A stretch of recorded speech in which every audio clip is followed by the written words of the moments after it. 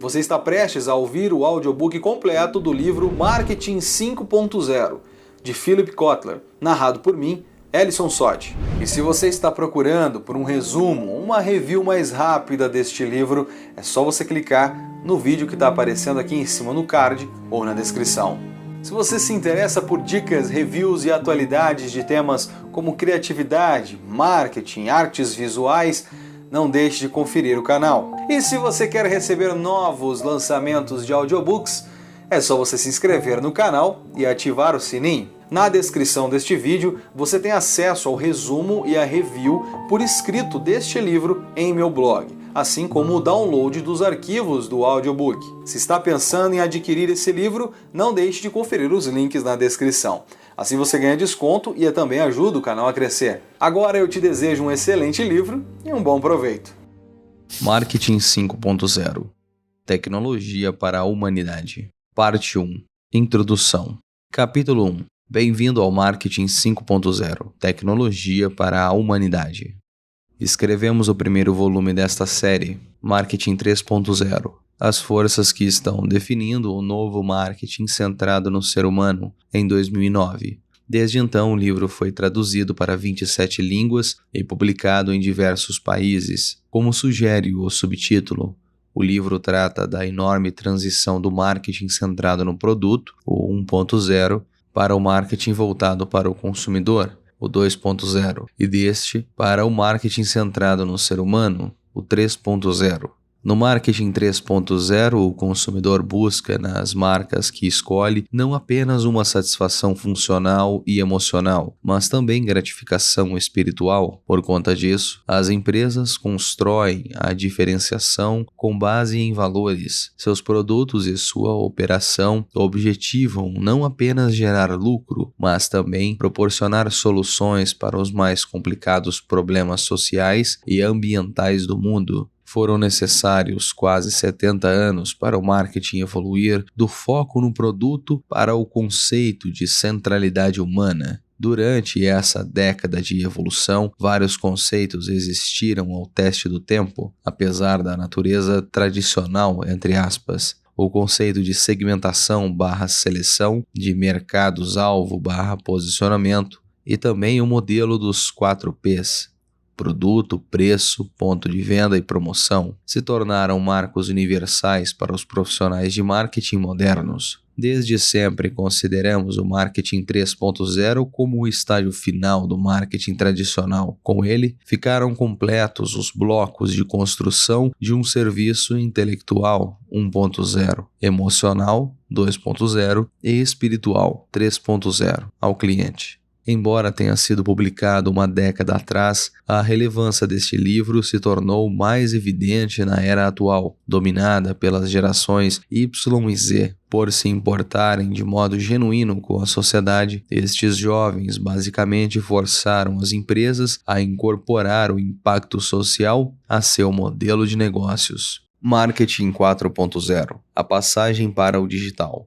Quando escrevemos o livro seguinte da série Marketing 4.0, do tradicional ao digital em 2016, fizemos a transição, estabelecendo a diferença entre marketing no mundo digital e marketing digital. O marketing do mundo digital não se baseia apenas em mídias e canais digitais. Ainda existe um fosso digital que separa aqueles que têm acesso à internet dos que não têm. Por isso, o marketing exige uma abordagem unicanal, isto é, tanto online quanto offline. Trata-se de um conceito inspirado, em parte, na indústria 4.0, estratégia de alto desempenho do governo alemão, no qual sistemas físico-digitais são utilizados pelo setor industrial. Embora o uso de tecnologia no marketing 4.0 seja relativamente simples, o livro apresentou novas ferramentas de marketing para servir o cliente nos pontos de contato híbridos, físicos e digitais, ao longo de sua jornada.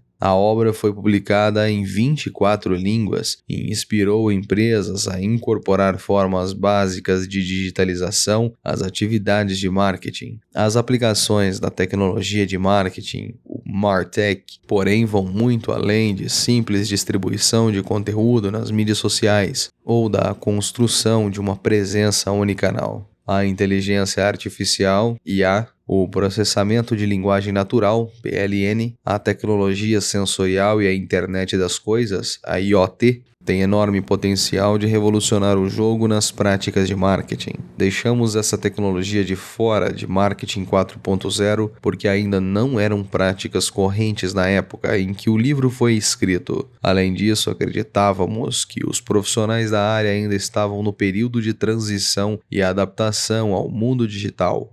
No entanto, a pandemia de Covid-19 acelerou a digitalização dos negócios, com o estabelecimento de lockdowns e políticas de distanciamento físico. Tanto os mercados quanto os profissionais de marketing foram forçados a se adaptar a essa nova realidade digital e sem contato.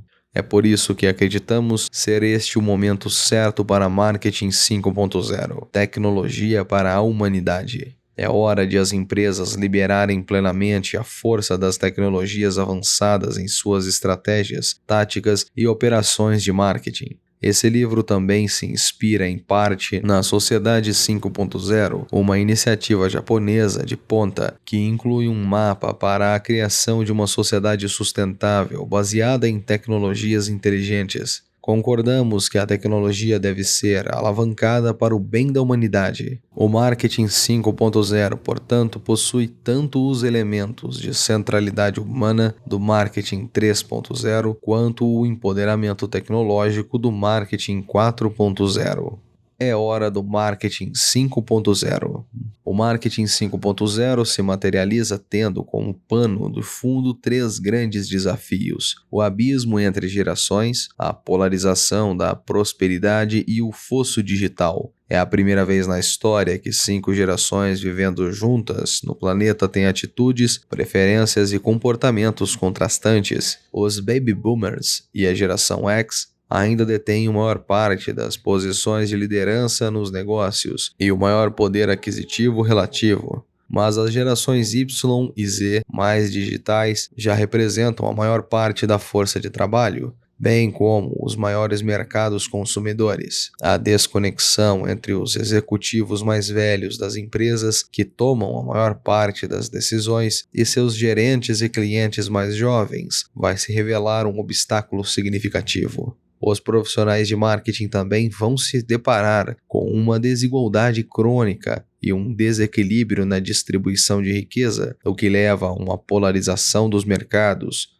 A classe mais alta, com os empregos mais bem remunerados, cresce e alimenta o mercado de luxo. Na outra ponta, a base da pirâmide também está se expandindo, tornando-se um grande mercado de massa para produtos de valor com baixo custo. O mercado existente entre esses extremos, porém, está encolhendo e até desaparecendo, forçando os atores do setor a se moverem para o alto ou para baixo a fim de sobreviver. Além disso, os profissionais de marketing precisam encontrar uma solução para o fosso digital entre aqueles que acreditam no potencial trazido pela digitalização e aqueles que não acreditam. A digitalização trouxe o medo do desconhecido, com a ameaça de perda de emprego e o receio quanto à violação de privacidade. Por outro lado, trouxe a promessa de crescimento exponencial e uma vida melhor para a humanidade.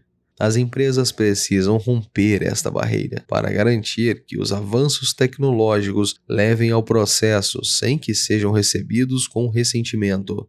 Esses desafios enfrentados pelos profissionais de marketing na implementação do Marketing 5.0 no mundo digital serão o tema da parte 2 deste livro, no capítulo 2 e 4. O que é Marketing 5.0? O Marketing 5.0 é, por definição, a aplicação de tecnologias que mimetizam o comportamento humano para criar, comunicar, entregar e aumentar o valor ao longo da jornada do cliente. Um dos temas cruciais do Marketing 5.0 é o que chamamos de Next Tech.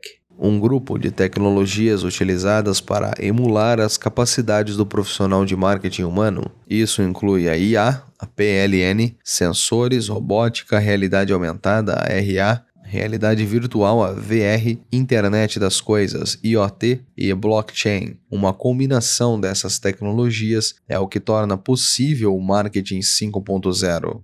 Durante muitos anos, a IA foi desenvolvida para replicar as habilidades cognitivas humanas, sobretudo a de aprender a partir de dados não estruturados de consumo, identificando ideias que pudessem ser úteis para os profissionais de marketing, quando combinada com outras tecnologias possibilitadoras. A IA também pode ser utilizada para proporcionar a oferta precisa ao cliente certo. A análise de Big Data permite que os profissionais de marketing personalizem sua estratégia de marketing para cada cliente, um processo conhecido como marketing de segmento de um. Hoje, mais do que nunca, essa prática se tornou corrente. Observe alguns exemplos de marketing 5.0. Com o aprendizado de máquina de IA, as empresas podem avaliar se um produto novo, com determinadas características, tem probabilidade de dar certo utilizando um algoritmo preditivo. Desta forma, os profissionais de marketing podem economizar várias etapas no processo de desenvolvimento de novos produtos. Na maioria dos casos, essas previsões são mais precisas do que a pesquisa retroativa de mercado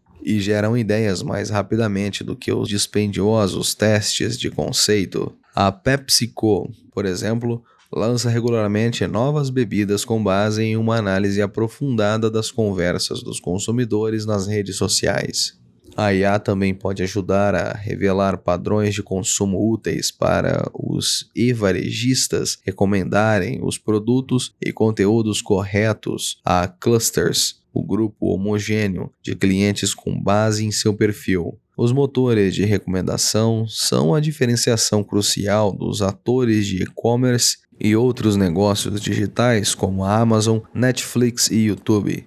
Eles analisam continuamente o histórico de compras para criar uma segmentação dinâmica e determinar o perfil dos clientes a fim de identificar relações ocultas entre produtos aparentemente não relacionados, viabilizando ações de upselling, quando o cliente é estimulado a levar um produto mais caro do que aquele que pretendia comprar, e cross-selling, quando ele é estimulado a levar um produto que complementa a compra inicial.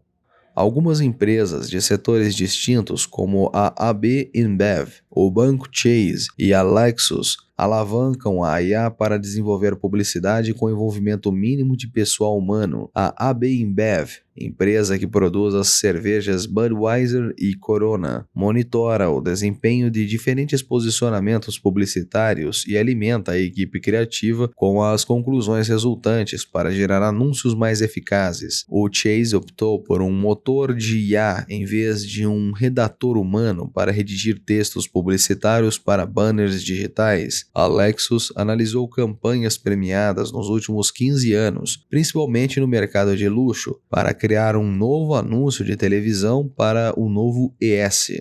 Com o roteiro inteiramente escrito por IA, a empresa contratou um diretor ganhador do Oscar para rodar o comercial. A implementação do marketing 5.0 não se limita a processos internos. Combinada com PNL, sensores e robótica, a IA pode auxiliar os profissionais de marketing em relação direta com o cliente. Uma das aplicações mais populares são os chatbots dos serviços de atendimento. Diante de desafios de recursos humanos, como a sociedade que envelhece e os custos crescentes, várias empresas também usam robôs e outros recursos automatizados para substituir o pessoal de linha de frente. A Nestlé japonesa, por exemplo, utiliza robôs turbinados por IA para servir café. A rede de hotéis Hilton, nos Estados Unidos, fez experiências com um robô atendente, ao passo que a rede de supermercado Tesco, no Reino Unido, pretende substituir os caixas por câmeras de reconhecimento facial. Com sensores de IoT Os varejistas podem replicar a experiência digital nos ambientes físicos. Em uma loja do varejo, por exemplo, uma tela de reconhecimento facial pode fazer uma estimativa de perfil demográfico do cliente e oferecer as promoções apropriadas. Os coolers digitais da Walgreens são um exemplo disso. Aplicativos de realidade aumentada, como os utilizados pela Sephora ou pela IKEA, permitem que os clientes experimentem os produtos antes de se comprometer com a compra. A Macy's e a Target usam sensores para orientação dentro das lojas, além de promoções direcionadas. Algumas dessas tecnologias aplicadas podem parecer fantasiosas e até intimidantes para os profissionais de marketing, mas estamos começando a perceber quão acessíveis, tanto em termos de disponibilidade quanto de custo, essas tecnologias se tornaram nos últimos anos. O Google e a Microsoft disponibilizam plataformas de inteligência artificial de código aberto para empresas. Existem muitas opções de programas de análise de dados baseado na nuvem, acessíveis por meio de assinatura mensal. Os profissionais de marketing também podem escolher entre uma ampla gama de plataformas amigáveis, criadoras de chatbots facilmente operadas até por quem não entende de tecnologia. Exploraremos o marketing 5.0 a partir de uma perspectiva estratégica de alto nível. Vamos tratar da utilização da MarTech avançada até certo ponto, mas este não é um manual técnico. Nosso princípio é que a tecnologia tem que estar a serviço da estratégia. Os conceitos de marketing 5.0, portanto, são neutros em relação às ferramentas. As empresas podem implementar seus métodos com qualquer hardware ou software disponível no mercado. O ponto-chave é que as empresas precisam de profissionais de marketing que entendam como projetar uma estratégia que aplique a tecnologia correta para as várias situações de uso do marketing. Apesar da discussão aprofundada sobre tecnologia, é importante ter em mente que a humanidade deve continuar sendo o foco central do marketing 5.0. A tecnologia do futuro é aplicada para ajudar os profissionais de marketing a criar, comunicar, entregar e aumentar o valor ao longo da jornada do cliente. O objetivo é criar uma nova experiência do cliente, CX, do inglês Customer Experience, isenta de atrito e convincente, como na figura 1.1. Para isso, as empresas precisam alavancar uma simbiose equilibrada entre a inteligência humana e a do computador. Notas do narrador. Logo abaixo, a figura 1.1, descrita como as Next Techs ao longo da nova experiência do cliente CX. A figura é muito complexa para ser descrita em áudio, portanto ela estará aparecendo em sua tela, ou você pode acessar essas imagens para download, assim como este audiobook e o livro em PDF, no meu blog esot.com. Acesse ao site e faça o download gratuito de todo o conteúdo. Logo abaixo da figura 1.1, há a figura 1.2, com a descrição: como o ser humano adiciona valor ao marketing tecnológico. A figura há um iceberg, onde apenas a ponta do iceberg que está acima da água está descrita como comportamento, padrão de ação e o que a máquina sabe ler. Abaixo do iceberg, aonde está submerso, é a atitude e valores. São as razões ocultas para ações, o que o ser humano sabe ler. Esta e outras figuras estarão também disponíveis no blog. Acesse para ter uma melhor imersão. O texto continua. A IA tem a capacidade de descobrir padrões antes ignorados do comportamento do cliente a partir de montanhas de dados. Apesar deste poder computacional, só um ser humano consegue entender outro ser humano. Do profissional de marketing humano, exige-se que filtre e interprete os motivos subjacentes das atitudes do cliente. A razão disso é que a inteligência humana, embora altamente contextual, é difusa. Ninguém sabe como os profissionais experientes de marketing obtêm insights e constroem seus conhecimentos, e os especialistas em tecnologia não conseguiram criar uma máquina capaz de se conectar com o cliente no nível humano. Como não podemos ensinar ao computador coisas que não sabemos como aprender, o papel dos profissionais de marketing humano continua crucial no marketing 5.0. A discussão central deste livro, portanto, gira em torno da decisão de onde máquinas e pessoas se encaixam melhor e proporcionam mais valor ao longo da jornada do cliente. A parte 3 vai discutir isso em detalhes e será útil no estabelecimento das bases adequadas para os profissionais de marketing antes que eles tenham que cuidar das aplicações na prática. O capítulo 5 ajuda as empresas a avaliar até que ponto estão prontas para o uso de ferramentas digitais avançadas. Além disso, o capítulo 6 vai ajudar os profissionais de marketing a se acostumarem com a Next Tech, pois contém uma introdução sobre o assunto. Por fim, o capítulo 8 discute uma lista completa de casos práticos comprovadamente bem-sucedidos na nova CX. Como a tecnologia pode turbinar o marketing? A ascensão do marketing das mídias sociais e do marketing dos mecanismos de busca, assim como o crescimento exponencial do e-commerce, apresentou aos profissionais de marketing os benefícios da digitalização. Mas o marketing do contexto digital é muito mais do que fazer os clientes migrarem para canais digitais ou gastar mais em mídias digitais. A tecnologia digital pode revolucionar o modo como o profissional de marketing faz seu trabalho. Existem 5 maneiras pelas quais as tecnologias podem impulsionar as práticas de marketing. Primeiro, tomar decisões mais informadas com base em Big Data. O maior subproduto da digitalização é o Big Data. No contexto digital, todo ponto de contato com o cliente, transação, ligação para a central de atendimento e troca de e-mails fica registrado. Além disso, o cliente deixa pegadas toda vez que navega pela internet e posta alguma coisa nas redes sociais, deixando de lado as preocupações em relação à privacidade. Trata-se de uma montanha de ideias a explorar. Com uma fonte de informações tão rica, os profissionais de marketing podem estabelecer o perfil do cliente em nível individual e granular, permitindo um marketing em escala cara a cara. 2. Prever resultados de estratégias e táticas de marketing. Nenhum investimento de marketing é uma aposta garantida, mas a ideia de calcular o retorno de toda e qualquer ação de marketing facilita a mensuração dos resultados. Com a análise de dados por inteligência artificial, agora os profissionais da área têm como prever resultados antes mesmo do lançamento de novos produtos ou novas campanhas. O modelo preditivo tem como objetivo detectar padrões de iniciativa de marketing anteriores, compreendendo o que dá certo e, com base nesses conhecimentos, recomendar projetos otimizados em campanhas futuras. Esse modelo permite que os profissionais de marketing se mantenham à frente da curva, sem que as marcas corram perigo de possíveis fracassos.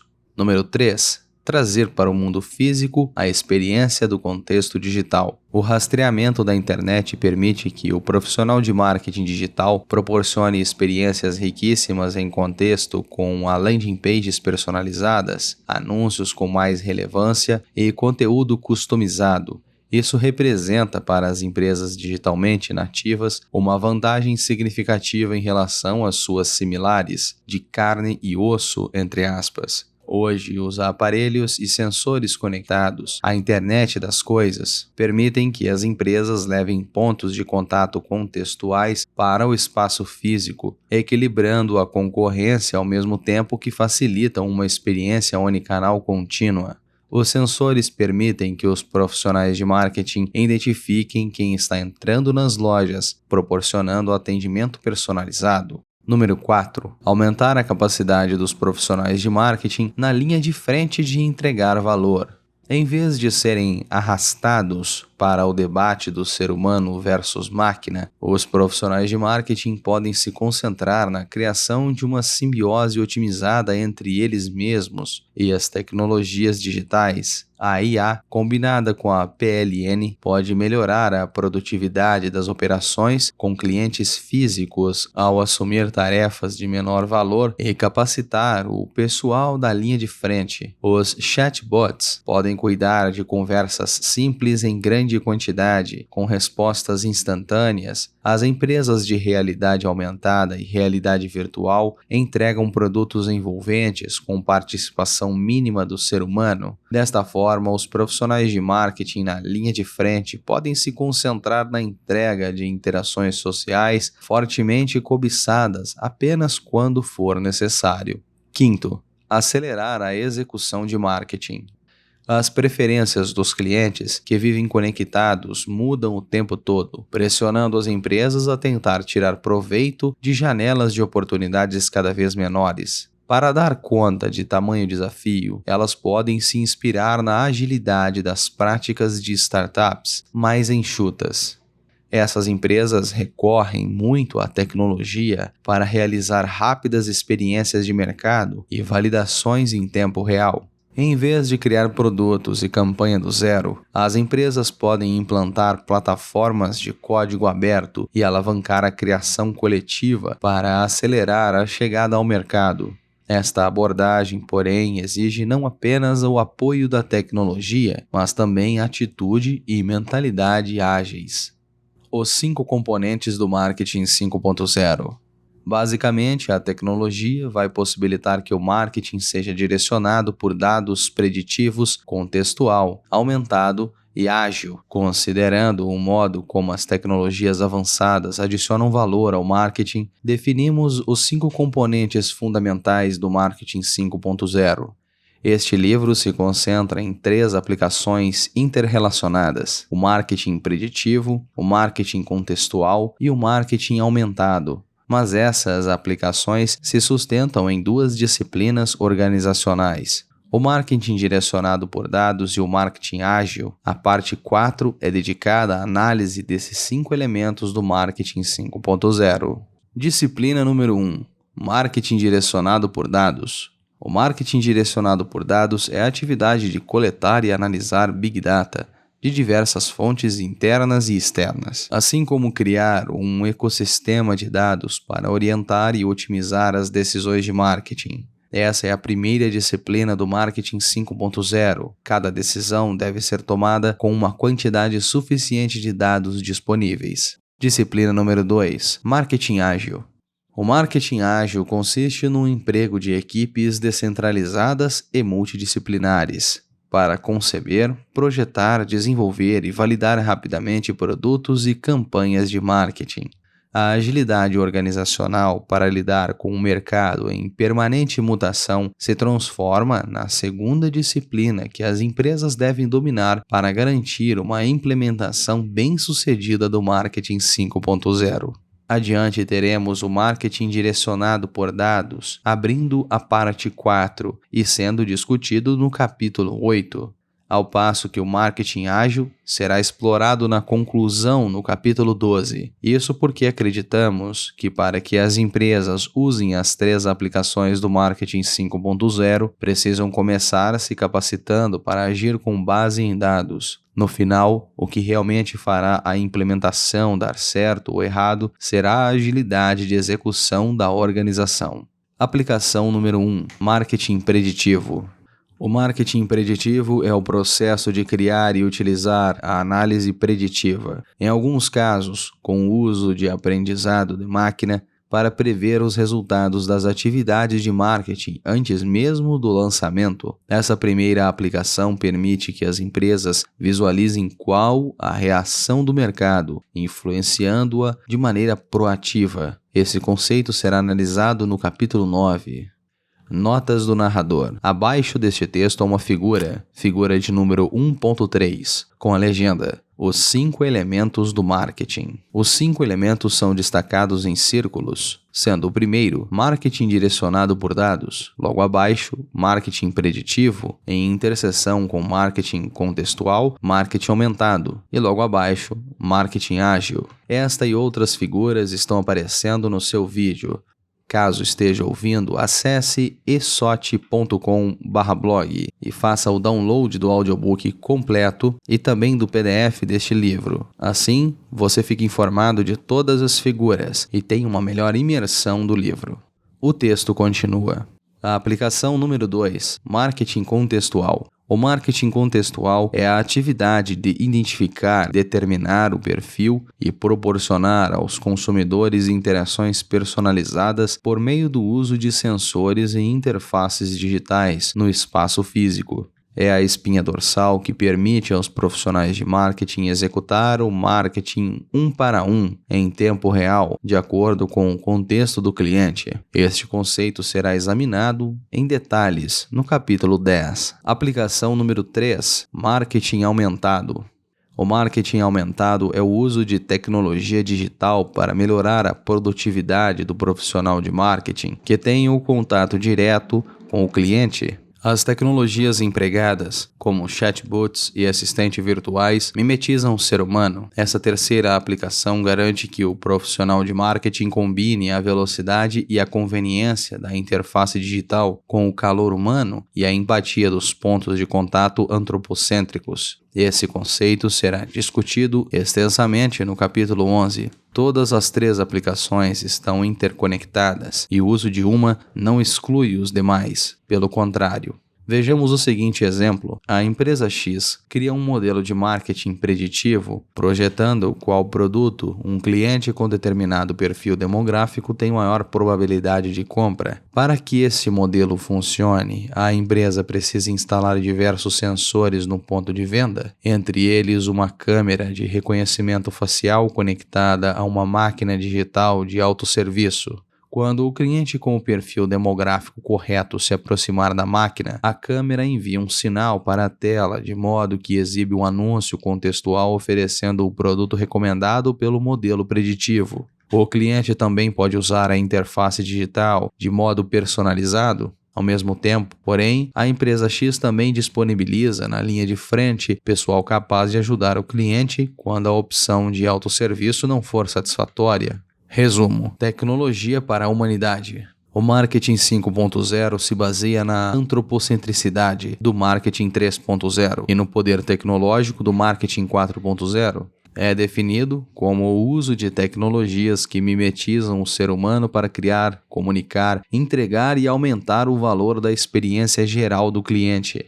Ele começa pelo mapeamento da jornada do cliente, identificando quais tecnologias de marketing, MarTechs, podem adicionar valor e melhorar o desempenho do profissional de marketing humano. As empresas que aplicam marketing 5.0 precisam agir com base em dados desde o pontapé inicial. A criação de um ecossistema de dados é o pré-requisito para a implementação dos usos práticos de marketing 5.0. Ele permite que o profissional de marketing realize o marketing preditivo, estimando o retorno potencial de qualquer investimento de marketing. Também permite que o profissional entregue marketing personalizado e contextual a cada cliente, individual no ponto de venda. Por fim, o profissional de marketing na linha de frente pode criar uma interface contínua, entre parênteses, seamless, com o cliente usando o marketing aumentado.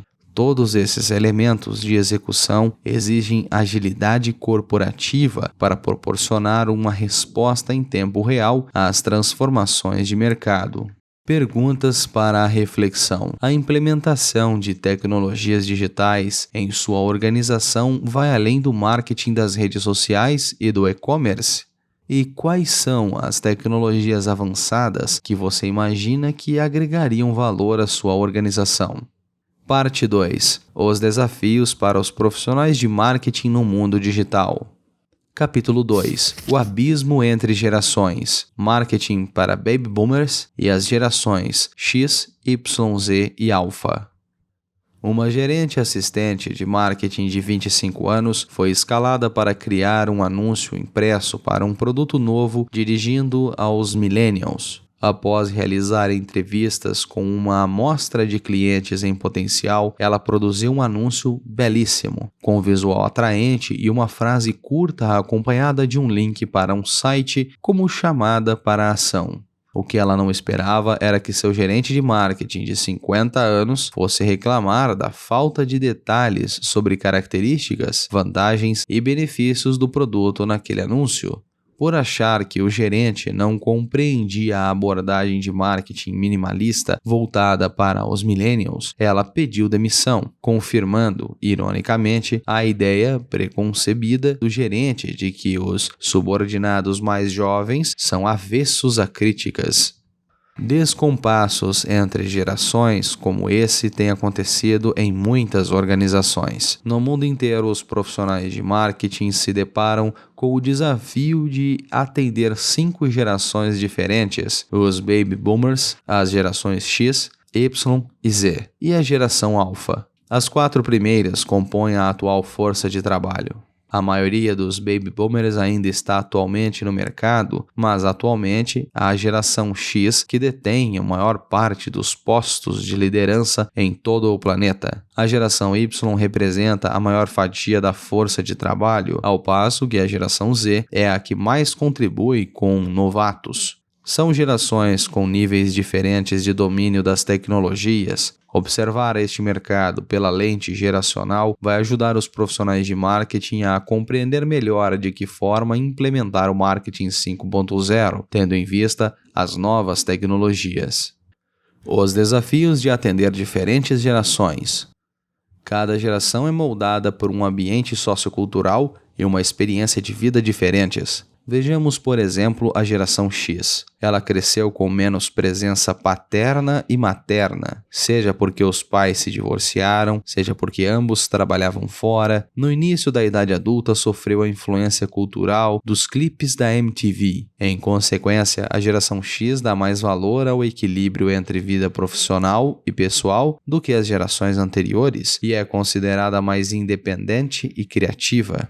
Na idade adulta, conheceu o mundo sem e com a internet, o que lhe permite adaptar-se bem tanto ao ambiente de trabalho tradicional quanto ao digital. Cada geração também tem preferências e atitudes distintas em relação a produtos e serviços, o que leva os profissionais de marketing a reagir com diferentes ofertas, experiências do cliente e até modelos de negócios.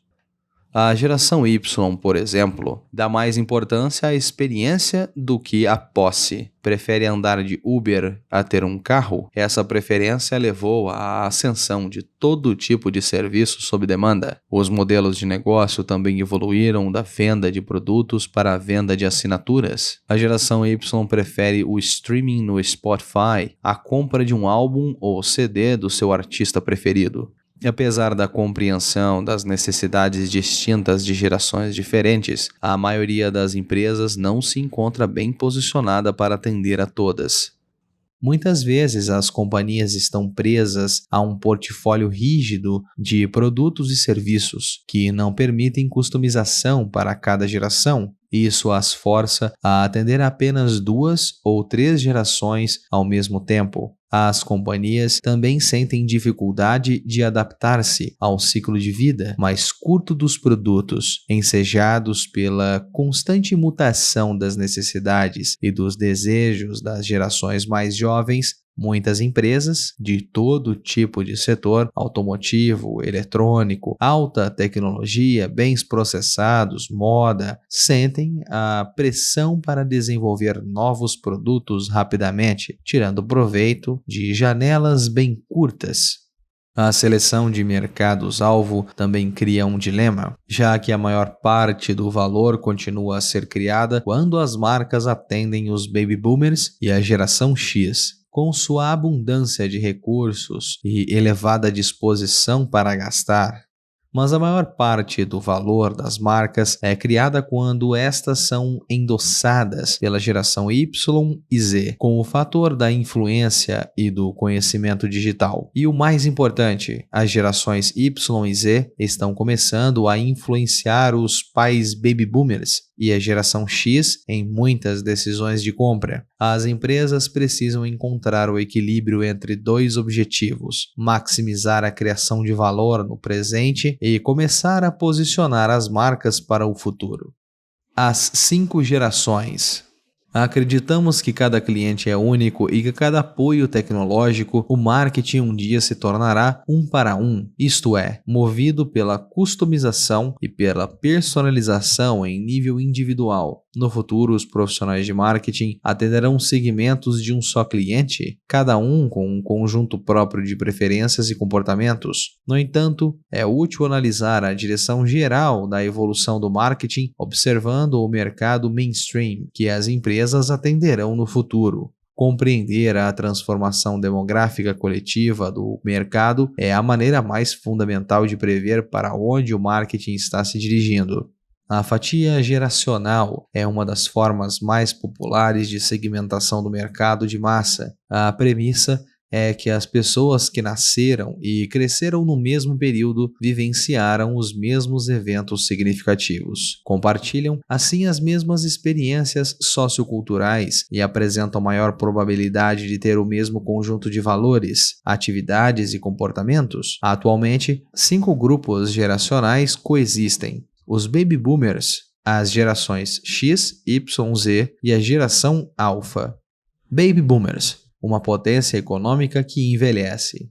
Os baby boomers nasceram entre 1946 e 1964. O termo baby boomer se refere à alta taxa de natalidade nos Estados Unidos, em várias outras partes do mundo, que se seguiu ao fim da Segunda Guerra Mundial. Com a segurança, o crescimento econômico no pós-guerra, muitos casais resolveram ter filhos, que se tornaram o principal mercado-alvo do marketing na época.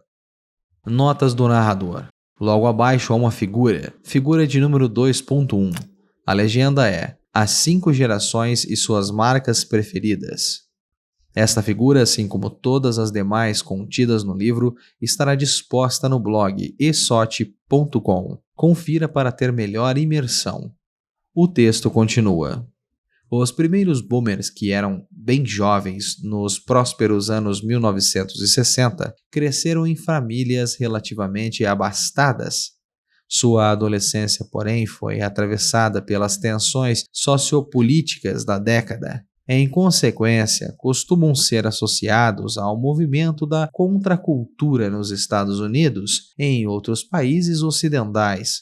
Muitos conceitos anti-establishment, como o ativismo social ou contracultura, foi reforçado pelo advento da televisão e da publicidade, assim como pelo movimento da nova Hollywood no cinema. Ao contrário dos primeiros boomers, os boomers tardios, também conhecidos nos Estados Unidos como Geração Jones, viveram dificuldades econômicas durante a adolescência. Nos turbulentos anos 1970, com ambos os pais trabalhando, tinham uma vida mais independente e precisaram trabalhar mais no início da carreira.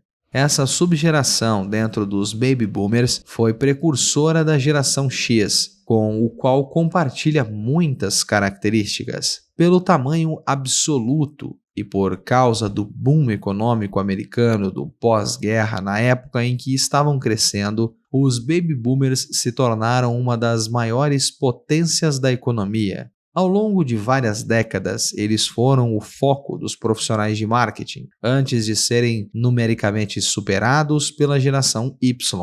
Atualmente, por terem uma vida mais longeva e saudável, cada vez mais baby boomers adiam a aposentadoria e prolongam a carreira profissional para além dos 65 anos. Ainda ocupando cargos executivos nas empresas, são muito criticados pela geração mais jovem por sua falta de disposição em adotar novas tecnologias e romper com as ideias corporativas preconcebidas. Geração X. Os filhos do meio, que lideram. A geração X é um grupo demográfico de pessoas nascidas entre 1965 e 1980, ofuscada e limitada pela notoriedade dos Baby Boomers e da geração Y. A geração X acabou ficando fora do radar do marketing, sendo por isso chamada de filhos do meio esquecidos. Os integrantes da geração X vivenciaram os turbulentos anos 1970 e os incertos anos 1980 na infância e na adolescência, mas ingressaram no mercado de trabalho com uma situação econômica melhor. Identificam-se com o conceito de amigo e família. Tendo crescido em lares com 2 chefes de família ou com pais divorciados, os filhos da geração X passaram menos tempo com a família e interagiram mais com os amigos. Essa forte relação de camaradagem dentro da geração X foi retratada em séries da TV de sucesso da década de 1990, como Barrados no Baile e Friends. Sendo a fatia do meio, a geração X experimentou grandes transformações na tecnologia para o consumidor, o que a levou a se tornar altamente adaptável. A geração X cresceu assistindo aos clipes da MTV e ouvindo fitas cassete no Walkman. Na idade adulta, consumiu músicas ouvindo CDs e MP3, passando depois para o stream de áudio. Testemunhou a ascensão e o declínio do aluguel de DVDs e a passagem para o streaming de vídeo. O mais importante é que sua entrada no mercado de trabalho foi marcada pelo crescimento da internet, o que fez dos integrantes dessa geração os adotadores iniciais da conectividade. Embora seja ignorada pela maioria dos profissionais de marketing, a geração X se tornou uma das mais influentes na atual força de trabalho. Com experiência profissional média de 20 anos e muita disciplina no trabalho, a geração X tomou conta da maior parte dos postos de liderança nas empresas. Por ter encontrado mais dificuldade para subir na hierarquia corporativa em razão do prolongamento da carreira dos baby boomers, os nascidos na geração X trocaram de emprego na casa dos 40 anos, abrindo negócios próprios e tornando-se empreendedores de sucesso. A geração Y, os millennials, que perguntam por quê. A geração Y, os nascidos entre 1981 e 1996, é a fatia mais comentada das últimas décadas. Tendo chegado à idade adulta no novo milênio, passou a ser conhecida como millennials. Nascida em um novo período de baby boom, a maior parte da geração Y é filha dos baby boomers. Por isso, nos Estados Unidos também é conhecida como a geração do eco boom. Em geral, tem grau de instrução mais elevado e maior diversidade cultural do que as gerações anteriores. Também é a primeira geração fortemente associada ao uso das redes sociais. Ao contrário da geração X, a primeira a usar a internet no trabalho por motivos profissionais, a geração Y travou contato com a internet quando era bem mais jovem. Por isso, desde o começo, abraçou as mídias sociais e outras tecnologias relacionadas à internet para objetivos pessoais. Nas mídias sociais é muito aberta a se expressar e costuma se comparar aos pares. Sente a necessidade da validação e aprovação deles. Assim, é fortemente influenciada por aquilo que seus pares dizem e compram. Confia neles mais do que em marcas consolidadas. A geração Y pesquisa e compra muito online, sobretudo com o telefone celular, mas não compra tanto produtos quanto as gerações mais velhas, por preferir a experiência à posse.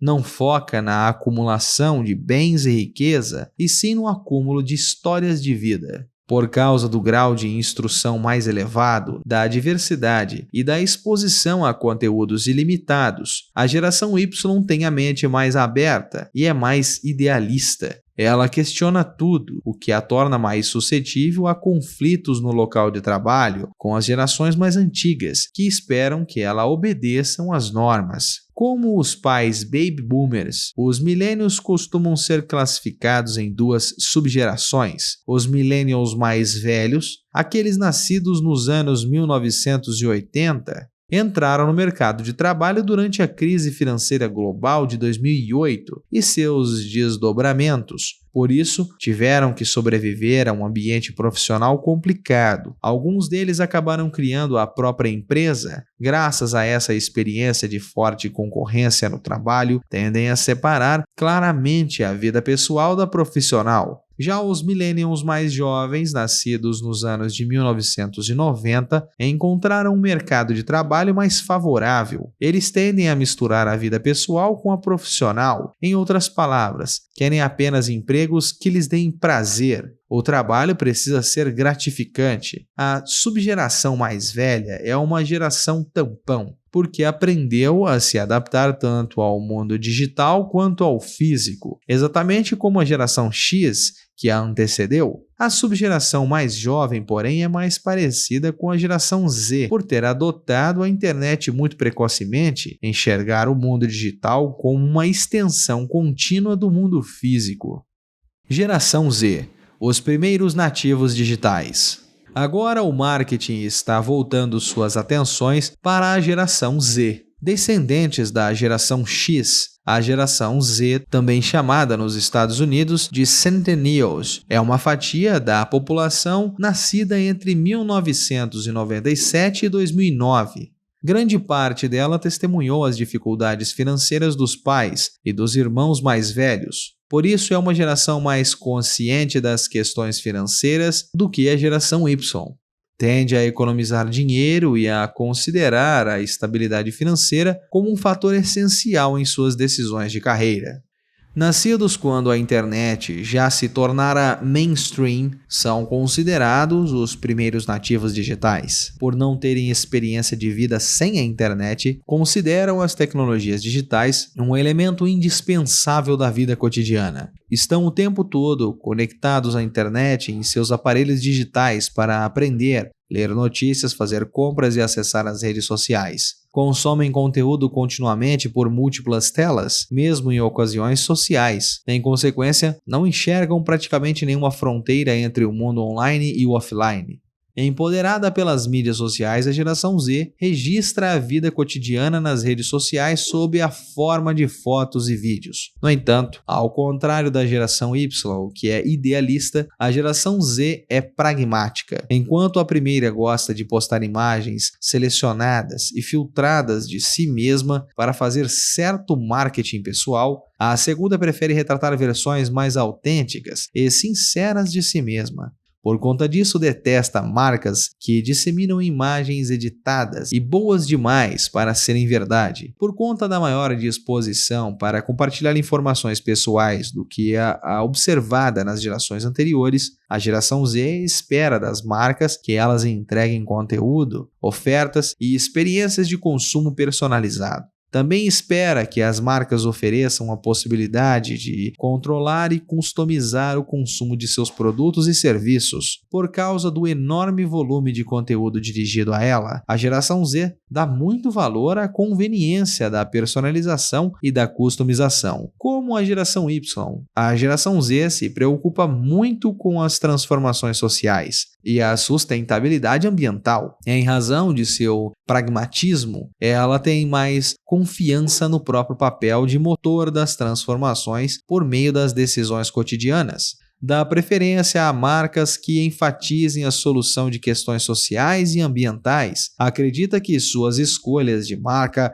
forçam as empresas a aprimorar suas práticas sustentáveis. A geração Z também é apaixonada por fazer a diferença por meio do voluntariado e espera que seus empregadores disponibilizem plataformas que permitam praticá-lo.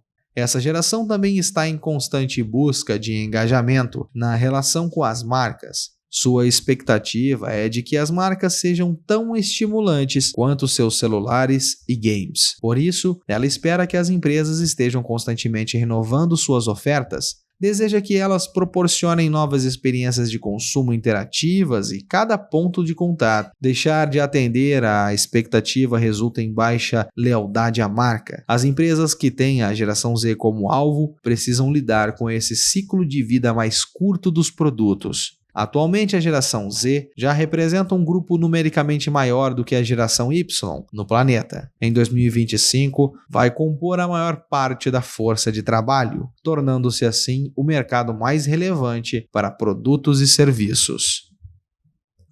Geração Alpha, os filhos dos Millennials.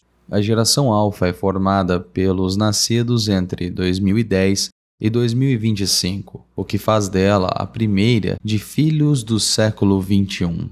Cunhado por Mark McCrindle, o nome baseado no alfabeto grego representa uma geração inteiramente nova, que será moldada pela convergência tecnológica. Seus integrantes não apenas são nativos digitais, como também são fortemente influenciados pelos comportamentos digitais dos pais, a geração Y, e dos irmãos mais velhos, a geração Z. O lançamento do primeiro iPad, o aparelho ao qual a maioria das crianças é mais apegada, marcou o surgimento dessa geração em 2010. As características da geração Alpha são em grande medida moldadas e influenciadas pelo estilo de criação dos pais da geração Y. Tendo se casado em idade mais avançada, a geração Y dá maior ênfase à criação e à educação das crianças. Também educa os filhos em relação ao dinheiro e às finanças desde bem cedo. Além disso, os cria em um ambiente urbano de maior diversidade e ritmo frenético. Portanto, a geração Alpha não é apenas bem educada e ligada em tecnologia, mas também inclusiva e sociável. Criada pela geração Y e influenciada pela geração Z, a geração Alpha vem consumindo ativamente conteúdos em celulares desde a infância. Por passar relativamente mais tempo em frente à tela do que as gerações anteriores, a geração Alpha assiste a vídeos online e joga games de celular todos os dias. Alguns têm os próprios canais no YouTube e contas no Instagram, criados e administrados pelos pais. A geração Alpha está mais aberta a conteúdo produzido por marcas, como canais de resenhas e brinquedos no YouTube. O estilo de aprendizagem é experimental e empírico. Ela se sente bem à vontade com brinquedos tecnológicos, aparelhos inteligentes e vestíveis. Considera a tecnologia não apenas uma parte integral de sua vida, mas também uma extensão de si mesma.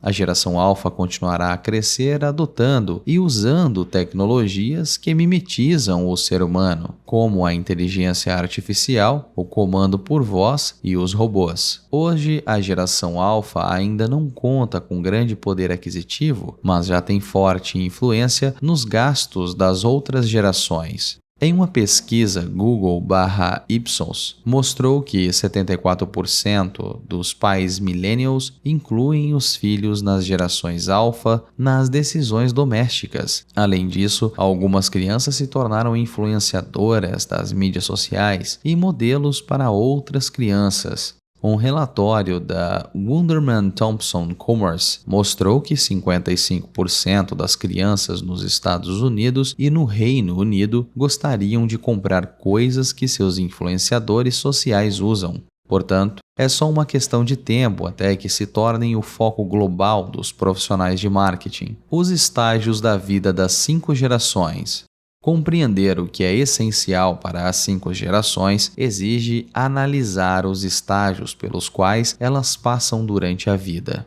Existem, em geral, 4 estágios no desenvolvimento humano, batizados como fundamental, frontal, de fomento e final. Cada estágio abrange cerca de 20 anos e, ao se passar de um para outro, há uma alteração significativa nos objetivos e prioridades da vida. Notas do narrador. Logo abaixo a esse texto há uma figura de número 2.2. Os estágios da vida humana e suas prioridades-chave. Esta imagem está aparecendo na tela do YouTube. Esta imagem estará disponível no blog esote.com/blog. Confira os links na descrição. O texto continua. O primeiro estágio de vida é o fundamental, em que o foco está no aprendizado. Durante os primeiros 20 anos ainda se está explorando o ambiente e se adaptando a ele. Adquirem-se conhecimentos e competências, não apenas para a instrução formal, mas também pelas amizades e pelos relacionamentos sociais. Este também é o estágio da busca pela própria identidade e por uma razão de ser. O segundo estágio é chamado de frontal. Durante o segundo período, de 20 anos, inicia-se a transição do aprendizado para o trabalho. Ao começar a ganhar a vida e construir uma carreira, a pessoa adquire maior independência. Como nesse estágio a saúde está no ápice, é maior a disposição para correr riscos e aproveitar a vida ao máximo. Também é durante este estágio que começa o comprometimento com relacionamentos românticos. Ao entrar no terceiro estágio da vida, o de fomento, a pessoa começa a se estabilizar e a constituir família. A tendência é de retornar a um estilo de vida mais saudável depois de um período de aumento de estresse durante o estágio frontal. Também se passa mais tempo cuidando da evolução de terceiros. Em casa, o foco está na paternidade ou na maternidade e na vida familiar. No trabalho, a ênfase passa à mentoria e à capacitação de gerações mais jovens. Dar sua retribuição à sociedade também se torna um objetivo-chave nesse estágio da vida.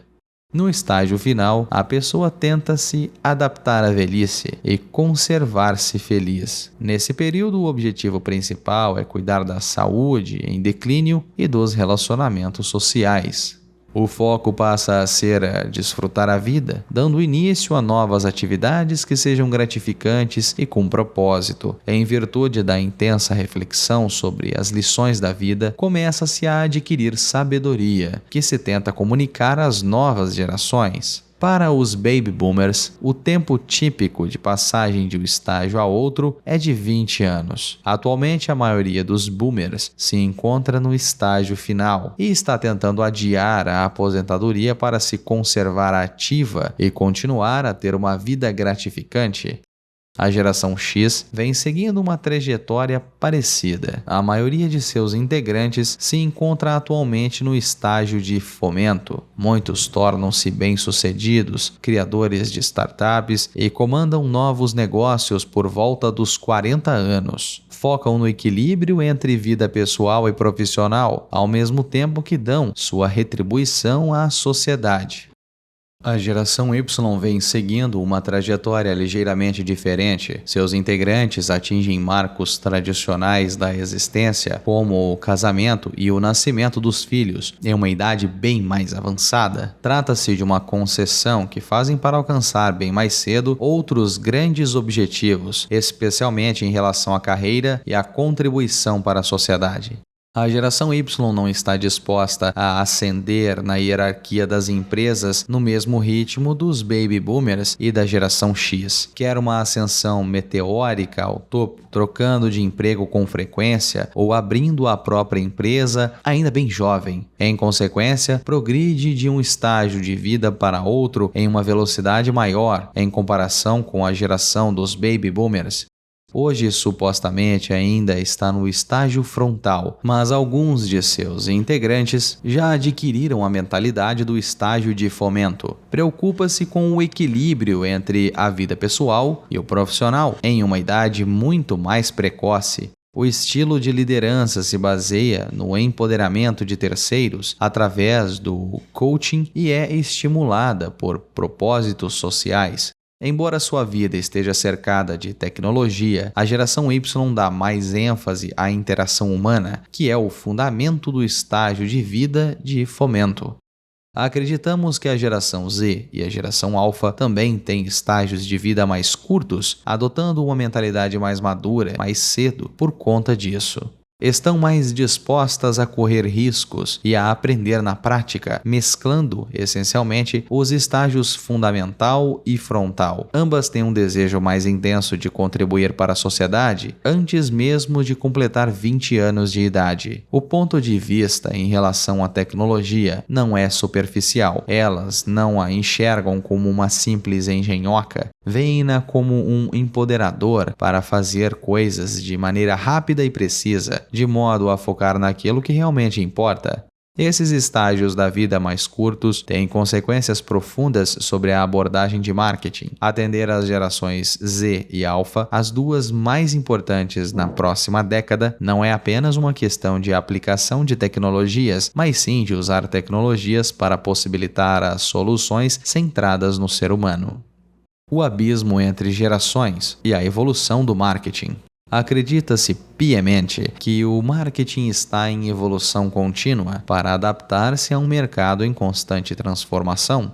Notas do narrador. Logo abaixo deste texto há uma figura de número 2.3, com a legenda As 5 gerações e a evolução do marketing. Esta imagem é muito complexa para ser descrita no áudio e estará disponível no blog esot.com/blog, onde você poderá fazer o download deste livro em PDF e também de suas imagens. Faça o download para ter maior imersão. O texto continua. Marketing 1.0, centrado no produto. O marketing 1.0, ou marketing centrado no produto, surgiu nos Estados Unidos na década de 1950. Foi desenvolvido originalmente para atender os abastados baby boomers e seus pais. O objetivo principal era criar produtos e serviços perfeitos que produzissem o valor mais elevado na mente dos clientes. Os produtos e serviços vencedores eram aqueles cujas características e vantagens eram mais evidentes diante da concorrência. Por apresentarem maiores benefícios aos consumidores, as empresas cobraram preços mais altos por estes produtos e serviços por um longo período. Assim, os conceitos básicos de marketing criados durante esta época se concentravam no desenvolvimento do produto e na gestão de seu ciclo de vida, bem como na criação dos 4 P's ideais: produto, preço, ponto de venda e promoção. A satisfação do cliente tornou-se a meta principal. O grande defeito da era do marketing 1.0, porém, era que as empresas muitas vezes faziam o cliente consumir aquilo que não precisava, o que, por sua vez, criava uma cultura do consumismo. Marketing 2.0, voltado para o consumidor. Na esteira dos movimentos de contracultura ou de anticonsumismo, entre meados dos anos de 1960 e meados dos anos de 1970, o marketing evoluiu para uma fórmula mais centrada no cliente. Essa tendência ganhou ainda mais força com a recessão no início da década de 1980, que levou a uma redução significativa do poder aquisitivo dos consumidores. A frugalidade dos boomers tardios e da geração X tornou-se um grande desafio para os profissionais de marketing. Por isso, a era do marketing 2.0 se concentrou na compreensão da segmentação, da seleção de mercados-alvo e do posicionamento. As empresas deixaram de criar o produto e o serviço perfeitos para todos, aprenderam mais a respeito do seu mercado-alvo e definiram de maneira bem precisa o posicionamento do mercado, abandonaram os peridicálios e passaram a se concentrar em recursos específicos dos produtos com base nas necessidades e desejos do consumidor. Isso se refletiu na precificação exata para cada mercado-alvo. As empresas também passaram a fazer um esforço maior para construir um relacionamento com o cliente ao longo do tempo. Os profissionais de marketing aplicaram a abordagem de gestão de relacionamento com o cliente para reter os consumidores e impedir que eles migrassem para a concorrência. O objetivo deixou de ser a satisfação do cliente e passou a ser a sua retenção. Marketing 3.0, centrado no ser humano. A ascensão da geração Y e a crise financeira global no final dos anos 2000 levou a outra evolução relevante do marketing. Empoderada pelo acesso livre à informação e perturbada pelos escândalos da indústria financeira, a geração Y tinha um baixo nível de confiança em relação ao mundo corporativo e suas motivações de lucro a todo custo. A geração Y exigiu que as empresas criassem produtos, serviços e culturas que desempenhassem um impacto social e ambiental positivo. Surgiu assim a era do marketing centrado no ser humano, o marketing 3.0. As empresas começaram a embutir práticas éticas e socialmente responsáveis de marketing em seus modelos de negócios. Marketing 4.0 – passagem do tradicional ao digital. A digitalização é um complemento a mais da tendência rumo à centralidade no ser humano. A geração Y e, até certo ponto, também a geração Z gravita em torno da economia digital. A ascensão da internet móvel, das mídias sociais e do e-commerce alterou o caminho do consumidor rumo à compra. Os profissionais de marketing se adaptaram a essa mudança, comunicando e entregando produtos e serviços por meio de uma presença unicanal. Eles começaram a passar do tradicional para o digital e a implementar o marketing 4.0. Marketing 5.0 – tecnologia para a humanidade. Com a ascensão da geração Z e da geração Alpha, é hora do marketing evoluir mais uma vez. O interesse e a preocupação primordial destas duas gerações mais jovens votam-se para duas direções. A primeira é trazer transformações positivas para a humanidade, melhorando a qualidade da vida humana. A segunda é impulsionar ainda mais avanços tecnológicos em todos os aspectos da humanidade. Para atender a geração Z e a geração Alpha, os profissionais de marketing precisam continuar a adotar as novas tecnologias a fim de aprimorar a vida humana. Em outras palavras, o marketing 5.0 será a integração entre o marketing 3.0, centrado no ser humano, e o marketing 4.0, facilitador de tecnologias. Resumo: marketing para baby boomers e as gerações X, Y, Z e Alpha. Na próxima década, a geração X deterá quase todos os pontos de liderança no mundo do marketing. Na visão dos profissionais de marketing, essa geração é a única que conheceu os marketings 1, 2, 3 e 4.0 ao longo dos diferentes estágios de sua vida. Com o apoio dos gerentes de médio escalão da geração Y e geração X, será a ponta de lança de iniciativas de marketing para atender a geração Z e a geração Alpha. Estas duas gerações mais jovens serão as catalisadoras do marketing 5.0, que é uma integração entre o 3 e o marketing 4.0. Elas têm enormes preocupações em relação a como a tecnologia pode empoderar e aprimorar a humanidade, melhorando as vidas humanas e gerando felicidade. As empresas que forem capazes de angariar a confiança da geração Z e da geração Alpha conseguirão triunfar na competição da era do marketing 5.0. Perguntas para a reflexão. Que gerações sua organização atende hoje? Você compreende plenamente suas preferências e seus comportamentos? Sua organização está bem posicionada para o futuro? Em outras palavras, você está preparando sua organização para atender os nativos digitais, a geração Z e a geração Alpha? Capítulo 3. A polarização da prosperidade. Como criar inclusividade e sustentabilidade para a sociedade. O Poço é um filme de ação distópico ambientado em uma prisão em forma de torre com centenas de andares de altura. Cada andar é ocupado por 2 presidiários, escolhidos por sorteio. A comida lhe é servida por uma plataforma móvel que oferece vários tipos de prato gourmet, descendo do andar mais alto para o mais baixo. Os presos nos andares mais altos podem comer quanto quiserem, deixando o resto para os andares inferiores. Por causa da ganância e do egoísmo daqueles nos andares altos, resta a maioria dos prisioneiros brigarem por restos. De um certo andar em diante, não sobra comida alguma e quem está mais baixo fica faminto. Existe um jeito de resolver o problema? Como todo mês há um rodízio dos andares dos prisioneiros, eles passam por períodos tanto de abundância quanto de fome e sabem que há comida suficiente para todos se racionarem as refeições. No entanto, como todos em algum momento precisam lutar pela sobrevivência, nenhum deles tem empatia com os demais. É uma história que reproduz o clássico dilema do prisioneiro, no qual indivíduos agindo conforme os próprios interesses não produzem o melhor resultado possível. O filme foi aclamado pela crítica porque as pessoas se identificam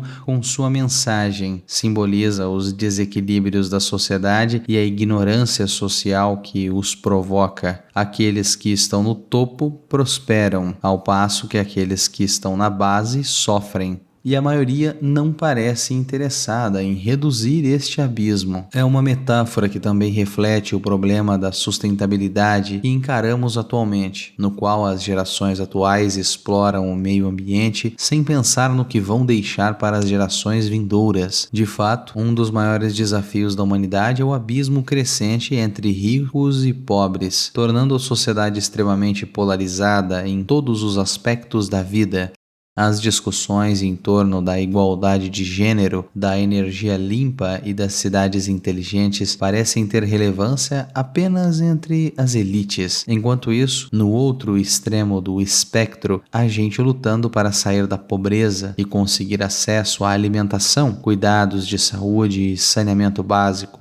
Por conta disso, as transformações sociais muitas vezes não conseguem superar essa distância entre os adotantes iniciais mais abastados e as massas menos prósperas. Há quem alegue que a tecnologia vai inigualar as condições, permitindo que uma vida melhor seja acessível a todos. No entanto, oriunda de muitos anos de pesquisa, a maioria das soluções tecnológicas ainda é cara. Sem uma intervenção adequada, as inovações tecnológicas tenderão a favorecer os mais ricos, que têm maior acesso a elas. Aqueles com nível superior e empregos valorizados, por exemplo, conseguiriam prosperar com o uso da automação, ao passo que aqueles localizados na outra ponta perderiam o emprego. Hoje, o uso da tecnologia para a humanidade ainda está muito concentrado no topo. Compreensivamente, as empresas vão atrás do dinheiro e introduzem tecnologia para segmentos com potencial de gerar negócios. Nesse modo, os algoritmos de inteligência artificial têm um foco desproporcional no mapeamento dos comportamentos de uma pequena elite, supondo serem similares aos de massa majoritária. As tecnologias mais avançadas tendem a ser irrelevantes para a maioria das pessoas. Isso precisa mudar. Melhorar a acessibilidade e a relevância da tecnologia é imperioso para que o marketing 5.0 funcione. Notas do narrador. Logo abaixo há uma figura de número 3.1, a sociedade polarizada. Esta e outras imagens estarão disponíveis no blog esot.com/blog, assim como este livro em PDF. A imagem tem 4 tópicos. O primeiro, a polarização dos empregos, que diz: o número de empregos mais valorizados e bem pagos está crescendo, e o número dos menos valorizados e mal remunerados também, e os empregos do meio estão encolhendo. O segundo, a polarização das ideologias, que diz: visões de mundo e ideologias polarizadas, como protecionismo versus livre circulação, estão levando as pessoas a extremos opostos. O terceiro tópico, polarização dos estilos de vida. Tanto o estilo de vida minimalista quanto o consumista estão em ascensão, influenciando o modo como as pessoas consomem produtos e serviços. Polarização dos mercados. O segmento premium e de luxo e o segmento de preço e valores baixos estão crescendo, enquanto o mercado intermediário está encolhendo. Esta e outras imagens estarão disponíveis no site esot.com/blog, assim como este livro em PDF e este audiobook para download. O texto continua. A sociedade polarizada. Nas últimas décadas, o setor privado gerou imensa riqueza. A distribuição desta riqueza, porém, tem sido desigual, impelindo as pessoas para extremos opostos. O segmento médico vai migrando lentamente, ou à direção ao topo, ou para a base da pirâmide. Isso muda a configuração da sociedade, que de uma distribuição normal passa a uma distribuição em forma de M, como observado por William Oshii e Kenichi Omai, na qual os maiores números de pessoas estão nas classes mais altas e mais baixas. Em cada ponta, as pessoas têm prioridades de vida e ideologias conflitantes, o que a coloca em atrito umas com as outras. A polarização dos empregos. Um dos fatores primários que provocam a disparidade de riqueza é a divergência de oportunidades para acumular riqueza. É inerente à estrutura corporativa que aqueles que estão no topo tenham mais poder para determinar ou negociar níveis de remuneração generosos para si. O Economic Policy Institute relatou que ao longo das últimas 4 décadas, o pagamento dos principais executivos das empresas cresceu mais de 1000%. Há quem afirme que este elevado nível de remuneração são merecidos, uma vez que a maioria das compensações está associada a um aumento de valor para os acionistas. Outros, porém, alegam que os pagamentos excessivos são resultados do poder dos executivos e reivindicam que estes valores passem a refletir de forma mais realista a contribuição real e a competência desses profissionais. Seja como for, o salário inflado dos executivos atinge quase 100 vezes o salário médio dos funcionários, o que agrava o fosso de prosperidade. Outro fator é a diferença de competências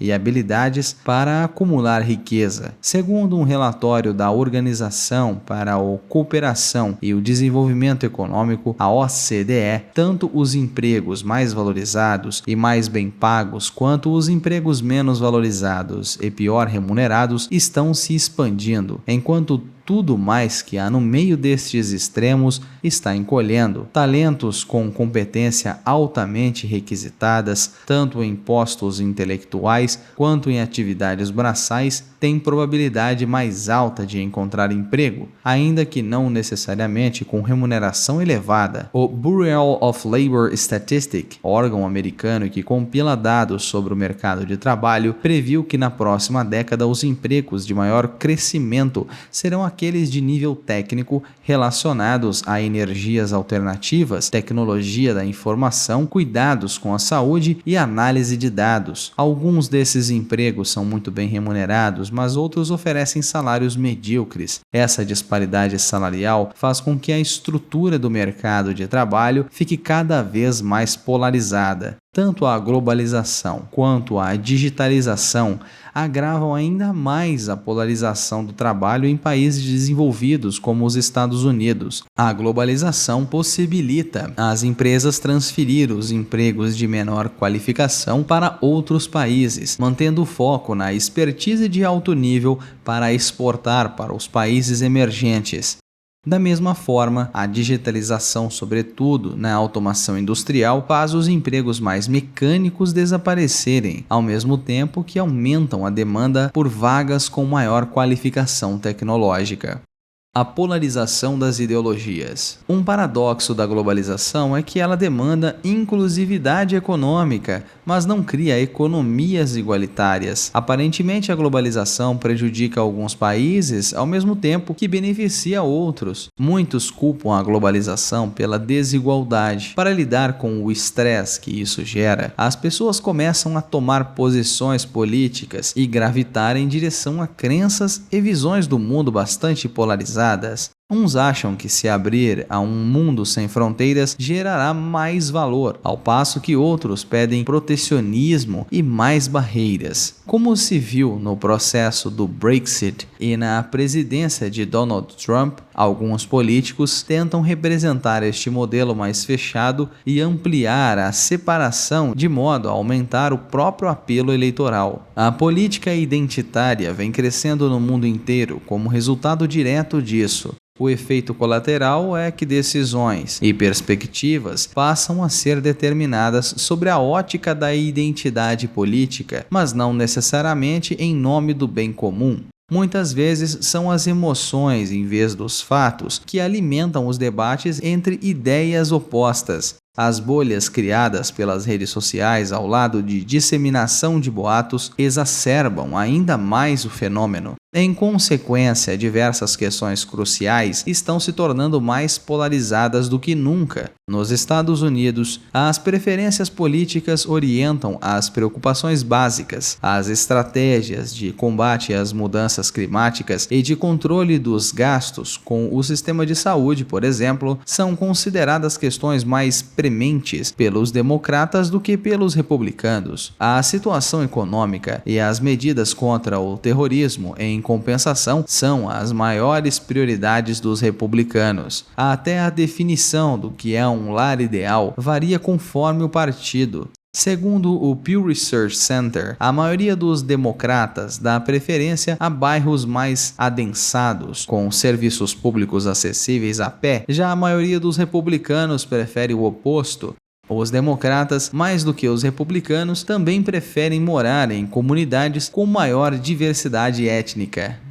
A polarização dos estilos de vida. A polarização ocorre não apenas nas decisões ideológicas e cidadãs, mas também nas preferências de estilo de vida. Em uma ponta, o movimento minimalista vem ganhando popularidade. Marie Kondo, consultora japonesa de desapego doméstico, tornou-se celebridade mundial ao defender uma visão minimalista na organização do lar. A ideia subjacente ao minimalismo é que viver com menos objetos reduz o estresse, dá menos trabalho e mais liberdade para cuidar do que realmente importa. As dificuldades econômicas acarretadas pela pandemia do Covid-19 e o desemprego forçaram, de fato, muitas pessoas a adotar um estilo de vida mais frugal. Passou-se a dar mais ênfase ao essencial e menos aos gastos supérfluos. Mas mesmo os indivíduos mais abastados, com um poder aquisitivo mais alto, optaram por um estilo de vida mais modesto, evitando o consumo excessivo.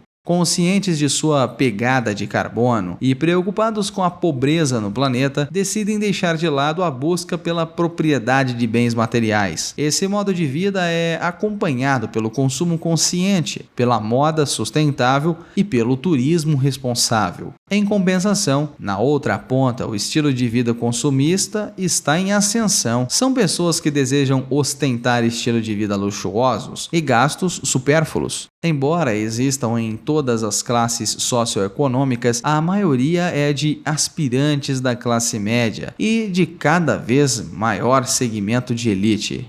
Usando as redes sociais como ferramenta de comparação, os consumistas aspiram a subir os degraus e copiar aqueles nas camadas sociais mais altas. Na maioria das vezes, adotantes iniciais apressam-se a comprar produtos recém-lançados. Seus feeds das redes sociais se tornaram um diário de suas experiências com marcas. O, entre aspas, medo de ficar de fora, FOMO, do inglês Fear of Missing Out, em muitos casos, os assombra e influencia suas decisões de compra e prioridades na vida. O mantra é: só se vive uma vez, YOLO, do inglês You Only Live Once. Por isso, saem gastando. Aqueles que estão nas duas extremidades desse espectro acreditam que o seu estilo de vida lhes traz felicidade, e tanto consumistas quanto minimalistas atraem profissionais de marketing que visam tirar proveito desse estilo de vida emergente. Na verdade, esses dois mercados estão entre aqueles em que mais vale a pena investir, já que todo o resto entre os dois está desaparecendo. Polarização dos mercados. Os mercados já não consistem mais em um amplo leque de ofertas, do mais barato ao mais luxuoso. Começaram a ficar polarizados entre os extremos, superior e inferior. O segmento médio vem desaparecendo. À medida que as pessoas ou optam por produtos mais baratos, sem frescuras, ou buscam por ofertas mais caras, premium. Assim, tanto as marcas que estão no topo quanto as que estão na base vêm crescendo, ao passo que as do miolo estão sendo expulsas e lutam para manter a sua relevância. E isso está acontecendo em várias categorias de produtos: varejo de alimentação e vestuário, serviços de alimentação, companhias aéreas e setor automotivo. As crises econômicas, sobretudo esta que veio com a recente pandemia, parecem provocar um impacto duradouro nos gastos dos consumidores de menor renda. Em tempos difíceis, há um crescimento do varejo de descontos. Os clientes experimentam produtos mais básicos e mais baratos para economizar. Descobrem que a qualidade é aceitável e se acostumam com eles. Alguns até se dão conta de que vinham gastando mais do que o necessário e nunca mais retornam às marcas mais caras. Trata-se de uma tendência acompanhada por uma melhora recente na qualidade dos produtos de baixo custo, uma circunstância excepcional, em razão de tecnologias manufatureiras mais baratas, porém mais eficientes. Notas do narrador. Logo abaixo há uma figura de número 3.2, com a legenda: a polarização do mercado em diversas categorias. No centro da figura há um círculo em formato de pizza fatiada. Logo no topo, ao que representa a referência de 12 horas, existe a legenda: marca ecoética. Logo em seguida, serviço completo, varejo de luxo, comida orgânica, marcas comerciais, sem frescura, varejo de desconto, alimentos geneticamente modificados. Na interpretação do narrador, a figura representa que cada um dos mercados mencionados tem uma fatia do mercado. Esta e outras imagens estarão disponíveis no site esote.com/blog. Lá você poderá baixar este audiobook, assim como este livro em PDF. Baixe as imagens para melhor imersão no livro e maior aprendizado. O texto continua. Na outra ponta, os consumidores de alta renda são menos suscetíveis a crises e até chegam a se beneficiar com elas. As crises e a pandemia fizeram com que se lembrassem da importância de bem-estar, levando-os, portanto, aos produtos e serviços premium que proporcionam exatamente isso. Também continua a ser um fato, sobretudo para os novos ricos, que um aumento na receita é em geral acompanhado por um aumento na despesa. Pertencer a uma comunidade elitista também os incentiva a adotar um estilo de vida semelhante aos dos pares e a ostentar o sucesso. Portanto, eles sempre vão tentar subir de patamar nas decisões de consumo. Para adaptar-se a essa tendência, os atores do setor vão em busca ou da liderança de custos ou de uma estratégia de experiência do cliente. Os provedores de baixo custo focam no valor intrínseco dos bens e serviços. É uma questão de retirar tudo que é supérfluo e reformar os benefícios principais, convencendo o público ao mesmo tempo de que não há perda de qualidade. A estratégia deixa de ser de ofertas casadas para descasadas, permitindo que o cliente escolha a configuração do produto e do serviço que lhe convém. Enquanto isso, as marcas de preço premium dão ênfase ao aumento do valor extrínseco de suas ofertas. A ideia é proporcionar ao cliente uma experiência completa e inovadora, com ingredientes de alta qualidade, vendas exclusivas, canais de serviços e narrativas de marcas de luxo, tudo no mesmo pacote. Também tentam aumentar a sua participação, oferecendo luxo acessível a novos clientes de padrão médio, o que os faria gastar um pouco mais. Por que a inclusividade e a sustentabilidade são importantes?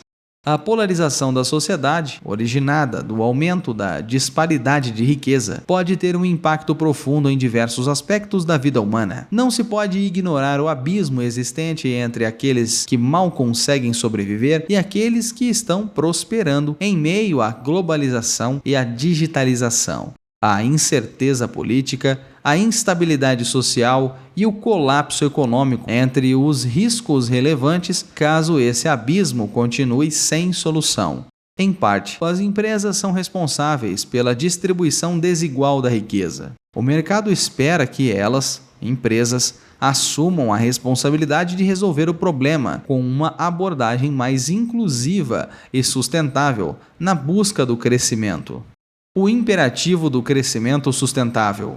Nos últimos anos, as empresas descobriram que é cada vez mais difícil encontrar novos bolsões de crescimento. Mercados ainda não atendidos e com poder aquisitivo se tornaram raros. Até as empresas mais bem administradas têm sofrido para criar crescimento orgânico e mantê-lo, tanto pela expansão do mercado quanto pelo lançamento de novos produtos. E esse é um desafio que continuará imenso. Economistas previram que o crescimento econômico global continuará a desacelerar na próxima década. Obstáculos comuns, como a saturação do mercado, a proliferação de novos concorrentes, a perda de poder aquisitivo e a complexidade excessiva das operações, podem ter contribuído para essa quase estagnação. No entanto, isso talvez tenha servido para lembrar que as empresas fatalmente atingiram um limite de crescimento, não apenas do ponto de vista ecológico, mas também do social. O meio ambiente tem uma capacidade finita de suportar o crescimento e o mercado também. Notas do narrador. Abaixo deste texto há uma figura de número 3.3, com a legenda: As razões por trás do ativismo corporativo. Essa figura é muito complexa para ser descrita em áudio e estará disponível no blog esot.com/blog. Acesse o site para baixar este livro em PDF e também este audiobook. Baixas seguras, assim terá uma melhor imersão ao texto. O texto continua. As empresas costumavam supor que, se reinvestissem uma parte do lucro em nome do desenvolvimento da sociedade, isso teria um custo na velocidade de seu crescimento. Elas precisam se dar conta, porém, de que na realidade acontece o oposto. Quem faz negócios precisa levar em conta as externalidades negativas. Décadas de estratégias agressivas de crescimento degradaram o meio ambiente e tornaram a sociedade desigual. E não há como as empresas prosperarem em uma sociedade decadente e falha. Se a ênfase é exclusivamente no crescimento e não no desenvolvimento, as empresas logo atingirão o limite. Diante da iminente polarização da prosperidade, o mercado, sobretudo quem está na base, tem maior chance de fracassar na absorção de iniciativas de crescimento mais ambiciosas. As empresas bem-sucedidas serão aquelas com poder suficiente para consertar o estrago. Portanto, para que um negócio seja sustentável, incluir nos planos do crescimento um aspecto de desenvolvimento social é fundamental. Do ponto de vista do crescimento futuro, o ativismo social que as empresas praticam há de se mostrar um bom investimento. Quando bilhões de pessoas menos favorecidas saem da pobreza, melhoram o grau de instrução e aumentam a renda familiar, os mercados crescem substancialmente no mundo inteiro. Segmentos antes inexplorados tornam-se novas fontes de crescimento. Além disso, em uma sociedade mais estável e com um meio ambiente sustentável, caem muitos os riscos e os custos de fazer negócios. O novo fator de higiene. Quando o marketing 3.0 surgiu, em uma década atrás, modelos de negócios com base em propósitos eram uma fonte relativamente nova de diferenciação que forneceu uma vantagem competitiva às primeiras empresas que os adotaram. À medida que uma parcela dos consumidores começou a dar preferência a marcas cujas atividades tinham um impacto social positivo, algumas empresas começaram a adotar a abordagem centrada no ser humano, colocando-a no centro da estratégia de negócios. Essas marcas pioneiras, como The Body Shop e Ben & Jerry's, foram consideradas descoladas entre aspas. Várias soluções para problemas sociais estavam embutidas em seus negócios, permitindo a participação do cliente. Os maiores desafios da humanidade passaram a ser, ao mesmo tempo, as maiores oportunidades de negócios para as empresas. Atualmente, esta tendência a centrar no ser humano já se tornou convencional.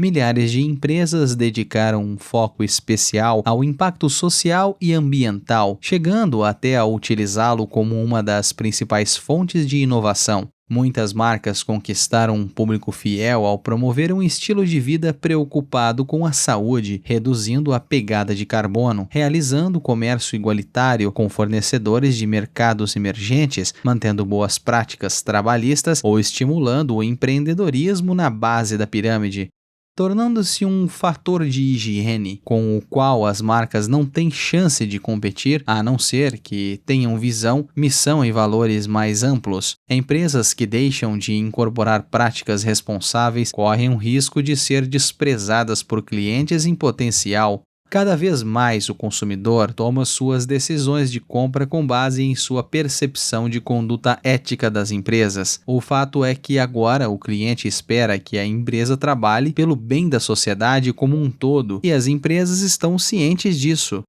A campanha Stop the Hate for Profit, parem de odiar o lucro, em que a Microsoft, Starbucks, Pfizer, Unilever e centenas de outras empresas fizeram uma pausa na publicação no Facebook, conclamando a rede social a lidar melhor com a desinformação e o discurso de ódio, é uma prova da importância do ativismo corporativo. As marcas precisam desenvolver e estimular, e não apenas explorar, os mercados nos quais competem.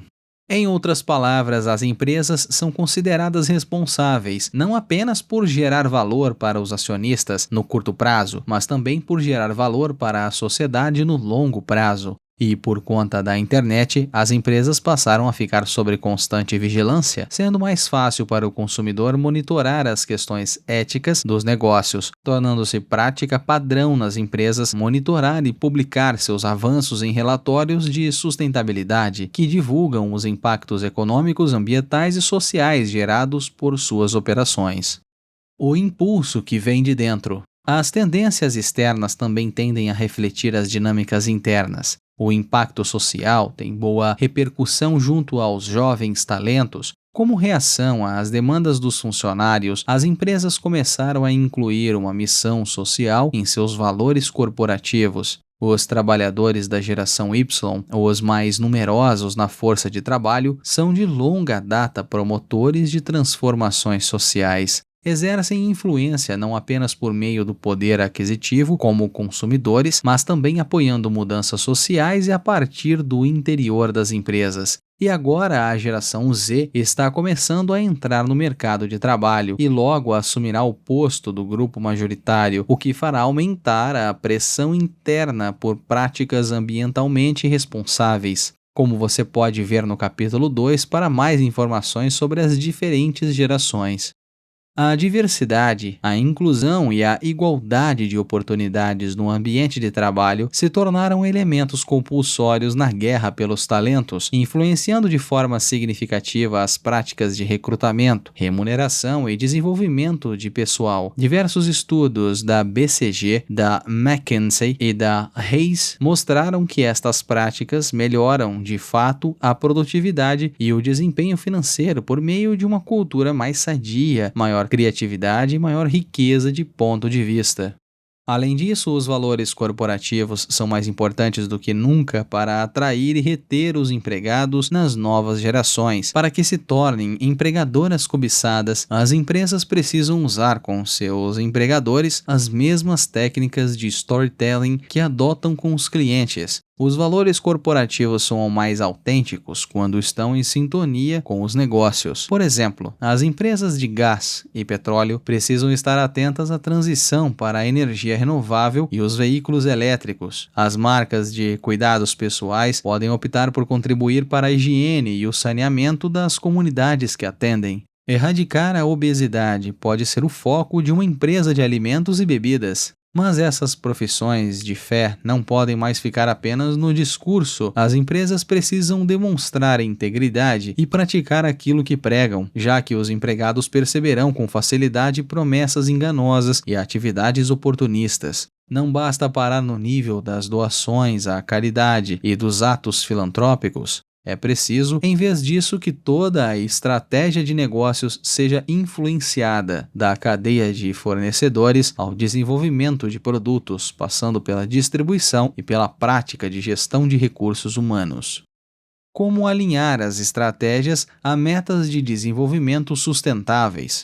O papel das empresas no progresso da sociedade é crucial, mas, mesmo que a maioria das empresas invista em seus recursos e coloque o ativismo corporativo no centro de suas estratégias, pode ser que o impacto não seja suficiente para transformar o mundo.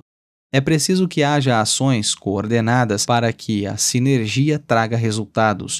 Uma plataforma global de parcerias incluindo governos, sociedade civil e iniciativa privada permitirá que as empresas visionárias encontrem organizações que pensem do mesmo jeito para colaborarem no mundo inteiro. É aí que os ODS, Objetivos de Desenvolvimento Sustentável, desempenham um papel fundamental. Em 2015, os Estados-membros das Nações Unidas introduziram a Agenda 2030, comprometendo-se a realizar um conjunto de 17 objetivos abrangentes, conhecidos como ODS, como se encontra na figura 3.4. Sucessores dos Objetivos de Desenvolvimento do Milênio, ODM, eles servem como uma visão em comum, assim como um planejamento padrão para orientar os principais tomadores de decisões na abordagem dos mais urgentes desafios sociais e ambientais. Notas do narrador. Logo abaixo do texto há uma figura de número 3.4. A legenda é: Desenvolvimento inclusivo e sustentável dos 17 ODS. Esta figura é muito complexa para ser descrita no áudio, portanto, esta imagem, assim como todas as outras neste livro, estarão disponíveis no blog esot.com/blog. Confira os links na descrição e tenha melhor imersão ao livro. O texto continua. A implementação dos ODS ainda enfrenta desafios, advindos principalmente do baixo nível de percepção de sua relevância. Um estudo encomendado pelo Fórum Econômico Mundial revelou que 74% dos cidadãos do planeta já ouviram falar dos ODS. A maioria deles, porém, está propensa a apoiar apenas as metas de maior urgência, como aquelas relacionadas à alimentação, água, saúde e energia. Quando se trata de objetivos mais complexos, como as desigualdades de gênero e de renda, observa-se uma desmobilização.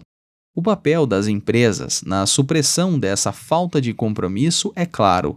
Ao incluir os ODS em seu marketing e suas atividades de negócios, as empresas podem ajudar a integrar as metas na vida do cliente sem descontinuidades. Isso aumentará a familiaridade com os ODS, afastando-os da ideia de uma iniciativa puramente governamental. Em outras palavras, as empresas podem enxergar os ODS a partir de duas perspectivas gerais, a humanitária e a ambiental. Por um lado, tornar o mundo um lugar melhor exige melhorar as oportunidades para as pessoas no planeta, garantindo o atendimento de suas necessidades primárias, o aprendizado de competências básicas e a igualdade de oportunidades. Por outro lado, também exige preservar e proteger o meio ambiente, tornando um lar sustentável para as futuras gerações. Os ODS também promovem tanto a geração de riqueza quanto a sua distribuição justa. Objetivos específicos buscam criar o ecossistema e as condições ideais para que todos prosperem, desenvolver uma infraestrutura de qualidade e moradias seguras, bem como reduzir os índices de criminalidade e corrupção, são alguns exemplos dessas metas. Outros objetivos focam na disseminação uniforme das oportunidades para prosperar, sobretudo para os grupos marginalizados. Entre os exemplos estão, então, eliminar a discriminação contra as mulheres e garantir igualdade de acesso à educação. Essa categorização ajuda a simplificar as metas, permitindo às empresas compreendê-las e priorizar aqueles que podem contribuir melhor. Cuidar dos 17 objetivos pode ser um pouco excessivo e desestimulante. Na essência, porém, esses objetivos são apenas uma questão de promover o desenvolvimento inclusivo e sustentável. Portanto, as empresas podem identificar rapidamente onde é possível gerar verdadeiro impacto dentro da própria cadeia de valor. Na linha de frente da inclusividade, as empresas no setor de saúde, por exemplo, podem se dedicar à promoção de um estilo de vida saudável e à oferta de ferramentas de diagnóstico e medicamentos para os mais pobres no meio rural. Na linha de frente da sustentabilidade, as empresas podem utilizar a tecnologia e entregar serviços de telemedicina a regiões remotas, reduzindo deslocamentos, economizando energia e reduzindo emissões de carbono. Uma empresa de serviços financeiros pode estimular a inclusão financeira, mirando os mercados carentes e utilizando um modelo de fintech, tecnologia financeira. Ao mesmo tempo, pode adotar e facilitar investimentos sustentáveis, por exemplo, financiando o desenvolvimento de energias renováveis e evitando, ao mesmo tempo, investimento em projetos que causam degradação ambiental. As empresas do setor industrial podem contribuir para a sustentabilidade, adotando um modelo de economia circular que emprega a redução e o reuso e a reciclagem dos materiais de produção. Também pode contribuir para a economia inclusiva por meio da contratação de minorias e do envolvimento de pequenos negócios na cadeia de suprimentos. No curto prazo, as empresas se darão conta dos benefícios diretos e indiretos da adoção dessas práticas, inclusivas e sustentáveis. Operações energicamente eficientes nos escritórios e nas fábricas levam a uma redução de custos e o corte de deslocamentos em virtude do trabalho remoto e do transporte compartilhado também vai gerar alguma economia. Além disso, preocupar-se com os desfavorecidos abre novas oportunidades no mercado e, o mais importante, obriga as empresas a fazer inovação reversa. No passado, as inovações costumavam vir dos países desenvolvidos, chegando aos poucos às nações em desenvolvimento. Hoje acontece o contrário. Empresas como a General Electric, por exemplo, vêm criando equipamentos médicos de baixo custo para países em desenvolvimento, para só então negociá-los nos países desenvolvidos, reposicionando-os como aparelhos portáteis. Estabelecer metas claras a serem atingidas é útil para que as empresas compreendam a escala e o alcance de seu ativismo. Também permite que incentivem a implementação dentro da própria organização. Mensurar e monitorar os benefícios estimula as empresas a insistir nessas práticas. Isso torna evidente que o ativismo corporativo não é apenas uma responsabilidade, mas um bom investimento. Além disso, divulgar os resultados de forma transparente vai inspirar empresas no mesmo setor a seguir o exemplo, ajudando parceiros em potencial a identificar possibilidades de colaboração. Resumo: como criar inclusividade e sustentabilidade para a sociedade. Um dos maiores desafios que os profissionais de marketing enfrentam hoje é a extrema polarização que vem ocorrendo em todos os aspectos da vida humana. No mercado de trabalho, as ideologias passam pelos estilos de vida e pelos mercados. A causa profunda é o abismo cada vez maior entre as classes socioeconômicas no topo e na base. O mercado intermediário começa a desaparecer, migrando para baixo ou para cima. Quando tudo fica polarizado, existem apenas duas maneiras relevantes de posicionar marcas e empresas. Isso limita os mercados nos quais as empresas podem atuar. Porém, mais grave que isso, limita as oportunidades de crescimento, sobretudo em um ambiente de desaceleração da economia e de proliferação de atores. O marketing inclusivo e sustentável, alinhado aos Objetivos de Desenvolvimento Sustentável, ODS, resolve esse problema, com uma redistribuição melhor da riqueza, que por sua vez restabelecerá a configuração anterior da sociedade. As empresas precisam embutir este conceito no modelo de negócios, reinvestindo em propósito na sociedade, e também precisam utilizar a tecnologia, pois ela irá desempenhar um papel central na aceleração do progresso e na criação de oportunidade para todos. Perguntas para a reflexão. Você adotou o conceito da centralidade do ser humano em sua empresa e incluiu o impacto social em sua visão, sua missão e seus valores? E pense em como pode alinhar seu impacto alinhando sua estratégia aos Objetivos de Desenvolvimento Sustentável, ODS. Quais dos 17 objetivos têm relação com o seu negócio? Capítulo 4. O fosso digital. Como tornar a tecnologia mais pessoal, social e experiencial.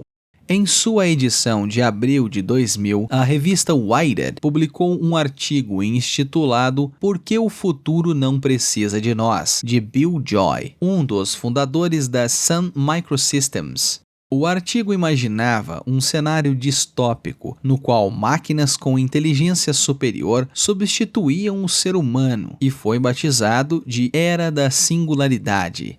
Naquele último ano, no século XX, a Wired também publicou várias outras reportagens de capa explorando a combinação de robótica com inteligência artificial, a IA, e prevendo como essas tecnologias avançadas impactariam o futuro da humanidade. 2 décadas depois, o cenário previsto ainda não se materializou. A singularidade ainda é um tema de debate. Elon Musk, da Tesla, e Jack Ma, da Alibaba, tiveram uma famosa controvérsia sobre o tema ser humano versus máquina no palco da Conferência Mundial de IA em 2019. Musk reforçou o receio de Bill Joy de que a IA pode acabar com a civilização humana, ao passo que Ma sustentou que o ser humano sempre será muito superior à máquina por conta da capacidade emocional. Os empresários sempre viram com receio as ameaças representadas pela IA, que vão da perda de empregos à extinção da humanidade. Mas muitos se perguntam se esse perigo foi superestimado.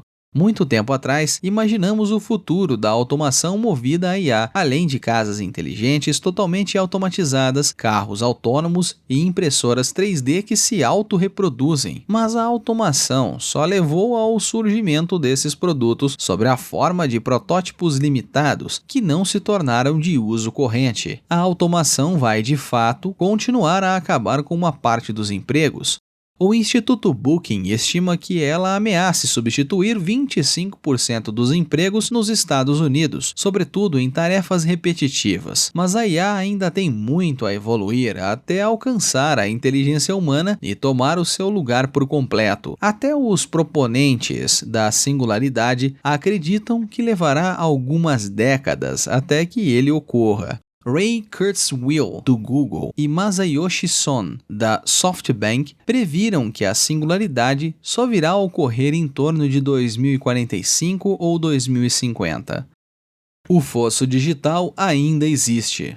Em 2020, havia quase 5 bilhões de usuários da internet. É um número que continua a crescer a uma taxa de 1 milhão de novos usuários por dia, segundo a estimativa da agência de marketing We Are Social. Portanto, chegar aos 90% de penetração global vai levar mais uma década. Em 2030, haverá mais de 8 bilhões de usuários na internet em todo o planeta, o que representa mais de 90% da população mundial. A barreira fundamental, a conectividade, não é mais a disponibilidade e a acessibilidade da internet. Quase toda a população global já convive com cobertura de redes na telefonia móvel. Vejamos, por exemplo, a Indonésia. O quarto país mais populoso da Terra implantou mais de 350 mil quilômetros de rede de fibra óptica terrestre e submarina para oferecer acesso à internet de alta velocidade à população de suas mais de 17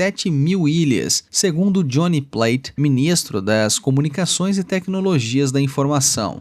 Os obstáculos principais, em vez disso, são o custo do acesso e a simplicidade dos sistemas. E como o uso da internet não é disseminado por igual, a maioria dos novos usuários virá de mercados emergentes. Em geral, esses mercados são mobile first ou mobile only, ou seja, o celular é a primeira e única fonte de acesso. Celulares acessíveis, sistemas operacionais mais leves, planos de dados baratos e ponto de acesso, host posts, grátis de Wi-Fi são motores vitais para alcançar o segmento do próximo bilhão de usuários. Além de conectar as pessoas, a internet também conecta aparelhos e máquinas, o que também é conhecido como Internet das Coisas, IoT, do inglês Internet of Things. Ela pode ser utilizada para propósitos de monitoramento, como medição inteligentes e rastreamento de ativos, tanto no contexto doméstico quanto no industrial. Com a IoT, na qual os aparelhos e as máquinas podem se comunicar entre si, tudo pode ser gerido remota e automaticamente, sem a necessidade de operadores humanos. Dessa forma, no fim das contas, a IoT vai se tornar a espinha dorsal da automação, ao passo que a IA se torna o cérebro que controla os aparelhos e as máquinas.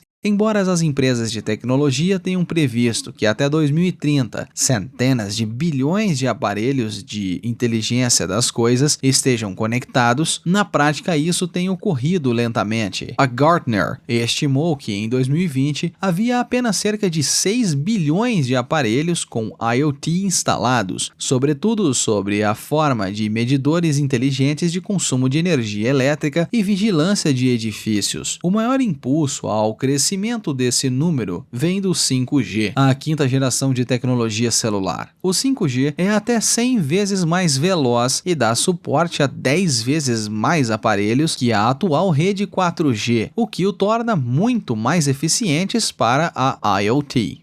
A conectividade quase onipresente ser humano-ser-humano e máquina-máquina é a infraestrutura básica para uma economia plenamente digital, viabiliza a automação e a fabricação remota, tornando obsoletas as cadeias de abastecimento tradicionais, possibilita que ocorram, sem descontinuidade, as interações e transações de maneira satisfatória para comprador e vendedor. No contexto profissional, cria melhor coordenação entre os funcionários e aumenta a eficiência dos processos gerenciais, aumentando, em última instância, a produtividade dos empregos.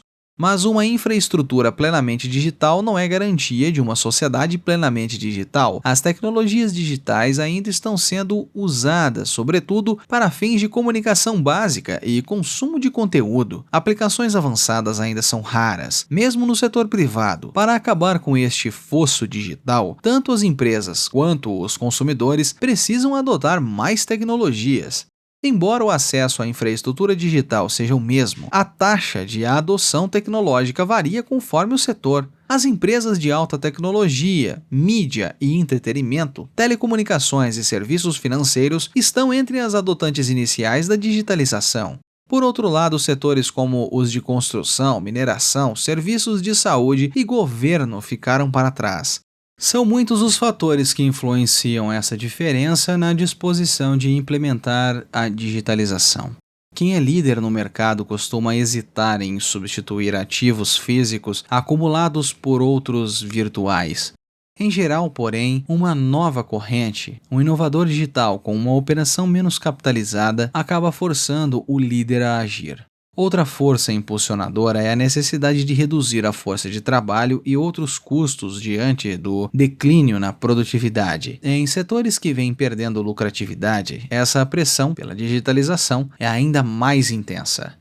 Mas o motor decisivo para a digitalização é a demanda dos consumidores. Quando o cliente exige canais digitais de comunicação e transações, as empresas são obrigadas a ceder. Quando o cliente dá enorme valor à experiência digital de consumo, a criação de um case de negócios para o investimento será justificado. Assim, o fosso digital pode ser eliminado. Um mercado mais digital levará a melhores práticas de marketing, permitindo que as empresas adotem um marketing 5.0.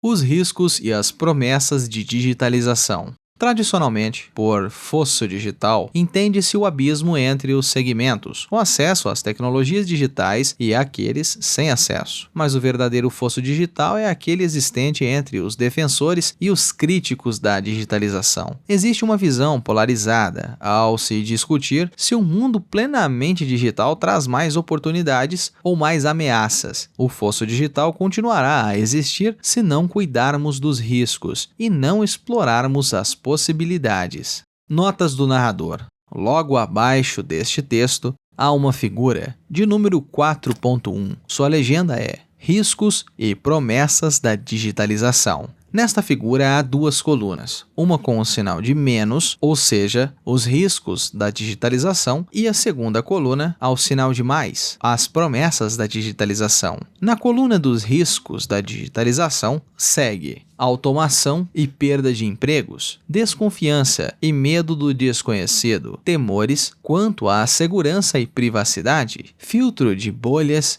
e era da pós-verdade, estilo de vida digital e efeitos colaterais comportamentais. Na segunda coluna, nas promessas, há economia digital e geração de riqueza, Big Data e aprendizado permanente, casa inteligente e realidade aumentada, bem-estar e vida mais longa, sustentabilidade e inclusividade social. Esta e outras figuras estarão disponíveis no blog. Acesse para ter melhor imersão. esot.com/blog. Os links estão na descrição. O texto continua. Os riscos da digitalização. Existem 5 ameaças da digitalização que instituam medo no coração de muita gente. A número 1, a automação e perda de empregos. À medida que as empresas incorporam mais tecnologias de automação, como a robótica e a IA, a seus processos, haverá perda de empregos. O objetivo da automação é otimizar a produtividade utilizando menos recursos e aumentando a confiabilidade. Mas nem todo emprego estará em risco. Tarefas repetitivas, que acionam pouco valor e muito sujeitas a erros humanos, são bolas quicando para a automação robótica de processos ARP. Empregos que exigem empatia humana e criatividade, porém, são bem mais difíceis de substituir.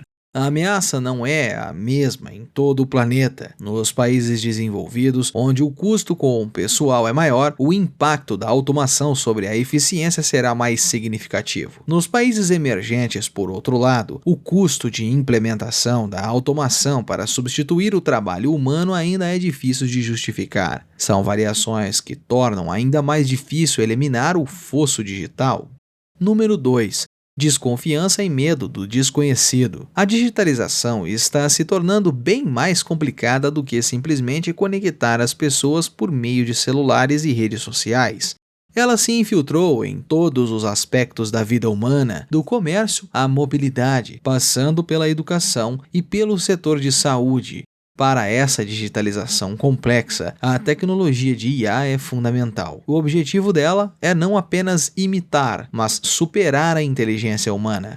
Algoritmos e modelos avançados de IA estão, em geral, além da compreensão humana. E aquilo sobre o que o ser humano sente não ter controle cria ansiedade e nos leva a reagir de forma defensiva. Isso é particularmente verdadeiro em relação a aplicações que exigem um elevado grau de confiança, como gestão financeira, veículos autônomos e tratamentos médicos. Questões de confiança serão um fator relevante para tolher a adoção de tecnologias digitais.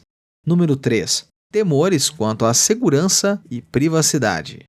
A IA alimenta dados e as empresas coletam dados de bases de clientes, históricos de transações, redes sociais e outras fontes. Com esses dados, o motor de IA cria modelos de perfis e algoritmos preditivos que permitem às empresas compreender mais profundamente o comportamento passado e futuro do cliente. Alguns consumidores encaram essa funcionalidade como uma ferramenta de customização e personalização. Outros, porém, a enxergam como uma invasão de privacidade visando o lucro comercial. A tecnologia digital também apresenta uma ameaça à segurança nacional. Sistemas de armazenamento autônomos, como drones de combate, são mais difíceis de defender. Quando todos os aspectos da vida humana já são digitais, os países ficam mais suscetíveis a cyberataques. Um atentado contra uma rede de IoT, por exemplo, pode desabilitar todas as infraestruturas digitais de um país. As empresas e os países precisam superar estes temores quanto à privacidade e segurança, que continuam a ser um obstáculo importante à adoção de tecnologias. Número 4. Filtro das bolhas e a era da pós-verdade. Tanto os mecanismos de busca quanto as redes sociais suplantaram as mídias tradicionais como fonte primária de informação na era digital. Eles detêm o poder de moldar as percepções e formar opiniões. Mas existe um problema inerente a essas ferramentas: o uso de algoritmos que disponibilizam informações sobre medida para o perfil de cada usuário. Os resultados de busca personalizados e os feeds das redes sociais acabam reforçando as crenças pré-existentes, gerando opiniões extremadas e polarizadas. Ainda mais preocupante é o surgimento de um mundo de pós-verdade, no qual se torna mais difícil distinguir entre um fato e uma mentira. A desinformação está por toda parte, dos boatos aos deepfakes, vídeos falsos criados por softwares de IA que produzem a aparência, as expressões e a voz de pessoas reais. Valendo-se de poder da IA, é mais fácil criar áudios e vídeos falsos que pareçam reais. Precisamos lidar com essas consequências involuntárias da tecnologia para suplantar o fosso digital. Número 5. Estilo de vida digital e efeitos colaterais comportamentais. Os aplicativos de celular, as redes sociais e os jogos oferecem um estímulo e um engajamento permanentes, que deixam as pessoas grudadas às telas durante horas. Esse vício pode impedir muita gente de constituir interações pessoais, fazer atividades físicas e ter hábitos de sono adequados, afetando o bem-estar geral. O excesso de tempo de tela também encurta a janela de atenção e dificulta o foco em tarefas produtivas. As tecnologias digitais também tornam as atividades diárias mais convenientes e menos penosas. Da entrega em domicílio do supermercado à navegação com o Google Maps pelas ruas, isso torna as pessoas dependentes e displicentes. Ao tomar decisões, ignoramos nosso julgamento e confiamos naquilo que o algoritmo de IA nos propõe. Deixamos as máquinas trabalharem e intervimos menos, criando aquilo que vem sendo chamado de viés de automação. Superar esses efeitos colaterais comportamentais será um desafio significativo para universalizar a digitalização. As promessas da digitalização. Apesar dos riscos, a digitalização abre as portas para imensas possibilidades de desenvolvimento da sociedade. Relacionamos 5 cenários em que a digitalização agrega valor. Número 1. Economia digital e geração de riqueza. Em primeiro lugar, a digitalização possibilita o advento da economia digital, uma criadora maciça de riqueza. A digitalização permite que as empresas construam plataformas e ecossistemas para processar transações em grande escala, sem fronteiras geográficas e setoriais. As tecnologias digitais empoderam as empresas para inovar não apenas na experiência do cliente, mas também no modelo de negócio. Elas ajudam as empresas a entender as expectativas cada vez maiores dos clientes, aumentar a disposição ao desembolso e, no fim das contas, impulsionar mais criação de valor. Ao contrário dos modelos tradicionais, os modelos de negócios digitais exigem menor quantidade de ativos, permitem transações mais rápidas e podem ter a escala aumentada com facilidade. Portanto, permitem às empresas obter crescimento exponencial em pouco tempo. A digitalização ao longo da experiência do cliente também gera produtividade mais alta e maior lucratividade, graças à redução de erros e de custos. Número 2. Big Data e aprendizado permanente. As plataformas digitais e os ecossistemas transformam nossa maneira de fazer negócios. Sem descontinuidades, elas conectam as diferentes partes, empresas, clientes e outros interessados em comunicação e transação sem limites. Em vez de acumular ativos físicos, essas plataformas e ecossistemas em diversos setores coletam uma imensa quantidade de dados brutos que servem de combustível para os motores de IA criarem uma enorme base de conhecimento. Essa base digital de conhecimento vai acelerar ainda mais a expansão dos cursos online abertos e maciços, MOOCs, do inglês Massive Open Online Courses, reforçando-os com treinamentos e professores assistentes geridos por inteligência artificial. Isso permitirá que as pessoas aprendam novas competências de forma contínua, garantindo sua relevância na era da IA. Número 3. Casa inteligente e realidade aumentada. A digitalização pode tornar realidade coisas que só vimos em filmes utópicos. Em um mundo plenamente digitalizado, vivemos em casas inteligentes, nas quais cada ato é automatizado ou ativado por voz. Um robô assistente ajudará nas tarefas domésticas. A geladeira fará encomendas automáticas e drones entregarão as compras. Sempre que precisamos de alguma coisa, podemos imprimi-la em 3D. Na garagem, um veículo elétrico autônomo estará a postos para nos levar aonde quisermos.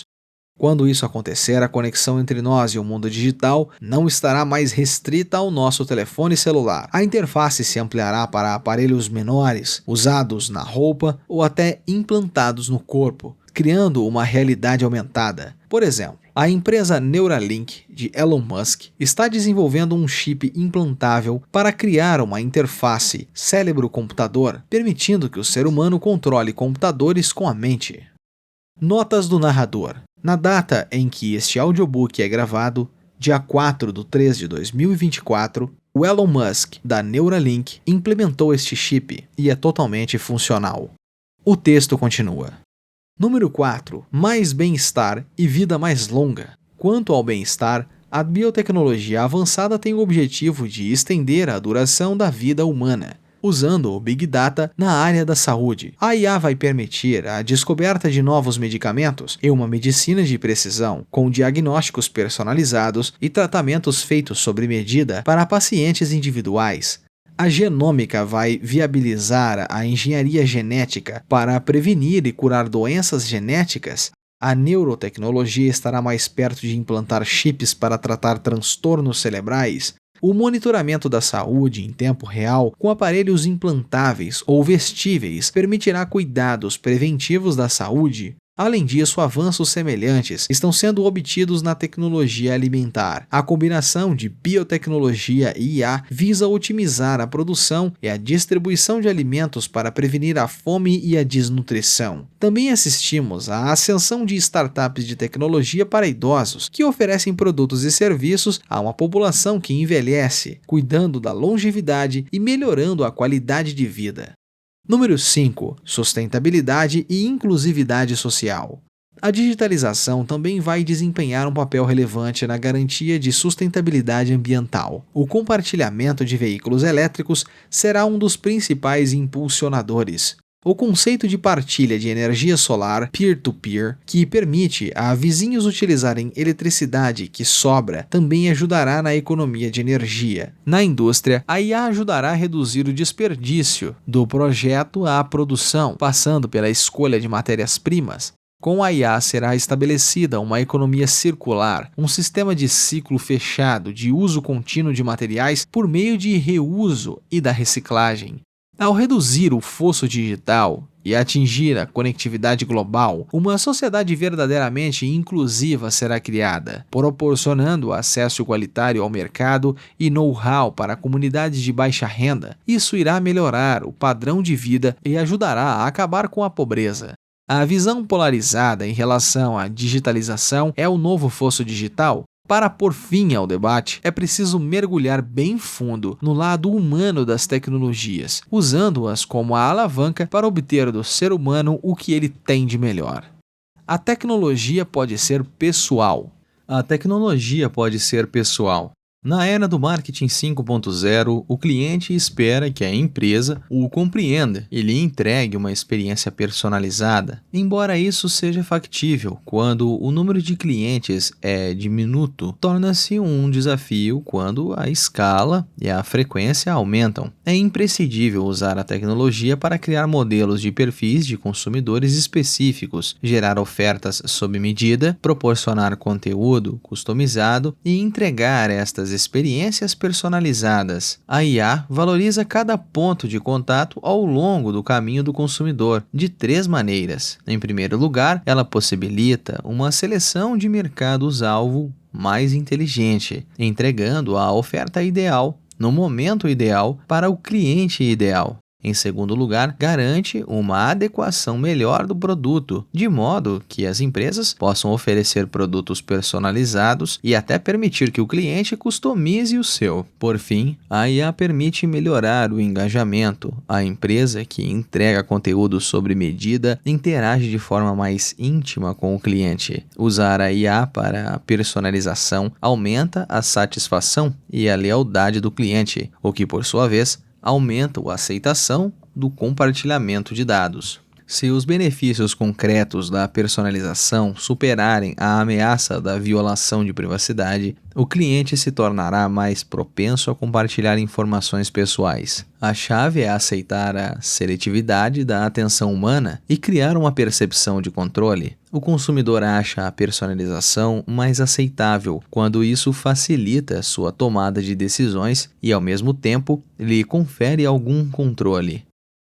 A aceitação da atenção seletiva. No livro O Paradoxo da Escolha, de Barry Schwartz, alega que, ao contrário do que prega a crença popular, ter menos escolhas a fazer reduz a ansiedade na tomada de decisão e aumenta a felicidade. De fato, o ser humano nasce com a atenção seletiva. Temos tendência a canalizar nossa atenção para estímulos relevantes, bloqueando os irrelevantes. Isso nos permite filtrar e processar as informações considerando os limites de nossa janela de atenção e focando naquilo que é importante. O excesso de opções de produtos, mensagens publicitárias e opções de canais nos desvia de uma decisão de compra que deveria ser simples. Passamos a considerar que tomar decisões complexas não é um problema nosso e que as empresas são responsáveis por simplificar as alternativas e fazer a recomendação ideal. A tecnologia de IA precisa substituir a atenção seletiva que faz filtros em nossas mentes, tornando mais administrável a tomada de decisão nesta era de sobrecarga de informações. Dispondo de milhões de perfis e resenhas de consumidores, as empresas podem ser capazes de casar as demandas específicas dos clientes com as soluções. No setor de bens industrializados, por exemplo, algoritmos de IA conseguem sugerir o tipo exato de produto e decidir a partir do qual centro de distribuição enviá-lo. No setor de seguros, modelos de IA podem empoderar as empresas no sentido de um pacote de cobertura otimizado,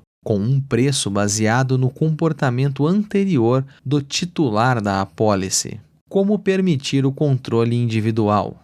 O desejo de ter controle sobre si mesmo e sobre o entorno faz parte da natureza humana e está demonstrado que a percepção de controle, a sensação de estar no comando das decisões e dos resultados, aumenta a felicidade. Por isso, as empresas precisam mostrar que a tecnologia torna mais fácil para o consumidor possuir esse tipo de controle sobre as decisões de compra. Limitar as opções do consumidor não quer dizer oferecer apenas uma opção. O cliente deve poder customizar até um produto personalizado pelas empresas com a ajuda da automação. Cada cliente tem uma expectativa diferente em relação ao grau de controle sobre as escolhas do produto e do ponto de contato. A tecnologia permite às empresas prever este desejo de controle, proporcionando o equilíbrio exato entre personalização e customização.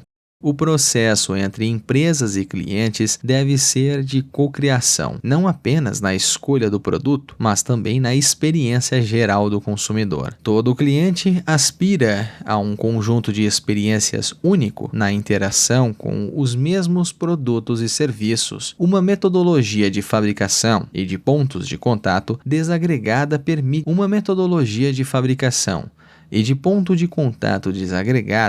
permite que o consumidor selecione o elemento da experiência de consumo que lhe convier. É, na essência, uma cocriação de experiências que, por sua vez, aumentará a sensação de domínio do ponto de vista do cliente.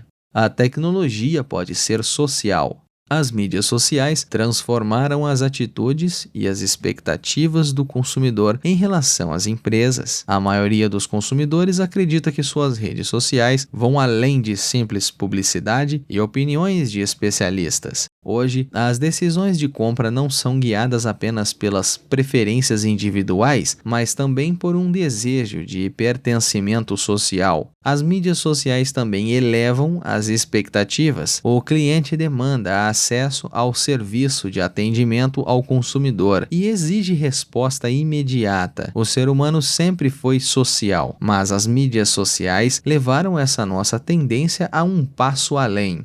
No marketing 5.0, as empresas precisam reagir a isso através da adoção de tecnologias sociais no contato direto com o consumidor e nos processos de back-end. Notas do narrador. Back-end. Como o nome sugere, o desenvolvedor back-end trabalha por trás da aplicação. No caso de um desenvolvedor de aplicativos ou programas, o back-end geralmente se define por trás das cortinas, ou seja, o que é feito internamente ou por trás do que o grande público ou a maioria vê. O texto continua. A aplicação mais popular na linha de frente é o atendimento social ao consumidor, proporcionando um canal de comunicação alternativo para a interação com o cliente. Para o uso interno, as empresas podem adotar ferramentas sociais que facilitem a comunicação entre os funcionários, possibilitem o compartilhamento de conhecimento e estimulem a colaboração. As tecnologias se tornam mais desejáveis quando permitem e promovem a conexão social. A criação de canais em mídias sociais é um começo, mas não se pode parar por aí. A IA permite que as empresas mergulhem nesses dados de conexões sociais, extraindo sentido deles. Esse aprendizado profundo traz ideias novas para refinar a mensagem e influenciar o comportamento dos usuários nas redes. Como facilitar a conexão interpessoal? Nós, seres humanos, nascemos vulneráveis e dependentes de nossos pais e cuidadores para a satisfação de nossas necessidades básicas. Durante a infância, aprendemos aos poucos a nos comunicar e a interagir com aqueles à nossa volta como método primário de aprendizado intelectual e emocional.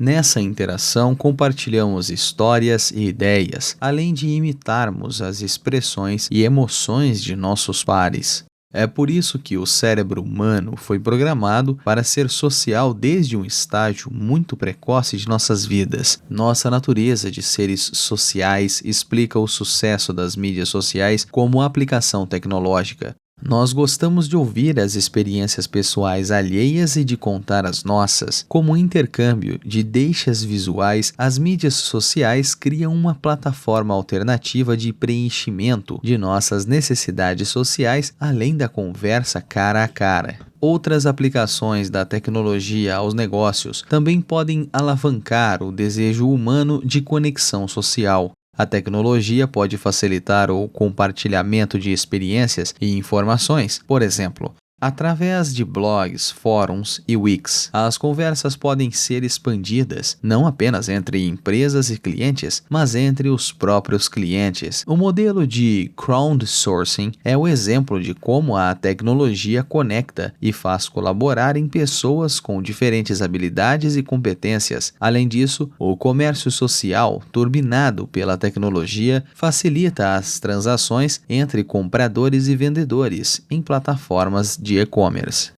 Como impulsionar a busca pelas aspirações? Como seres sociais, observamos as histórias de vida de outras pessoas e as comparamos com as nossas. Os amigos nas redes sociais passam a ser nossas réguas. Sentimos uma ânsia por imitar o comportamento e o estilo de vida de outros, principalmente aqueles que parecem estar vivendo vidas mais empolgantes por conta do FOMO, o medo de ficar de fora. As expectativas pessoais passaram a ser definidas por um ambiente social que nos influencia e motiva o tempo todo a buscar objetivos mais altos. A tecnologia deve explorar esta busca oculta por aspirações embutidas nas redes sociais. O marketing de conteúdo movido por IA, a gamificação e as redes sociais podem ajudar a auxiliar o desejo inato do ser humano por reconhecimento dos pares e a ascensão social. Em vez de bancar a babá do consumidor com sugestões e recomendações, a IA precisa exercer uma influência sutil por meio dos modelos já existentes, amigos, família e comunidade, a quem o consumidor ouve mais do que as empresas. Ao alavancar esta influência social, porém, as empresas precisam ir além da venda de produtos e serviços. A tecnologia pode se tornar uma poderosa ferramenta de modificação comportamental que impulsiona o ativismo digital e, em última instância, a transformação social. Inspirar e incentivar as pessoas a buscar um estilo de vida mais responsável por meio das redes sociais pode vir a ser uma contribuição significativa da tecnologia para a humanidade. A tecnologia pode ser experiencial. O consumidor avalia as empresas não apenas em relação à quantidade dos produtos e serviços, ele dá nota para a sua jornada do cliente como um todo, que abarca todos os pontos de contato em todos os canais. Portanto, a inovação precisa focar não apenas nos produtos, mas na experiência completa. Além de estabelecer uma diferenciação do produto, as empresas precisam intensificar a comunicação, reforçar a presença nos canais e aprimorar o serviço ao cliente. O advento da digitalização impulsiona a demanda para uma experiência onicanal. O cliente está o tempo todo passando de um canal para outro, do online para o offline e vice-versa, e tem a expectativa de uma experiência consistente e sem descontinuidade, sem que se perceba uma desconexão. As empresas têm que proporcionar interações integradas com tecnologias de ponta, high-tech e altamente táteis, high-touch. No Marketing 5.0, as tecnologias de back-end, como a IA e o blockchain, desempenham um papel significativo na viabilização da integração sem descontinuidade. Por outro lado, tecnologias de linha de frente, como sensores robóticos e comando de voz, bem como as realidades aumentadas e virtual, podem turbinar os pontos de contato presenciais na jornada do cliente. Como empoderar a interação altamente tátil? Um dos pontos fracos das máquinas é a incapacidade de imitar o tato humano. A robótica de ponta e as peles artificiais com sensores ainda estão em desenvolvimento na tentativa de resolver este problema. Mas a questão não é apenas recriar uma sensação realista, mas interpretar emoções variadas e complexas a partir de um toque humano. O ser humano é capaz de interpretar as emoções de seus pares com um simples toque. Uma pesquisa realizada por Matthew Hartenstein revelou que somos capazes, com até 78% de precisão, de comunicar a outras pessoas pelo toque 8 emoções diferentes: raiva, medo, nojo, tristeza, empatia, gratidão, amor e felicidade. É complicado ensinar estas emoções tão subjetivas a máquinas que se baseiam apenas em padrões lógicos constantes e quantificáveis. Portanto, a entrega de produtos e serviços ainda deverá exigir um equilíbrio entre as interações com tecnologia de ponta, as high-techs, e as interações altamente táteis, as high-touch. No entanto, a tecnologia pode desempenhar um papel importante na entrega do high-touch. Tarefas burocráticas e de pouco valor agregado precisam ser assumidas pelas máquinas, liberando o pessoal da linha de frente para dedicar mais tempo às atividades de contato direto com o cliente. A efetividade dos pontos de contato presenciais também podem ser ampliadas pela criação de perfis de clientes assistidos por IA, fornecendo pistas para a equipe de linha de frente ajustar a abordagem de comunicação e propor a solução exata. Como permitir engajamento constante?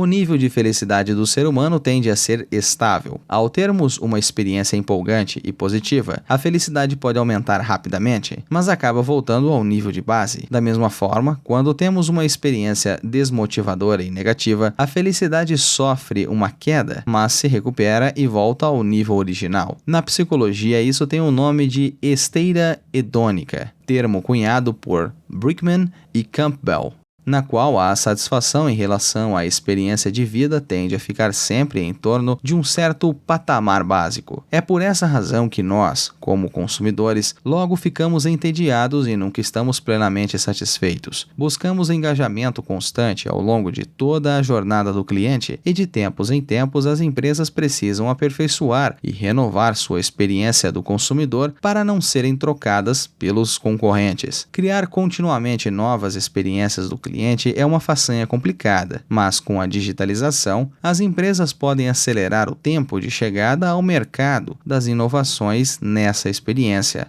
Ficou muito fácil para as empresas realizar experiências rápidas, testar conceitos e lançar protótipos no espaço digital. A inovação na experiência digital do cliente, porém, evoluiu e já não basta apenas mudar o design da interface do usuário, dos chatbots à realidade virtual, passando pelo controle de voz, as tecnologias emergentes estão transformando a maneira como as pessoas se comunicam com os clientes. Tecnologias como a IA e a IoT e o blockchain também estão aumentando a eficiência do back-end, permitindo assim uma experiência do cliente mais veloz. Resumo: como tornar a tecnologia mais pessoal, social e experiencial? O fosso digital ainda existe. Vai ser necessário pelo menos mais uma década até que se atinja a penetração universal da internet. Mas o acesso, por si só, não põe fim ao fosso digital. Para que nos tornemos uma sociedade plenamente digital, precisamos aplicar a tecnologia a todos os aspectos de nossas vidas, além da simples comunicação online e das mídias sociais. Apesar dos temores e das ansiedades que a digitalização suscita, os benefícios para a humanidade são evidentes. No marketing 5.0, as empresas precisam demonstrar ao cliente que a tecnologia, aplicada de forma correta, pode aumentar o grau de felicidade das pessoas. As tecnologias possibilitam uma abordagem personalizada da solução de problemas sem deixar de permitir a customização opcional. O consumidor precisa ser convencido de que a digitalização não acaba com os relacionamentos sociais. Ao contrário, ela propicia uma plataforma de construção de uma conexão mais íntima entre o consumidor e sua comunidade. É preciso acabar com a dicotomia entre ser humano e máquina para entregar uma experiência de consumo ainda melhor. É imperiosa a integração das interações high-tech e high-touch. Notas do narrador. Logo abaixo deste texto há uma imagem. A imagem de figura 4.2. A bússola tecnológica. Como tornar a tecnologia mais pessoal, social e experiencial. Essa imagem é complexa demais para ser descrita no áudio. Confira esta imagem no blog, aonde você pode baixar este livro em PDF para ter melhor imersão. O texto continua. Perguntas para reflexão. Quais são seus pontos de vista pessoais em relação à tecnologia? Reflita sobre como a tecnologia pode empoderar ou revolucionar a sua organização. Avalie se as tecnologias implementadas atualmente em sua organização lhe permitem proporcionar soluções pessoais, sociais e experienciais aos clientes. Parte 3. Novas estratégias para o marketing movido à tecnologia. Capítulo 5. A organização digitalizada. A mesma estratégia não serve para todos.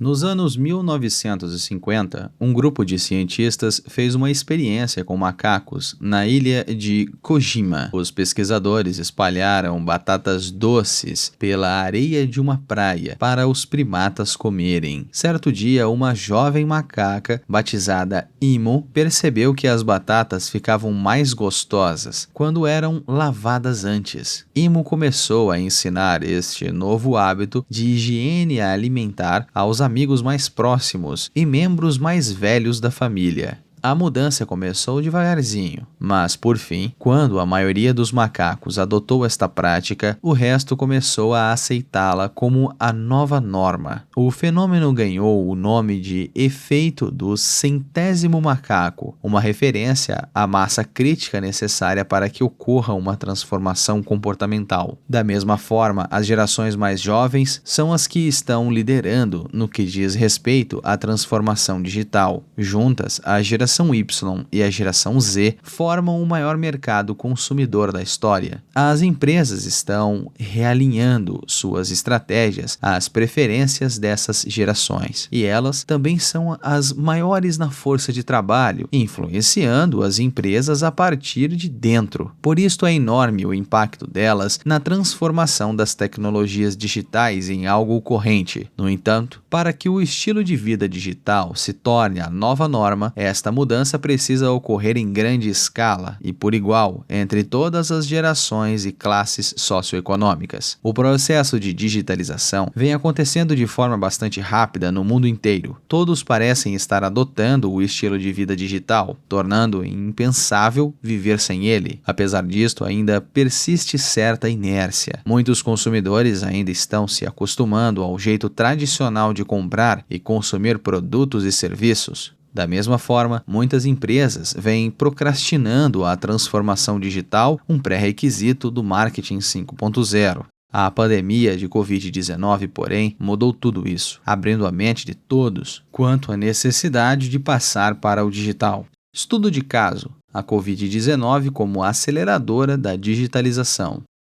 Empresas de todo o planeta sofreram um golpe com o surto de Covid-19. A maioria delas não estava preparada por nunca ter enfrentado algo como uma pandemia. A impressão é de que não há empresa que não esteja sofrendo com perda de receita e problemas de fluxo de caixa, tendo ao mesmo tempo que gerir funcionários atingidos pessoalmente pela doença. As empresas se veem em meio ao caos e ao dilema de definir qual é o plano de emergência correto para sobreviver e, quem sabe, ressurgir mais fortes. A pandemia e o distanciamento social imposto por ela pressionou as empresas a se digitalizarem com maior rapidez. Durante os lockdowns e as restrições de mobilidade impostos em todo o mundo, os consumidores se tornaram mais dependentes das plataformas online para suas atividades cotidianas. Acreditamos que isso provocou mudanças de comportamento que perdurarão não apenas durante a pandemia, mas por muito tempo no futuro. Obrigados a ficar em casa por vários meses, os consumidores se acostumaram na prática ao novo estilo de vida digital. Passaram a contar com o e-commerce e os aplicativos de entrega de comida para as necessidades de consumo do cotidiano. O digital banking e os pagamentos virtuais aumentaram em volume. As pessoas passaram a se reunir online por meio de plataformas de videoconferência como Zoom e Google Meet. As crianças passaram a estudar em plataformas online em casa, enquanto os pais trabalhavam em home office. Para matar o tempo, as pessoas passaram a assistir streamings de YouTube e de Netflix. E como a saúde se tornou uma questão de máxima relevância, elas passaram a se conectar remotamente com personal trainers e médicos. Notas do narrador. Logo abaixo deste texto há uma figura de número 5.1, a digitalização em meio à Covid-19. Nessa figura, há vários ícones com legendas. Compras online, aplicativos de entrega, digital banking, carteira eletrônica, reuniões online, consumo de conteúdo, aprendizado à distância, telemedicina, serviços domésticos, jogos online, fitness online e turismo virtual. Esta e outras imagens estarão disponíveis no blog esote.com/blog, assim como o download do PDF deste livro. O texto continua. As empresas nunca mais serão as mesmas. Setores em que havia grande dependência das interações físicas foram obrigados a rever suas estratégias. O setor de restaurantes e mercados, por exemplo, adaptou-se à pandemia, turbinando os serviços de entrega para compensar a perda de receita presencial. Alguns restaurantes optaram por cozinhas fantasmas ou cozinhas na nuvem, servindo apenas encomendas. O setor de turismo recorreu a robôs limpadores para a asepsia de quartos e trens. Aeroportos, como o de Bangalore, na Índia, criaram experiências sem contato físico do estacionamento ao embarque. Com a queda brutal de número de passageiros nos transportes coletivos, governos lançaram serviços de microtrânsito. Usuários podem chamar por aplicativo ônibus e vans sob demanda. Os passageiros podem rastrear não só a localização dos ônibus, mas até se estão cheios ou não. Isso é útil para garantir a segurança dos equipamentos e possibilitar o rastreamento do vírus. A indústria automobilística e as revendedoras investiram muito em plataformas de vendas online para atender a crescente demanda por interações digitais. Acima de tudo, todas as marcas, nos mais variados setores, passaram a dar mais ênfase ao marketing de conteúdo digital, visando engajar os clientes por meio das mídias sociais. As empresas não podem mais adiar a digitalização, considerando que sua sobrevivência passou a depender disso. A crise expôs, de fato, até que ponto setores específicos do mercado estavam preparados, ou talvez fosse melhor dizer despreparados, para a era digital. Determinados grupos de populações conhecidos como imigrantes digitais, entre aspas, ou retardatários, serão os mais atingidos, pois o distanciamento social altera fortemente sua rotina presencial. Por outro lado, os nativos digitais devem prosperar sobre essas mesmas condições. Da mesma forma, a epidemia parece causar problemas mais relevantes em alguns setores específicos, embora nenhuma empresa tenha ficado imune a seus efeitos. Aqueles setores que exigem maior interação física e grande uso de mão de obra braçal sofrerão mais. Por outro lado, os setores com processos gerenciais altamente digitalizados e organizações mais enxutas se encontraram em posição bem melhor. Notas do narrador. Logo abaixo a esse texto, há uma figura de número 5.2, com a legenda: Como a Covid-19 afetou diferentes setores da economia e o mercado consumidor. Na imagem, há duas colunas. uma referindo-se ao impacto maior e a outra referindo-se ao impacto menor. Na primeira linha, ao mercado consumidor. O impacto maior é as gerações mais velhas, imigrantes digitais e retardatários tecnológicos, e também comunidades de baixa renda com acesso limitado à internet. Com um impacto menor, dentro do mercado consumidor, gerações mais jovens, nativos digitais e antenados nas tecnologias, classes mais abastadas com acesso à qualidade à internet. Nos setores da economia, o impacto maior foi em empresas com processos predominantemente presenciais e em setores com grande uso de mão de obra braçal. Ainda nos setores da economia, o impacto menor foi as empresas com processos altamente digitalizados e setores com organizações enxutas. Esta e outras figuras podem ser encontradas no blog esot.com/blog. Confira os links da descrição. Lá você encontra estas figuras e também o livro para download, assim tendo uma melhor imersão no livro. O texto continua. Uma avaliação do preparo digital. O grau de preparo para a digitalização é o que vai ditar a estratégia a ser seguida para esse fim. Por isso é essencial definir uma ferramenta para fazer esse diagnóstico. A avaliação deve abranger tanto o lado da oferta quanto da demanda. O primeiro passo é determinar se o mercado, o lado da demanda, está preparado e disposto a migrar para mais pontos de contato digitais. O passo seguinte, do ponto de vista da oferta, é avaliar a capacidade da empresa de digitalizar seus processos corporativos para tirar proveito dessa migração. Essas duas considerações formam uma matriz, mapeando a situação da empresa nos quadrantes de preparo digital. Para ilustrar as 4 categorias da tabela, avaliamos o preparo digital de mais setores econômicos: tecnologia, serviços financeiros, varejo de alimentos, automotivo, hotelaria e serviços de saúde. A posição de cada setor se baseia na situação atual dos Estados Unidos e pode sofrer alterações com o passar do tempo. Consumidores de outros mercados podem ter níveis diferentes de preparo. O preparo dos atores de cada setor também pode variar. Notas do narrador. Abaixo deste texto uma figura, de número 5.3, com a legenda Preparo digital por setor. Esta figura é muito complexa para ser descrita em áudio. Ela estará disponível no blog esot.com/blog, que está na descrição, juntamente com o PDF deste livro para download. Confira o blog, assim terá uma melhor imersão ao livro. O texto continua. Número 1. O quadrante obsoleto.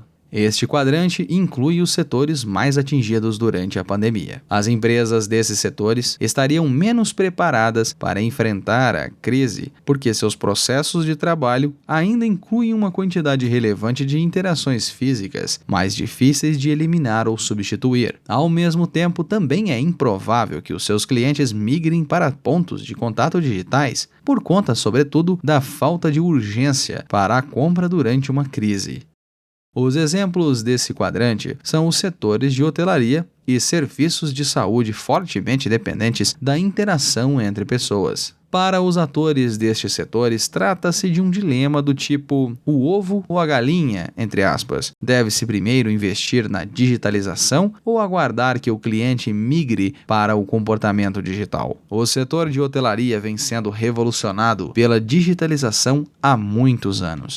Os sites de resenhas de viagens e as plataformas de reservas online trouxeram transparência à qualidade e à precificação dos serviços. As plataformas online de ofertas de hospedagem, como o Airbnb, também puseram pressão sobre as grandes redes de hotéis. Mas a digitalização ocorre principalmente no início e no fim da jornada do cliente. O consumidor usa as ferramentas digitais para planejar e reservar viagens, assim como para resenhar e recomendar destinos. Mas a parte do meio da jornada do cliente é majoritariamente não digital.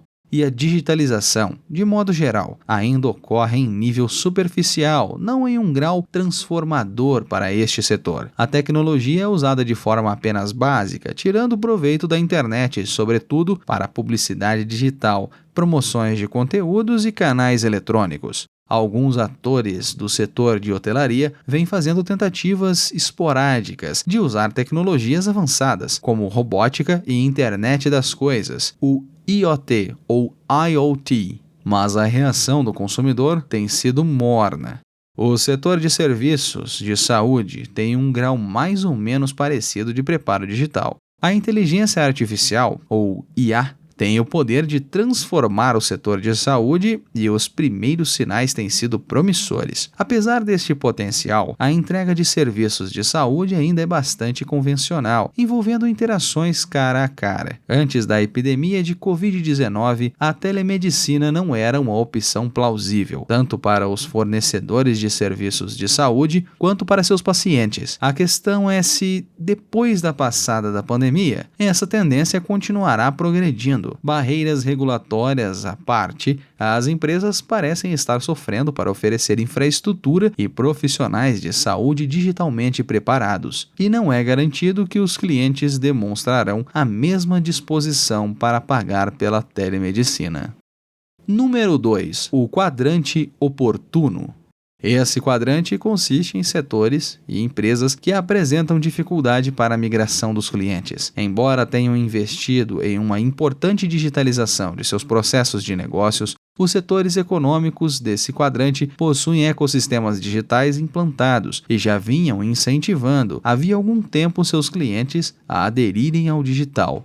No entanto, a maioria dos clientes ainda está presa à inércia e a adesão digital ainda é restrita. Um exemplo é o setor de varejo. Por ser nativa digital, a Amazon domina há muitos anos o cenário de e-commerce. Até aplicou a sua operação varejista por meio da aquisição da Whole Foods. Por outro lado, muito antes da pandemia, varejistas físicos também começaram uma transformação digital, antevendo a iminente revolução.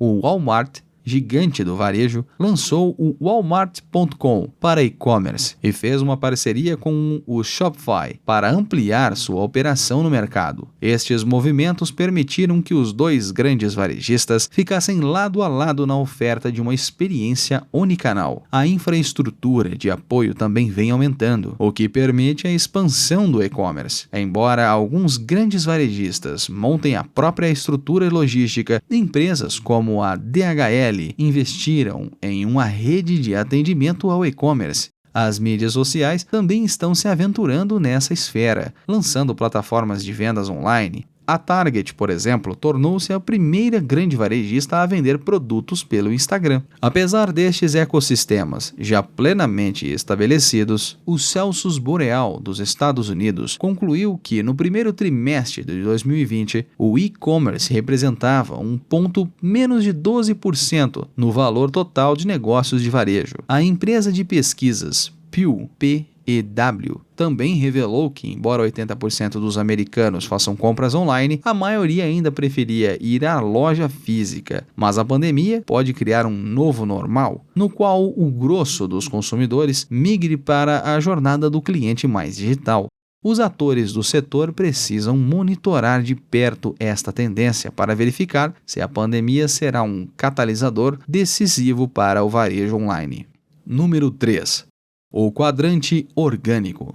Esse quadrante se aplica a setores que entregam produtos e serviços com elevado grau de pontos de contato físicos. Na maioria das vezes, esses setores também usam trabalho braçal de forma intensiva, tendo assim dificuldade de gestão remota dos funcionários. Por outro lado, a maioria dos clientes está pronta para migrar para o digital. Eles serão motores fundamentais, forçando as empresas a adotar tecnologias digitais. O setor automotivo é um que se inclui nesse quadrante. A maioria dos compradores de automóveis já faz o chamado web roaming, isto é, pesquisa o produto online e depois realiza a compra nas concessionárias. Uma pesquisa Google/Comscore mostrou que 95% dos compradores de automóveis usam o digital como fonte primária de informação, porém mais de 95% das compras ainda se dão na concessionária. Entretanto, a pandemia acelerou a compra online de automóveis. Várias plataformas de compra de carros, como a Carvana e Vroom, registraram um pico na compra online de automóveis, já que os compradores vêm dando preferência a interações sem contato. Ao contrário dos setores de hotelaria e serviços de saúde, o contato físico na compra de um carro é desnecessário e tem menos valor depois que o comprador, em potencial, já pesquisou bastante. Além disso, os carros vêm se tornando cada vez mais produtos de alta tecnologia. Com a perspectiva no horizonte dos veículos elétricos, VES, e veículos autônomos, VAS, e da conectividade de veículo a veículo, V2V ou V2V, à medida que a experiência de uso de um carro se torna cada vez mais tecnológica, o processo de compra passa a ser o único grande passo ainda tradicional na jornada do cliente. Ainda assim, as montadoras e as concessionárias estão apenas começando a implantar suas estruturas digitais, excetuando-se as plataformas de vendas de carros online. A maioria das montadoras e concessionárias tem presença online restrita. A expectativa do cliente em relação à digitalização do setor automotivo não se limita a uma plataforma de e-commerce para compra ou reserva online de test drives, mas se entende a adoção de outras ferramentas de vendas digitais e de marketing. Com a realidade virtual, o VR ou VR, por exemplo, o comprador em potencial pode explorar visualmente opções de modelos. Mais importante que isso, a IA pode proporcionar vantagens adicionais, como o monitoramento preditivo da manutenção dos veículos e a segurança preventiva utilizando dados de conectividade do carro. Número 4. O quadrante onipresente. Esse é o quadrante onde todas as empresas querem estar um dia. As empresas dos demais quadrantes precisam tentar migrar sua clientela e montar a sua infraestrutura de modo a virarem empresas onipresentes. Esse quadrante pertence a setores que estão sofrendo um impacto menor com a crise da Covid-19. Dois exemplos desses setores são o de tecnologia e o de serviços financeiros. As empresas de tecnologia são, por natureza, as mais preparadas para as políticas de distanciamento social e o comportamento do fique em casa, entre aspas. Como a digitalização representa uma parte relevante de seu DNA, essas empresas tentam desalojar setores tradicionais e a pandemia veio lhes dar um impulso importante. Empresas como a Amazon, Microsoft, Netflix, Zoom e Salesforce viraram todas um forte crescimento. Os setores financeiros digitais também crescem quando o cliente evita fazer deslocamento a bancos e os pagamentos sem dinheiro se tornam a regra. Os bancos, porém, já tinham migrado os clientes para canais digitais por meio de incentivos de todo o tipo, bem antes da eclosão da pandemia. Hoje, todos os grandes bancos oferecem serviços online e por aplicativo de celular. No setor bancário, a escolha de canal pelo consumidor baseia-se puramente na conveniência. O cliente que decide ir numa agência bancária não está em busca de uma experiência tátil, como uma loja física. Ele quer ir à agência porque é mais conveniente. Por isso, quando o digital banking consegue reproduzir esta conveniência para um amplo leque de clientes, o canal eletrônico se torna o favorito. Mas a digitalização nesse setor vai bem mais longe do que isso. Os setores financeiros vêm explorando o uso dos chatbots para reduzir o fardo das centrais de atendimento, o blockchain para aumentar a segurança das transações e a IA para detectar fraudes. Assim tornou-se um dos setores mais digitais, junto com os de tecnologia e de mídia. Você está pronto para virar digital? Os 4 quadrantes dão uma ideia geral de quão preparado um setor específico está para se tornar digital. Mas toda empresa, mesmo dentro de um setor determinado da economia, tem um grau de preparo diferente, podendo estar em um quadrante diferente das concorrentes. Portanto, cada empresa deve realizar uma autoavaliação com base em sua capacidade de virar digital e no desejo de seus clientes de migrar para os canais digitais. As empresas que se encaixam na maioria dos critérios dessa avaliação estão prontas para a digitalização. Preparo digital da empresa. Experiência digital do cliente. Primeiro, a empresa consegue interagir digitalmente em grande parte da jornada do cliente. Segundo, todos os pontos de contato digitais podem ser integrados em uma experiência do cliente sem ruído e sem descontinuidade. 3. A empresa consegue criar valor e gerar receita por meio de modelos de negócio digitais. Infraestrutura digital. Primeiro, estão disponíveis as tecnologias para coletar, armazenar, gerir e analisar em tempo real um grande volume de dados de clientes. Segundo, os processos são digitalizados e passam por reengenharia para adequação ao novo modelo de negócio digital. E 3. Está implementada a digitalização de ativos físicos, como prédios, frotas e equipamentos, por meio da Internet das Coisas, o IoT. Organização digital. Primeiro, a maioria dos funcionários foi empoderada com ferramentas digitais de trabalho remoto e colaboração virtual. Segundo, a geração de talentos digitais, como cientista de dados, projetistas de experiência de usuário e arquitetos de TI, é uma prioridade-chave. E terceiro, existe uma forte cultura digital que permite a sintonia entre os gerentes e os talentos digitais. Preparo digital do cliente. Base de clientes digitais. Primeiro, a maior parte da base de clientes é da geração Y e Z, antenada digitalmente. Segundo, a maioria dos clientes já interage e faz transações com a empresa via plataformas digitais. E terceiro, ao consumir ou usar produtos e serviços, pede-se que o cliente interaja com interfaces digitais. Jornada digital do cliente. Primeiro, a jornada do cliente já é parcial ou inteiramente online, webrooming ou showrooming. Segundo, os pontos de contato físico que causam frustração no cliente podem ser trocados ou aprimorados por tecnologias digitais. E terceiro, pela internet, disponibiliza-se ao cliente um tesouro de informações para que ele tome decisões bem informadas por conta própria. Propensão do cliente a virar digital. Primeiro, o cliente considera desnecessária, irrelevante e sem valor a interação física com a empresa. Segundo, produtos e serviços são considerados menos complicados, o que reduz o risco e problemas de confiança. E terceiro, maior incentivo para o cliente migrar para o digital, como preços melhores, mais opções, qualidade e conveniência.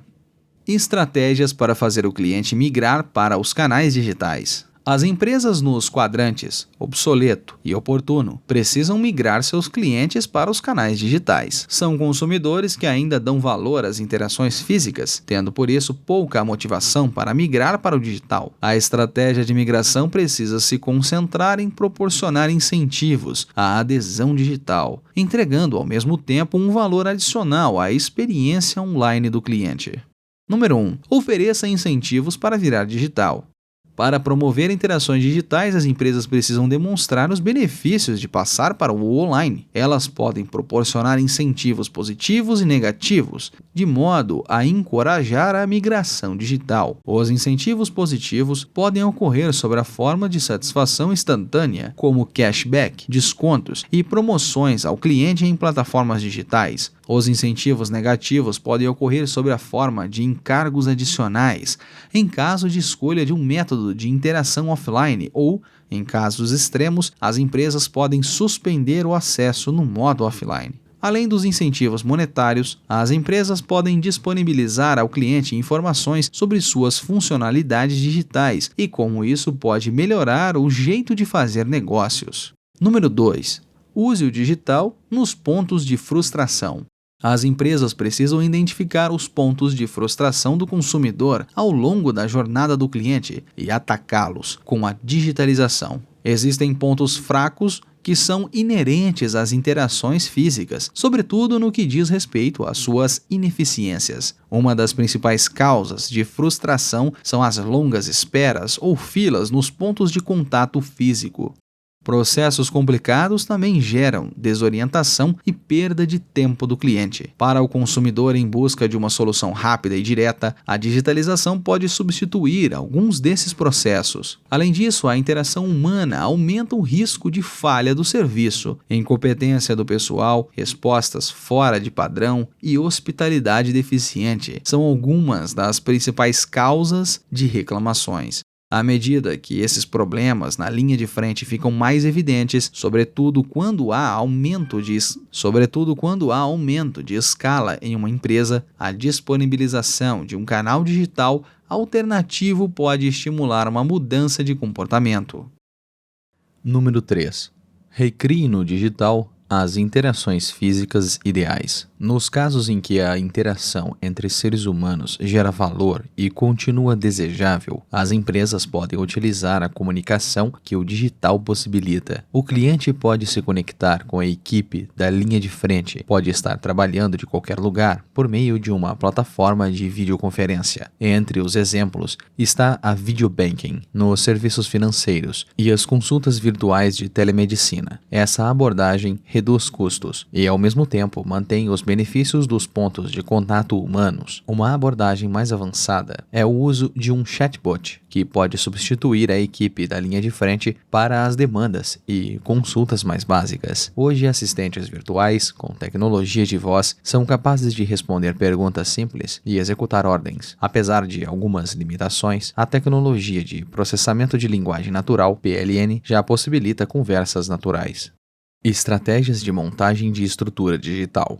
O desafio para as empresas, nos quadrantes obsoleto e orgânico, é montar uma estrutura que cuide das necessidades dos clientes digitais. As empresas precisam investir em infraestrutura digital, hardware, software e sistemas de TI, que será a base da entrega da experiência digital do cliente. Ao final, elas precisam reforçar a capacidade da organização, o que inclui expertise digital e competências e uma cultura ágil.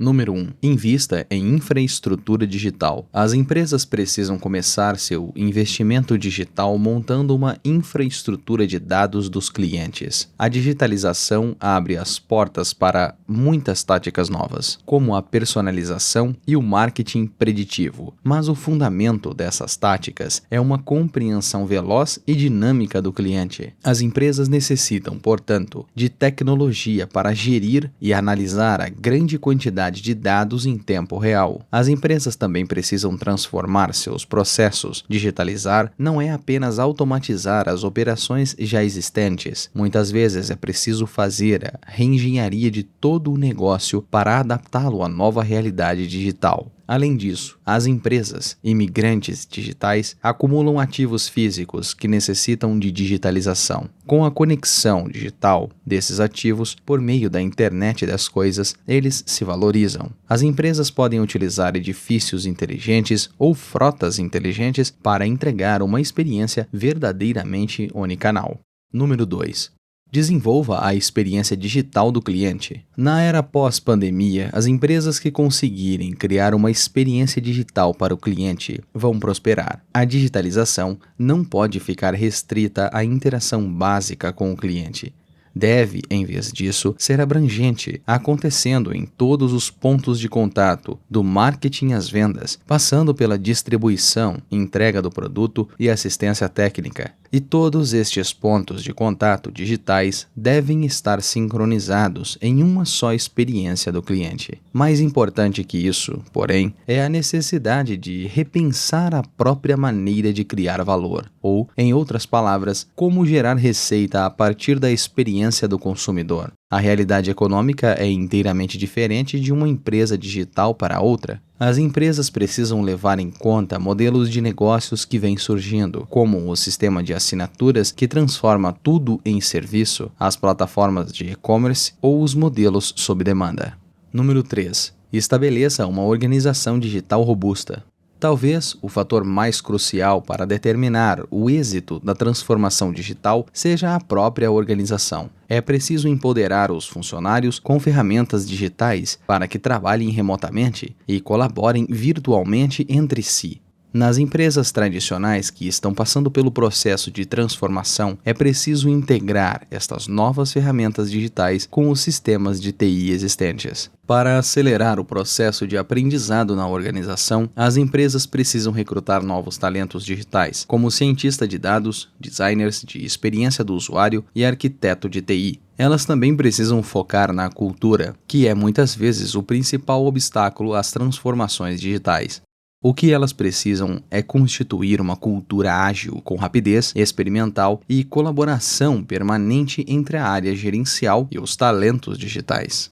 Estratégias para reforçar a liderança digital. Diante das expectativas cada vez maiores dos clientes, as empresas do quadrante onipresente não podem ficar paradas. Como as outras estão reduzindo a distância, essas empresas estão sob pressão para elevar o sarrafo. Os clientes digitais, a geração Y e a geração Z, já não se satisfazem mais com o básico. As empresas precisam agregar tecnologias avançadas, a Next Tech, a experiência do consumidor, a nova CX. Número 1. Adote a Next Tech. Para as empresas onipresentes, o marketing de conteúdo nas mídias sociais e as plataformas de e-commerce são considerados fatores de higiene, sem os quais elas não conseguem competir. Para ir além, as empresas precisam adotar tecnologias mais avançadas antes que se tornem concorrentes. Elas devem cogitar o uso de IA para turbinar as ações de marketing. Um exemplo é o uso de tecnologia de processamento de linguagem natural para empoderar chatbots e assistentes de voz. Uma combinação de IA, biometria, sensores e internet das coisas pode ajudar as empresas a entregar um ponto de contato físico movido à digitalização, que seja ao mesmo tempo personalizado para cada indivíduo, contextual no momento exato da interação. O emprego da realidade aumentada e da realidade virtual pode dar mais tempero à campanha de marketing e à exploração de produtos. São tecnologias que podem ser decisivas e é responsabilidade dos líderes digitais atuar como pioneiros. Para uma discussão mais detalhada sobre a Next Tech, veja no capítulo 6. Número 2. Introduza a nova CX. Uma jornada sem atrito é o sonho de todo consumidor. No passado, a passagem do offline para o online e vice-versa costumava ser sofrida, pois os pontos de contato não eram conectados e permaneciam isolados. O cliente não era reconhecido instantaneamente e tinha que se reapresentar toda vez que passava de um canal para outro. Com a digitalização, a experiência do cliente sem atrito, em que o valor total gerado é maior que a soma dos pares, pode enfim se tornar uma realidade. Essa é a nova CX. As empresas devem se concentrar em entregar a nova CX em 3 níveis distintos: o informativo, o interativo e o imersivo. Toda vez que o cliente buscar uma resposta, desejar uma conversa ou cercar-se de experiências sensoriais, as empresas devem estar prontas para entregar. Mais informações sobre a nova CX podem ser encontradas no capítulo 7. Número 3. Reforce sua posição como marca digital first. Ser uma marca digital first significa colocar todos os seus recursos e serviços nas necessidades do cliente digital, antes de cuidar do resto. Não se trata de ser uma empresa de tecnologia de ponta ou ter a melhor infraestrutura de TI. É uma questão de ter uma visão e estratégias gerais que ponham no centro tudo aquilo que for digital. O design da experiência do cliente deve estar centrado na criação de uma ponte entre o mundo físico e o digital. Os produtos digitais devem ter prioridade no pipeline. E o mais importante, todo o pessoal e todos os processos da organização devem estar digitalmente preparados. Notas do narrador. Logo abaixo deste texto há uma figura de número 5.5. Sua legenda é: As estratégias de digitalização. Essa figura, como as demais, é muito complexa para ser descrita no áudio e estará disponível junto com o download deste livro no blog esot.com/blog. Confira os links na descrição. O texto continua. A Covid-19 ajudou os clientes a distinguir as verdadeiras marcas digital first daquelas que apenas aspiram a sê-lo. O impacto repentino da pandemia pegou as empresas desprevenidas. As marcas digital first estão prosperando durante a crise sem ter que suar a camisa ainda mais.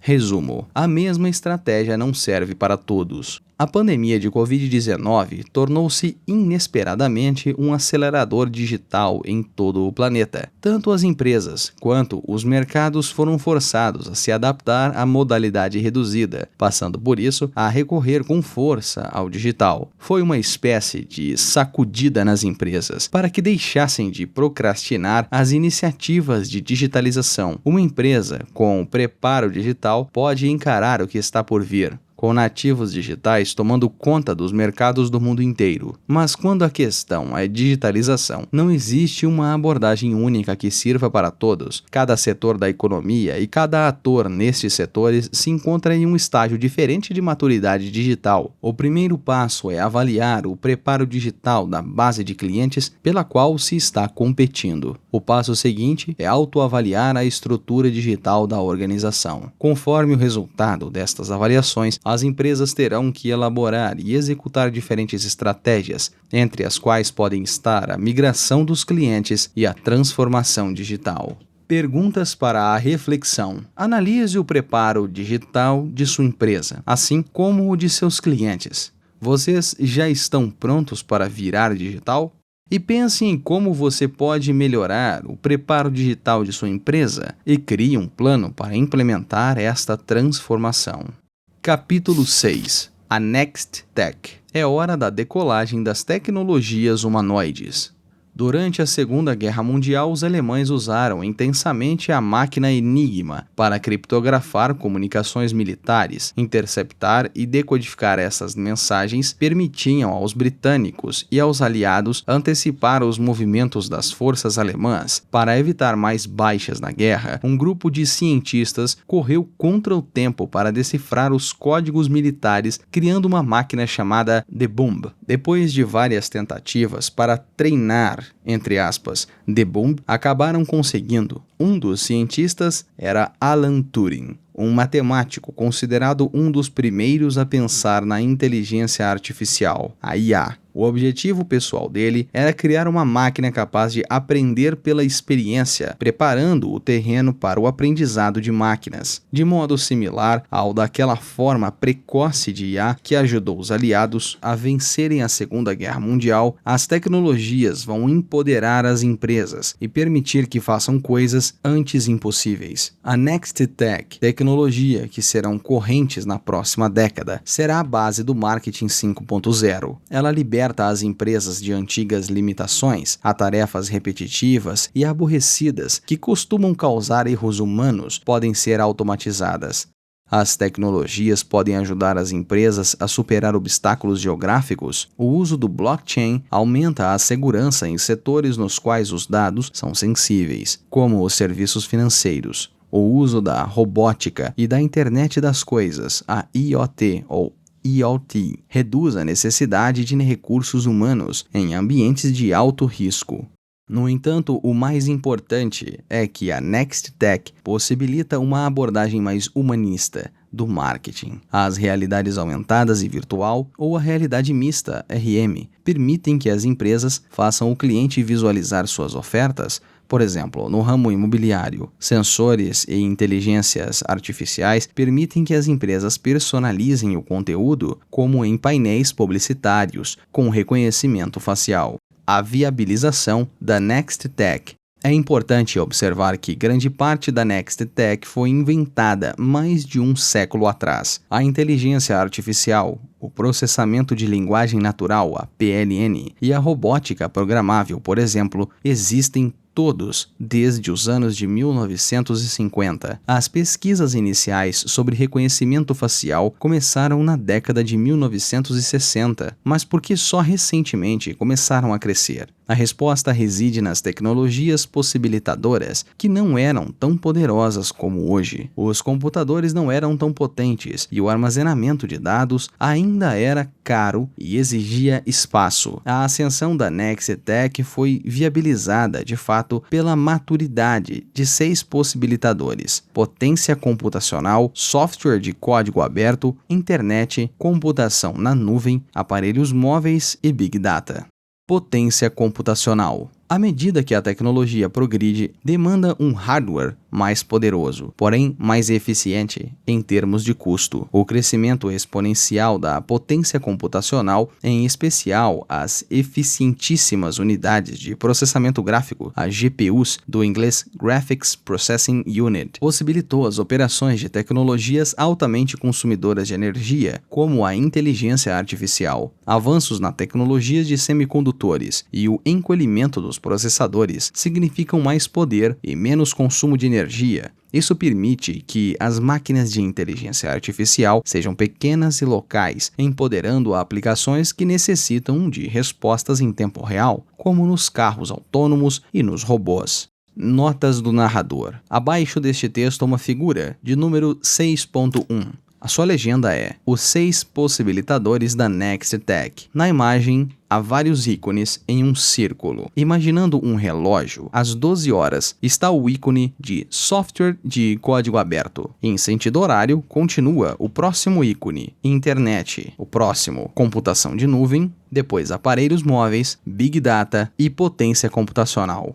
terminando toda a sequência como um relógio. Esta e outras imagens estarão disponíveis no blog. Links na descrição. O texto continua.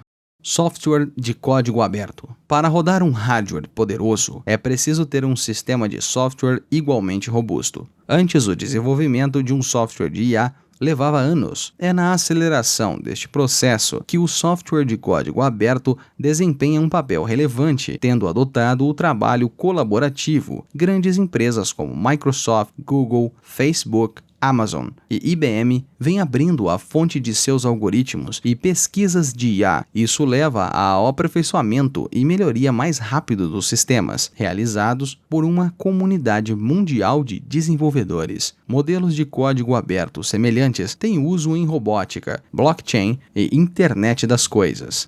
Internet.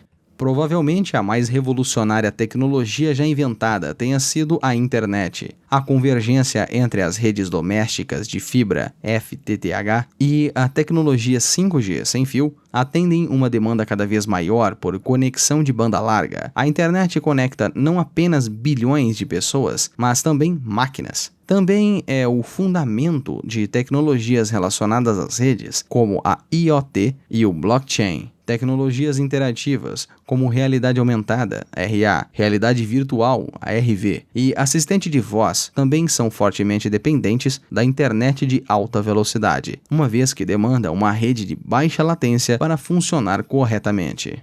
Computação na nuvem. Outro importante possibilitador é a computação na nuvem. O acesso compartilhado a sistemas informativos, em particular softwares e armazenamento na web, o que permite aos usuários trabalhar remotamente. A pandemia de Covid-19 e o trabalho remoto que ela impôs tornaram a computação na nuvem ainda mais crucial para as empresas. Aquelas que usam a computação na nuvem não precisam investir em hardware e software caros para rodar aplicações complexas como a IA. Em vez disso, a praxe é assinar serviços que usam infraestrutura compartilhada oferecida por provedores de computação na nuvem. Isso dá às empresas a flexibilidade para aumentar a escala da assinatura na medida do aumento da necessidade. E como os provedores atualizam constantemente suas infraestruturas, as empresas não precisam se preocupar em estar em dia com a última tecnologia. 5 grandes atores da IA também dominam o mercado da computação na nuvem: a Amazon, Microsoft, Google, Alibaba e IBM. Aparelhos móveis. A tendência de computação distribuída foi possibilitada pelo desenvolvimento dos aparelhos móveis. A evolução da computação móvel foi tão intensa que os smartphones mais avançados de hoje são tão poderosos quanto um computador desktop era anos atrás, o que faz deles o principal aparelho que a maioria das pessoas usa para a computação e acesso à internet. A portabilidade dos aparelhos facilita a mobilidade, o que, por sua vez, aumenta a produtividade em deslocamento. Também permite a entrega distribuída de experiência do cliente. Hoje os smartphones são robustos o suficiente para permitir reconhecimento facial, assistência de voz, RA, RV e até impressão 3D.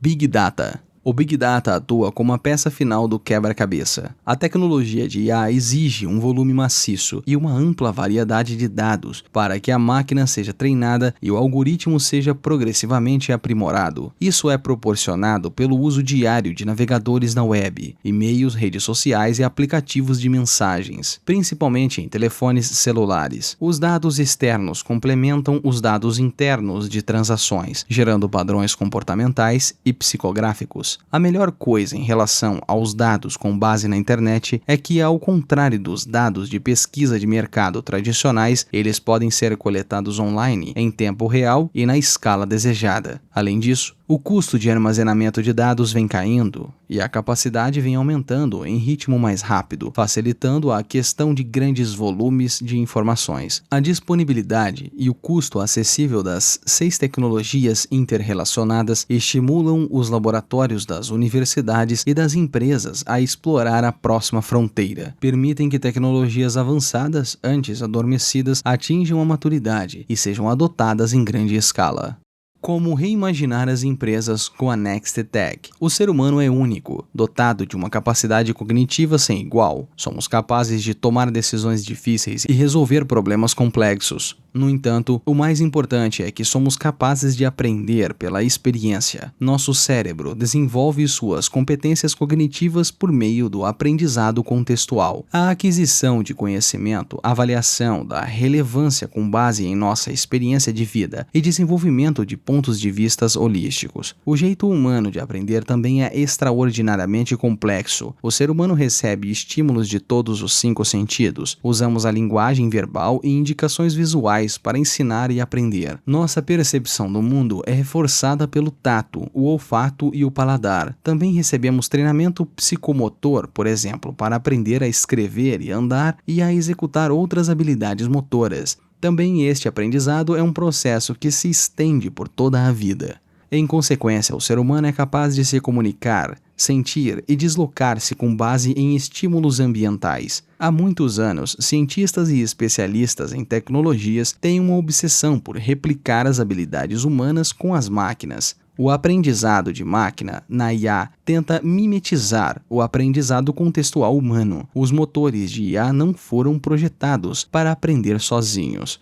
Como os seres humanos, eles precisam ser treinados para saber o que aprender usando algoritmos. Encontram relevância no Big Data, que lhes serve de exemplo contextual. Por fim, conseguem compreender, entre aspas, os algoritmos e extrair sentido completo destes dados. Os sensores desempenham um papel no aprendizado, imitando os sentidos humanos. Por exemplo, o reconhecimento facial e de imagens pode ajudar as máquinas a distinguir objetos com base no modelo de aprendizado visual dos seres humanos. Além disso, a competência cognitiva dos computadores lhe permite mimetizar a comunicação social com o PLN e realizar movimentos físicos com a robótica. Embora as máquinas ainda não possuem a consciência e o refinamento do ser humano, são mais resistentes e confiáveis, além de poderem assimilar uma quantidade maciça de conhecimento em pouco tempo. A singularidade do ser humano, porém, não para por aí. Nós conseguimos compreender conceitos abstratos, como ética, cultura e amor, desprovidos de existência física. Essa capacidade de imaginação, além do simples raciocínio, torna o ser humano mais criativo. Isso, de certa forma, o leva a se desviar daquilo que é considerado racional e razoável.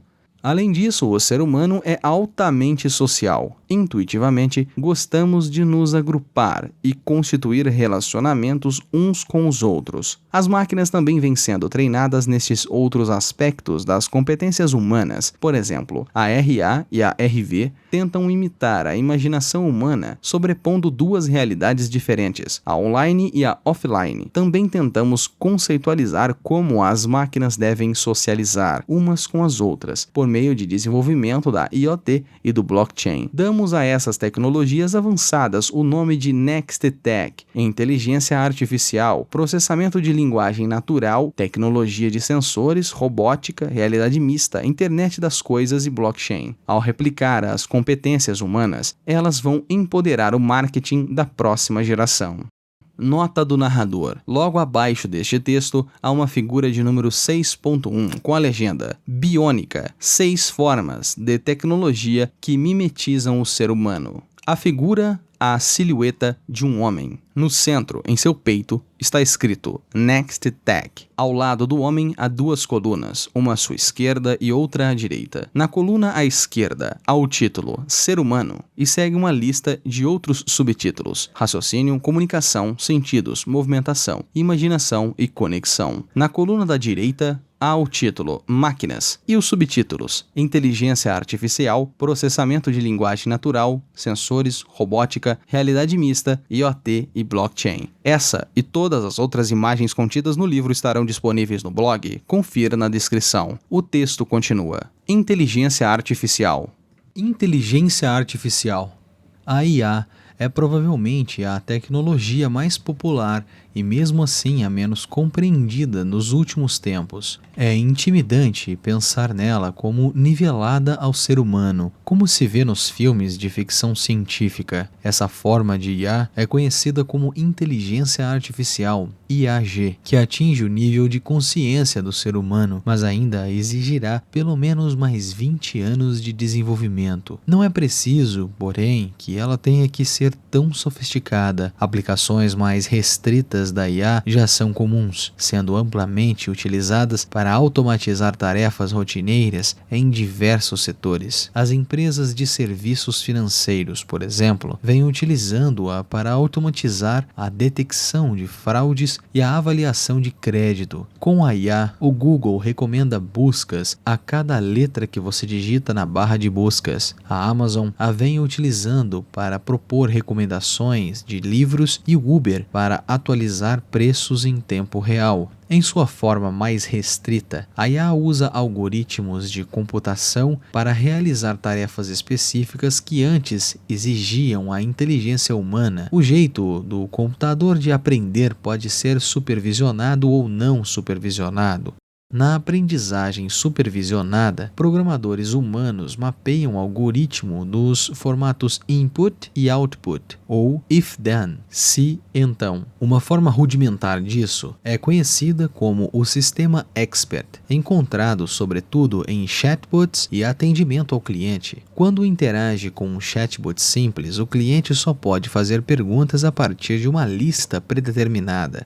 As empresas cujos processos são recorrentes e padronizados podem usar o sistema Expert em sua automação. Na IA não supervisionada, o computador aprende e descobre padrões antes desconhecidos à medida que analisa o histórico de dados, com quase nenhum envolvimento humano. A IA analisa e transforma dados desestruturados em informações estruturadas. As aplicações no campo do marketing são inúmeras. Uma das mais importantes é interpretar e extrair ideias do Big Data. A partir de posts de redes sociais, históricos de transações e outros dados comportamentais, a IA pode agrupar os clientes em clusters, grupos homogêneos, permitindo que as empresas realizem segmentações e seleção de mercados-alvo com base em dados, em uma base que possibilita às empresas oferecer customização e personalização, a recomendação de produtos, precificação e campanhas de marketing de conteúdo. À medida que o cliente reage a essas ofertas, o computador aprende continuamente e altera o algoritmo.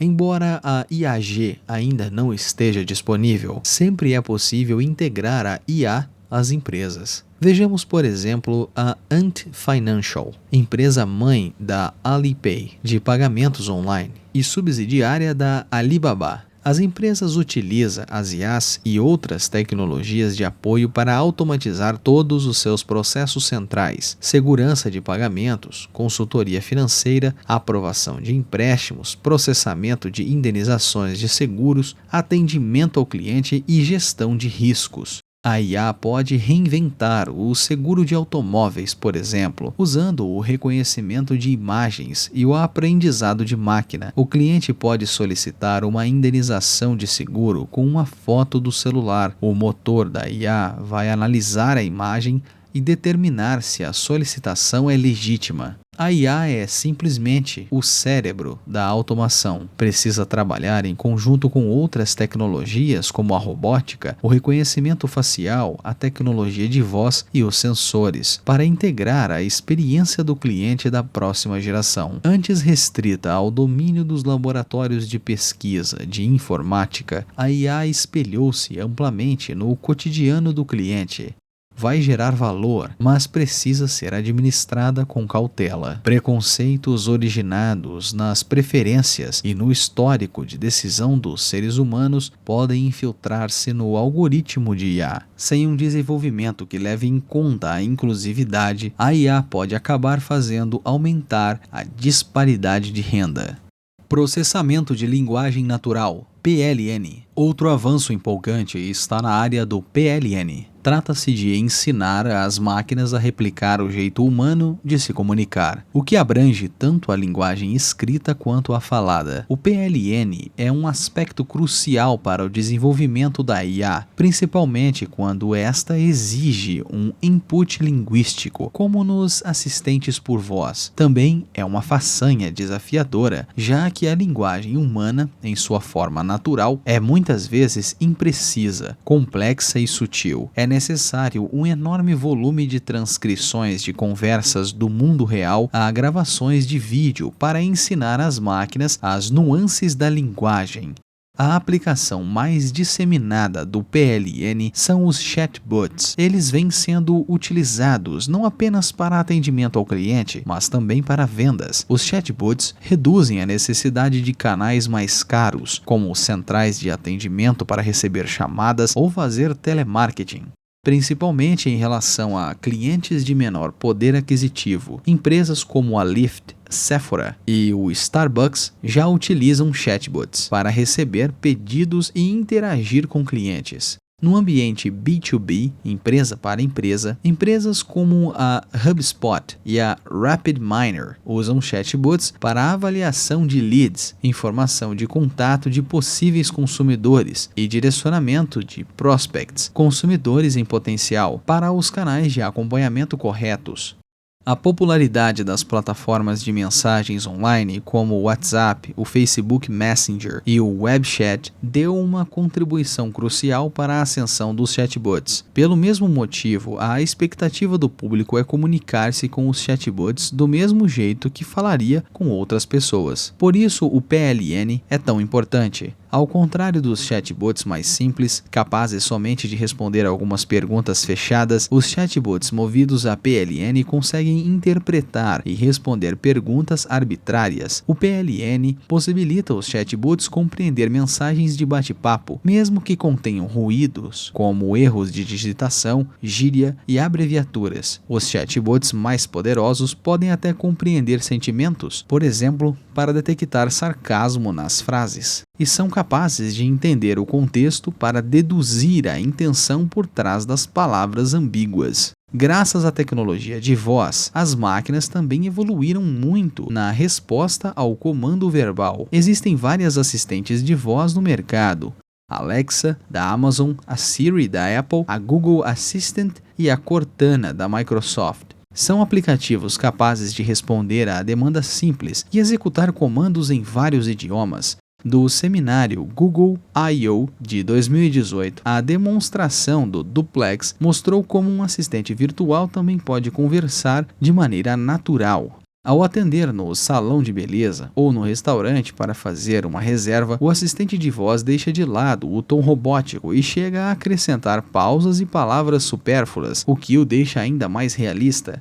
Com esse desenvolvimento recente, cada vez mais clientes começam a fazer buscas e compras por meio dos assistentes de voz. Esses assistentes farão comparações entre produtos e recomendações de marcas a adquirir com base no histórico de decisões. Quanto mais produtos forem comprados, mais precisa será a sugestão. Para antecipar este método de compra inteiramente novo, as marcas precisam estar prontas e coletar Big Data por conta própria para compreender os algoritmos de compra que refletem as preferências dos usuários. Tecnologia de sensores. Além do reconhecimento de texto e de fala, os computadores também aprendem pelo reconhecimento facial e de imagens. Essa tendência é alimentada pela popularidade cada vez maior das fotos e das selfies na era das mídias sociais. Resumindo, o que o reconhecimento de imagem faz é escanear uma imagem e buscar algo parecido na web ou em uma base de dados. Sendo o líder dos motores de busca, o Google desenvolveu a funcionalidade do reconhecimento de imagem, na qual o usuário pode realizar uma busca a partir de uma imagem.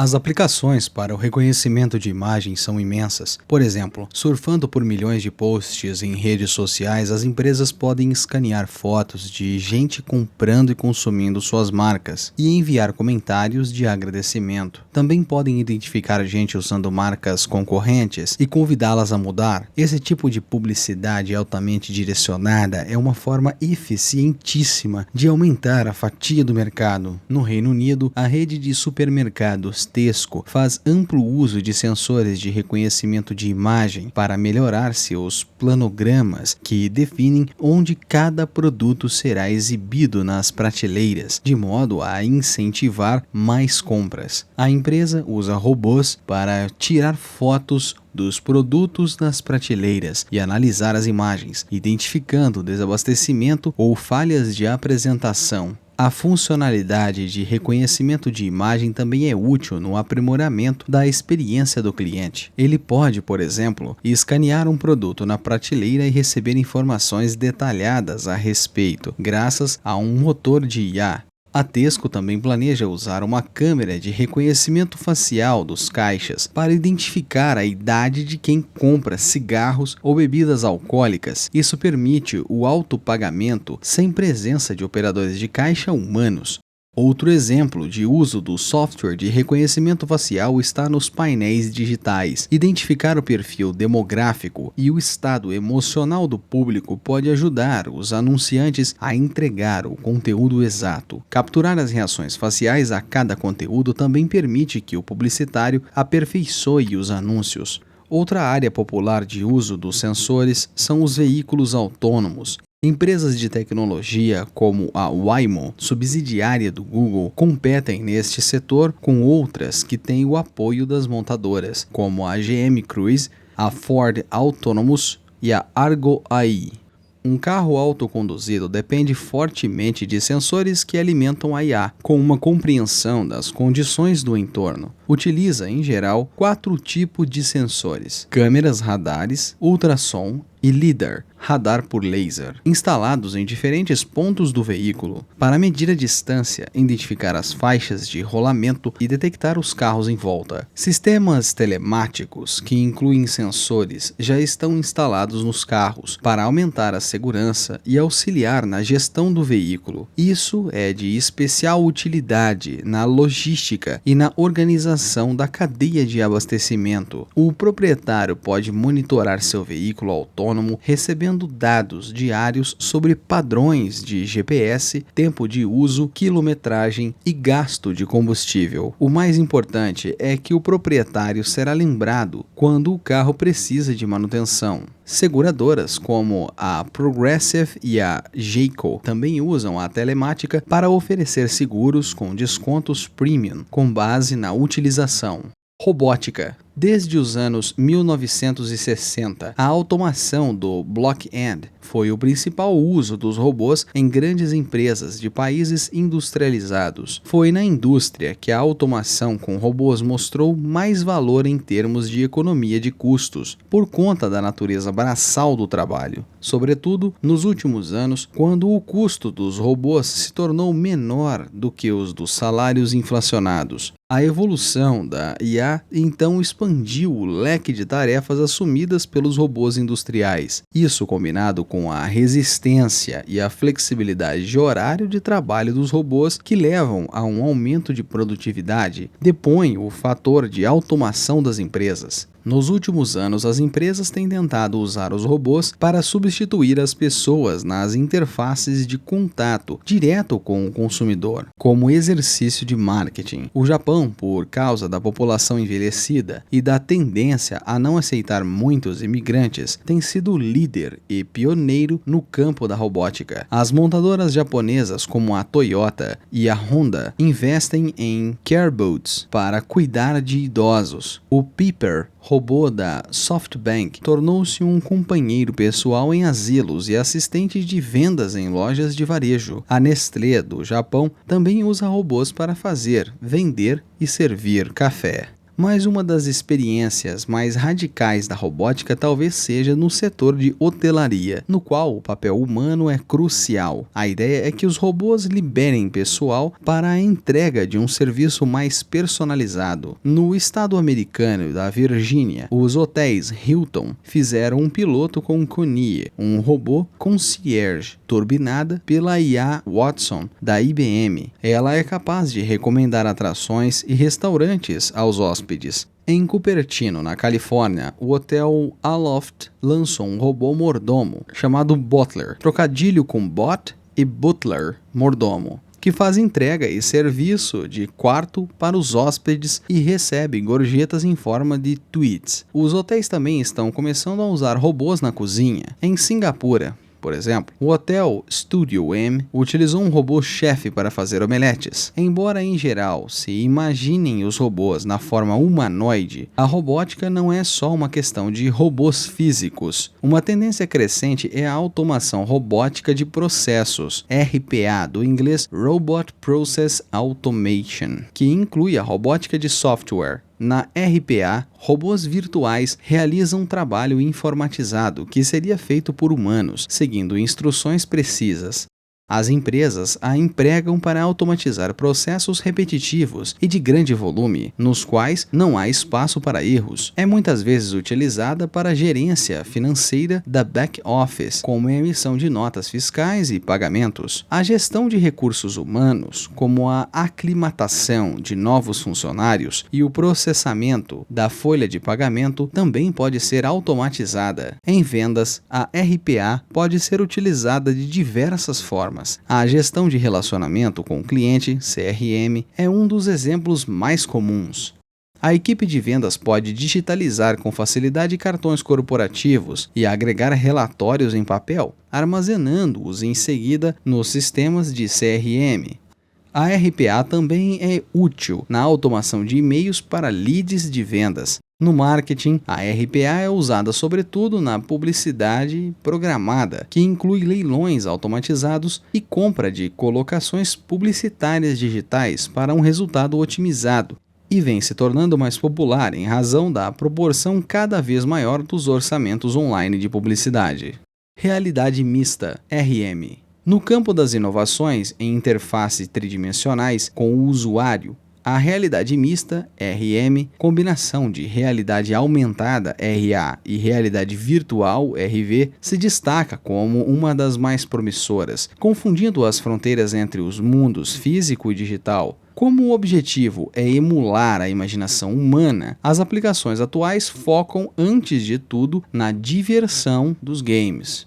Mas algumas marcas já estão investindo na RM para melhorar a experiência do cliente. Na RA, o conteúdo digital interativo se sobrepõe à visão do usuário dos ambientes do mundo real. Um exemplo popular de game para celular baseado em IA, RA é o Pokémon Go, no qual criaturas imaginárias parecem estar fisicamente próximas de nós quando vistas na tela do telefone. Com o passar dos anos, o tipo de conteúdo digital sobreposto vem evoluindo, passando do simplesmente visual ao feedback tátil e às sensações olfativas. A RV é, de certa maneira, o oposto da RA. A RA é como trazer objetos digitais para o mundo real, ao passo que a RV é como levar você para o mundo digital. Em geral, a RV troca a visão do usuário por um ambiente digital simulado. Usando óculos especiais, o usuário pode vivenciar a sensação de uma montanha russa ou de atirar em alienígenas. Para usar a RV, o usuário pode escolher óculos específicos, como o Oculus Rift, ou adaptados para celulares, como o Google Cardboard. Os consoles de games da Sony e da Nintendo também oferecem aparelhos de RV como extensão. A capacidade de misturar os mundos digital e real é revolucionária para o marketing. Abre infinitas possibilidades de entrega de um conteúdo de marketing envolvente, sobretudo pelo fato de a RM estar arraigada nos videogames. A RM permite que as empresas embutam informações e histórias adicionais em seus produtos de um jeito divertido e empolgante. Isso, por sua vez, possibilita que o cliente visualize a si mesmo não apenas avaliando, mas utilizando o produto. De certa forma, agora o cliente é capaz de consumir, entre aspas, o produto antes mesmo de decidir comprá-lo. O setor de turismo utiliza a RM para oferecer um tour virtual, motivando as pessoas a visitar de fato determinado destino. O Museu do Louvre, por exemplo, proporciona uma experiência virtual ao usuário que esteja com óculos HTC Vive VR. Pode-se não apenas ver a Mona Lisa de perto, mas também conhecer mais sobre o quadro. Varejistas usam a RM para experimentação virtual de produtos ou ofertas de tutoriais. A IKEA, por exemplo, cria imagens 3D de seus produtos e usa a RA para ajudar compradores em potencial a visualizar como os móveis vão ficar nos cômodos. A Lawnware, varejista americana de materiais de construção, usa a RV para treinar o usuário passo a passo em reformas domésticas feitas por conta própria. Do setor automotivo, por exemplo, a RA é amplamente empregada por Mercedes-Benz, Toyota e Chevrolet, sob a forma de um painel virtual sobreposto ao para-brisa, evitando que o motorista baixe os olhos. A Land Rover ampliou esta ideia sobrepondo imagens completas do terreno à frente no para-brisa e criando a impressão de que o capô do carro é transparente. A Toms é um exemplo de como a RV vem sendo usada pelo marketing, mas também para gerar impacto social. A empresa é famosa por sua política de doar um par de sapatos para cada par vendido. Com a RV, a Toms permite que o cliente vivencie como é doar os calçados a crianças carentes. Internet das Coisas, IoT e Blockchain. A IoT se refere à interconectividade de máquinas e aparelhos que se comunicam entre si, celulares, aparelhos vestíveis, eletrodomésticos, automóveis, medidores de energia inteligentes e câmeras de vigilância. São alguns exemplos de aparelhos conectados. As pessoas podem usar a IoT ou IoT para montar uma casa inteligente. As empresas podem usá-la para monitoramento e rastreamento remoto de ativos, como edifícios e a frota de veículos. O mais importante é que a IoT possibilita a entrega de uma experiência do usuário sem descontinuidade. Uma experiência sem atritos passou a ser possível, já que todos os pontos de contato físico se tornaram digitalmente conectados através da IoT. Um excelente exemplo é o caso da Disney. O parque temático tira proveito da IoT para eliminar qualquer atrito e redefinir a experiência do cliente no parque. Integrada com o site My Disney Experience, a pulseira Magic Band armazena informações do cliente, funcionando assim como um ingresso para o parque, chave do quarto e método de pagamento. A pulseira se comunica o tempo todo com as milhares de sensores nos brinquedos, restaurantes, lojas e hotéis graças a uma tecnologia de frequência de rádio. A equipe da Disney pode monitorar a movimentação do cliente, antecipando a entrada de um visitante a 10 metros de distância, podendo atendê-lo proativamente. Imagine ser recebido pessoalmente pelo seu nome, sem precisar dizer nada. Os dados de movimentação dos clientes que são coletados têm um enorme valor na definição dos locais das ofertas ou na recomendação dos caminhos mais rápidos para visitantes chegar às suas atrações favoritas. O blockchain é outro método de tecnologia distribuída, uma experiência de sistema de registro aberto e distribuído. O blockchain registra dados criptografados em uma rede peer-to-peer. Um bloco é como uma página de um livro-caixa contendo todas as transações anteriores. Quando um bloco é terminado, não não pode mais ser alterado, cedendo lugar ao bloco seguinte da cadeia. A segurança do blockchain permite transações entre duas partes sem a intermediação de um banco. Também possibilitou a invenção do Bitcoin, criptomoeda que não necessita de banco central. A natureza segura e transparente do registro do blockchain representa uma revolução em potencial para o marketing. A IBM, em colaboração com a Unilever, adotou um projeto de blockchain para aumentar a transparência no posicionamento da publicidade digital. A Associação Nacional de Anunciantes dos Estados Unidos estimula que, para cada dólar investido em mídia, apenas 30 a 40 centavos chegam ao veículo e o restante fica com intermediários. O blockchain é usado para rastrear esta cadeia de transações do anunciante ao veículo, identificando ineficiências. Uma aplicação similar do blockchain também pode ajudar o cliente a verificar se compromissos do anunciante, como comércio justo e matéria-prima 100% orgânica, são autênticos por meio do registro das transações de cadeia de abastecimento. Outra área de implementação é a gestão de dados dos clientes. Hoje, os dados dos consumidores estão dispersos entre várias empresas e marcas. Um cliente pode, por exemplo, participar de dezenas de programas de fidelidade, compartilhando informações pessoais com inúmeras partes. Esta natureza fragmentada torna mais difícil para o consumidor acumular pontos e torná-los numerosos o suficiente para valerem a pena. O blockchain tem o potencial de integrar diversos programas de fidelidade e, ao mesmo tempo, reduzir os atritos nas transações entre eles. Resumo: é hora de decolar das tecnologias humanoides. Há várias décadas, a Nextech vem sendo desenvolvida, mas se encontra em um certo estado de hibernação. Na próxima década, ela vai finalmente decolar. Todos os pilares já foram erguidos: processadores poderosos, softwares de código aberto, internet de alta velocidade, computação na nuvem, celulares onipresentes e Big Data. Nesse estágio avançado, o objetivo da tecnologia é emular o jeito de aprender dos seres humanos, altamente contextual.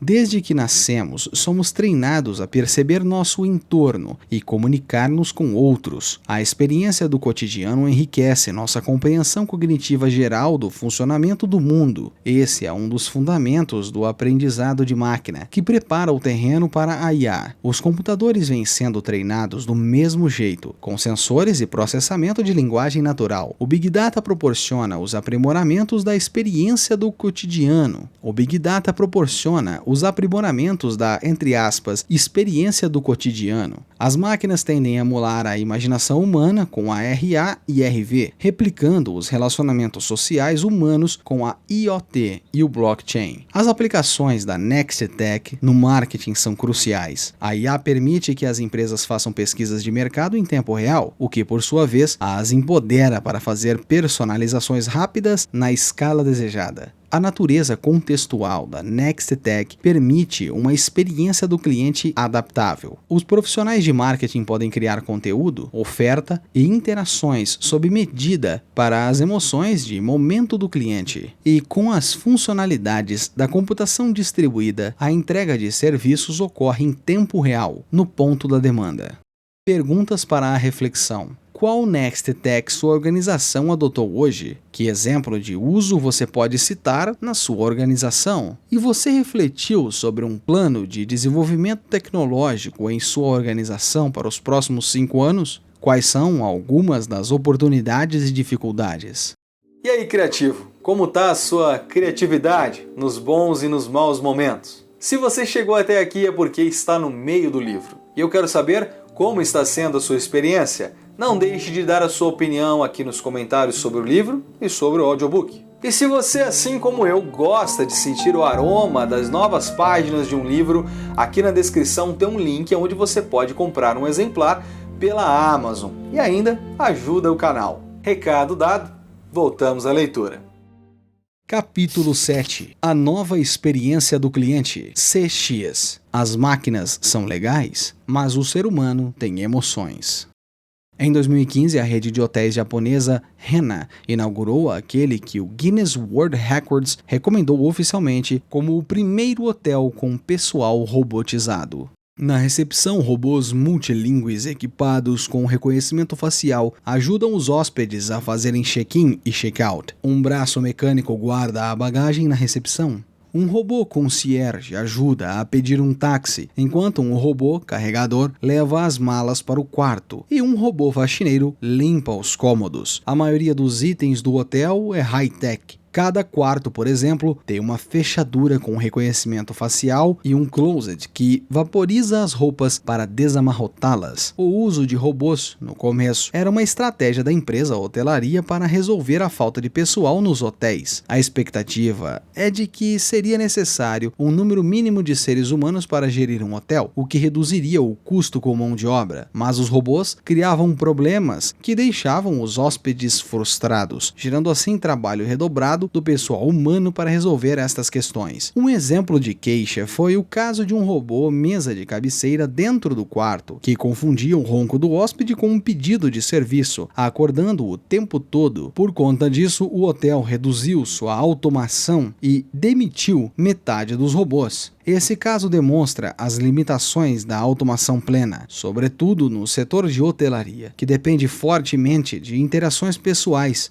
Pontos de contato inteiramente eletrônicos talvez não sejam, no fim das contas, a melhor opção. Não dá para automatizar todas as tarefas, uma vez que a conexão humana ainda é indispensável. Os robôs são de fato legais, mas quem tem emoções é o ser humano. Uma combinação de ambos seria o futuro da experiência do cliente, CX. O fato de que cada vez mais consumidores vêm usando uma combinação de canais online e offline sustenta esta ideia. Uma pesquisa da McKinsey revelou que 44% dos clientes no mundo inteiro adotaram o web rooming, busca online e compra na loja física, ao passo que 23% optaram pelo showrooming, experiência na loja física e compra online.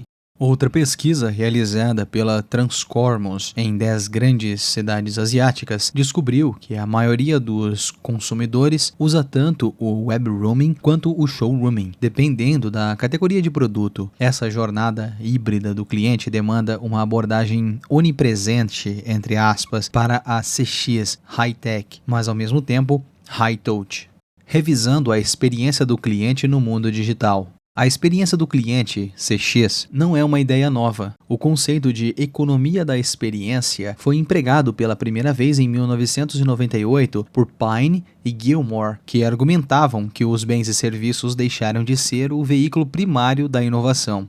Ficaram tão indistinguíveis que o preço premium não é mais possível sem um upgrade de estratégia. Uma pequena diferença nas categorias do produto pode evitar que o cliente mude para um concorrente, mas é difícil que venha a aumentar o preço que ele está disposto a pagar. As empresas precisam seguir para o próximo passo na progressão do valor econômico, a experiência, recorrendo ao teatro com metáfora. Uma empresa experiencial se envolve com o cliente de maneira memorável, usando bens como deixas e serviços como palco. Esse conceito se tornou corrente com o advento da digitalização. Antes de tudo, a transparência da internet tornou mais fácil para o consumidor comparar produtos e serviços, acelerando ainda mais a comoditização. Por isso, as empresas precisam inovar em experiência que vão além das ofertas básicas. O mais importante, porém, é que o consumidor anseia por uma conexão genuína com as marcas, o que, paradoxalmente, se tornou raro na era da conexão. Em consequência, hoje as empresas se sentem forçadas a interagir e se engajar com o cliente via internet e outras tecnologias digitais. Como os produtos viraram commodities, agora as empresas voltam ao foco da inovação para todos os pontos de contato relacionados ao produto. As novas maneiras de interagir com o produto passaram a ser mais interessantes do que o produto em si. O segredo para vencer a concorrência não reside mais no produto, e sim em como o cliente avalia, compra, usa e recomenda este produto. A CX tornou-se essencialmente um jeito novo e eficiente de as empresas criarem e entregarem mais valor para o cliente. Na verdade, a CX é um dos motores principais dos resultados nas empresas. 1/3 dos clientes conectados está disposto a pagar mais por uma CX excepcional, segundo uma pesquisa da Salesforce. Um estudo da PwC também mostrou que quase 3 em cada 4 clientes dizem que uma ótima CX, ou seja, experiência do consumidor, vai fidelizá-los. E os consumidores pagariam um preço premium de até 16% mais por uma experiência melhor.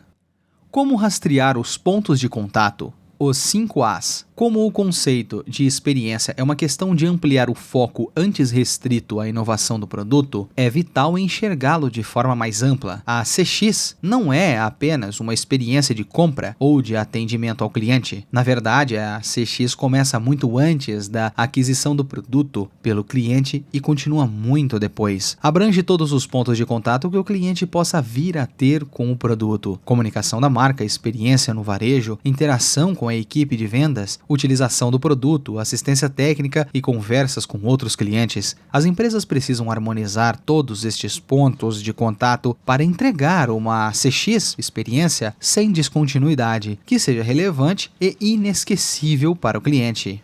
Em Marketing 4.0, apresentamos um modelo para mapear os pontos de contato e criar uma experiência superior. O caminho dos 5 As do cliente descreve a jornada do consumidor quando ele compra e consome produtos e serviços no mundo digital. Trata-se de uma ferramenta flexível que se aplica a qualquer setor e, quando utilizada para descrever o comportamento do consumidor, pinta um retrato mais próximo da verdadeira jornada do cliente. Este modelo não só continua relevante na atualidade, como também representa uma base robusta para enxergar de que forma integrar ser humano e máquina na experiência geral do cliente.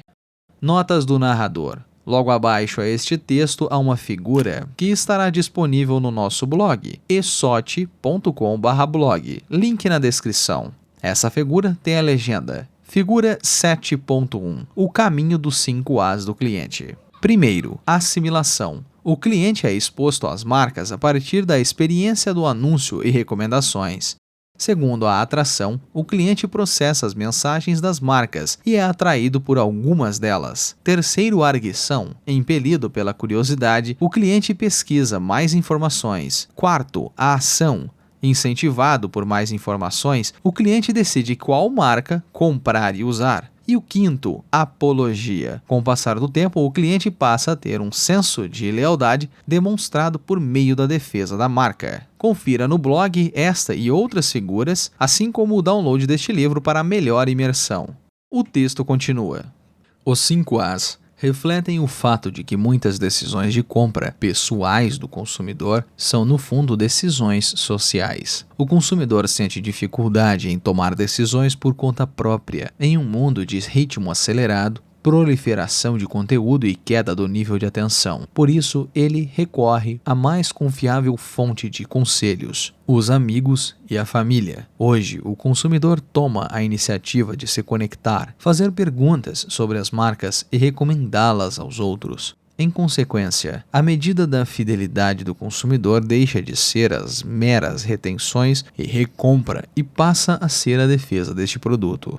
Na fase de assimilação, o consumidor é exposto a uma longa série de marcas com base em experiências, comunicações de marketing ou defesa da marca feita por terceiros. Tendo assimilado várias marcas, o consumidor passa a processar todas as mensagens às quais foi exposto, criando memórias de curto prazo ou ampliando memórias de longo prazo, e se vê atraído por apenas uma lista restrita destas marcas. Essa é a fase de atração. Impelido pela curiosidade, o consumidor costuma tomar a iniciativa de pesquisar as marcas que o atraem, em busca de mais informações junto a amigos e família, a mídia ou diretamente com as marcas. É o estágio de arguição. Caso tenha sido convencido pelas informações adicionais no estágio de arguição, os clientes passarão à ação. É importante lembrar que as ações desejáveis do cliente não está limitada à atividade de compra. Depois de comprar determinada marca, o cliente vai interagir mais profundamente através do consumo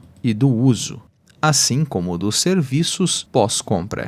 Com o passar do tempo, o cliente pode desenvolver um senso de fidelidade à marca, que se reflete na retenção, na recompra e, por fim, na defesa da marca para outras pessoas. É o estágio de apologia. O objetivo máximo de toda empresa deve ser levar o cliente da assimilação à apologia, proporcionando interações excepcionais ao longo da jornada. Para realizar isso, as empresas precisam projetar meticulosamente cada ponto de contato e determinar onde usar as automações e onde usar um toque humano pessoal. Em geral, a automação é útil quando o cliente exige apenas a rapidez e eficiência, como na hora de fazer uma reserva ou um pagamento. Por outro lado, o ser humano ainda é superior na realização de tarefas que exigem flexibilidade e compreensão do contexto, como uma interação de consulta e hospitalidade. O ser humano e a máquina na nova CX. Os papéis das pessoas e das máquinas têm importância igual em uma CX experiência híbrida. Não apenas os dois são melhores em coisas diferentes, mas também se complementam. A velocidade e a eficiência do computador concedem mais liberdade ao ser humano para a execução de novas outras atividades que exijam imaginação. A automação é uma ponte para levar nossa criatividade a um nível mais alto. Neste sentido, a tecnologia deve ser reconhecida como possibilitadora e aceleradora de inovações. Ela está a serviço do propósito para o qual tinha sido inventada, como libertadora de recursos humanos. Antes de fazermos um mergulho mais profundo naquilo em que máquinas e pessoas se saem melhor, precisamos entender o paradoxo de Moravec. Hans Moravec é o autor de uma frase famosa, segundo o qual é relativamente fácil fazer um computador sair-se bem em testes de inteligência, mas quase impossível atribuir-lhes a percepção e as competências motoras de uma criança de 1 ano de idade. O raciocínio, considerando uma funcionalidade de alto nível no ser humano, pode ser facilmente ensinado ao computador, pois envolve uma vida inteira de aprendizado consciente. Uma vez que sabemos como funciona, podemos simplesmente treinar as máquinas com esta mesma lógica em um processo bastante direto. Em razão do maior poder de processamento, elas vão aprender mais rapidamente do que conseguiríamos e usar o aprendizado de forma mais confiável. Por outro lado, o conhecimento sensorial e motor, nossas percepções e reações ao entorno, é mais difícil de treinar no computador. Parece uma competência de baixo grau de complexidade, aprendida na primeira infância, quando a criança interage sem dificuldade com as pessoas e o ambiente. É uma questão de empatia e de compreensão intuitiva dos sentidos das outras pessoas. Ninguém sabe como a criança desenvolve essa funcionalidade, já que a maioria provém de aprendizado inconsciente, adquirido ao longo de milhões de anos de evolução humana. Assim, para nós é difícil ensinar aquilo que não compreendemos. Os cientistas de inteligência artificial vêm tentando fazer uma engenharia reversa do aprendizado inconsciente, aplicando o processo consciente. O computador analisa bilhões de rostos e suas características singulares para reconhecer um por um e até adivinhar qual a emoção por trás dele. O mesmo vale para os estudos de vozes e de idiomas. Os resultados têm sido espetaculares, mas foram necessárias décadas para obtê-los. Na robótica, o êxito tem sido limitado. Os robôs vêm conseguindo replicar movimentos do nosso corpo com reação a estímulos exteriores, mas não conseguem reproduzir sua graciosidade. O computador consegue superar facilmente competências humanas vistas por muita gente como nossas grandes qualidades, como o raciocínio e o pensamento lógico. Inversamente, aquilo para o ser humano parece natural. Aprender exige da máquina décadas de enorme poder de processamento do computador para imitar competências em que nem sequer pensamos. Por exemplo, empatia e bom senso são aquelas que nos diferenciam dos computadores. É esse o paradoxo. Variações no tratamento da informação. Um fator-chave que define a distinção entre as pessoas e os computadores é a capacidade de lidar com informações. Existe uma ordem na gestão do conhecimento que é conhecida como hierarquia DICS. DICS, dados, informações, conhecimento e sabedoria. Existem várias versões de diferentes autores, e esta é parcialmente inspirada na peça The Rock, de T.S. Eliot. Usamos um modelo de 6 níveis, no qual acrescentamos ruído, entre aspas, e ideias, também entre aspas, ao modelo DICS. Os dados, as informações e o conhecimento são os domínios consolidados da máquina. O computador se torna extremamente bom na transformação de dados desorganizados em informações relevantes. Com rapidez e capacidade quase ilimitada, as novas informações resultantes são, em seguida, adicionadas a um reservatório de informações correlatas e os outros contextos já conhecidos para desenvolver algo chamado conhecimento. O computador organiza e gerencia este tesouro de conhecimento em seu armazenamento, para recuperá-lo sempre que necessário. A natureza quantitativa e o enorme poder de processamento tornam as máquinas ideais para este tipo de trabalho. Notas do narrador. Logo abaixo a este texto há uma figura de número 7.2, com a legenda: A pirâmide da gestão do conhecimento. Na imagem há uma pirâmide, aonde a base está marcada como domínio do ser humano, e o primeiro título é ruído. O meio da pirâmide está marcado como domínio das máquinas, e os títulos são, de baixo para cima, dados, informações, conhecimento. A terceira e última parte da pirâmide, o topo, está marcado como domínios do ser humano. E de baixo para cima há as ideias e a sabedoria. Esta e outras imagens estarão disponíveis no blog. O link está na descrição. O texto continua. Por outro lado, os 3 elementos mais difusos e intuitivos, ruído, ideias e sabedoria, pertencem aos domínios do ser humano. O ruído é uma distorção ou um desvio dos dados, que podem ser um grande fator de distração ao agrupar os dados de forma estruturada. Exemplo disso são os outliners, ou valores aberrantes, que o computador é capaz de identificar rapidamente como um desvio significativo de outros conjuntos de dados. Mas um outliner tanto pode ser uma variação válida quanto um erro. É a única forma de determinar, isso é, por meio de um juízo subjetivo, baseado na compreensão do mundo real. E é aí que o ser humano, um empresário, não um cientista de dados, desempenha um papel na decisão de manter o valor aberrante ou excluí-lo. O julgamento humano para filtrar o ruído é vital. Em alguns casos, a descoberta de anomalias, ou seja, de dados aberrantes, pode levar a novas ideias. Muitas vezes, pesquisadores de mercado ou etnógrafos têm ideias importantes pela observação de comportamentos heterodoxos do consumidor. Eles também podem buscar observar usuários extremos, nas duas pontas de uma distribuição estática normal, para encontrar ideias que fujam aos padrões. Como ocorrem raramente, em geral, essas observações incomuns são consideradas sem significância estatística. Os aspectos qualitativos da descoberta de ideias, além do conhecimento já consolidado, é mais adequado à natureza instintiva do ser humano.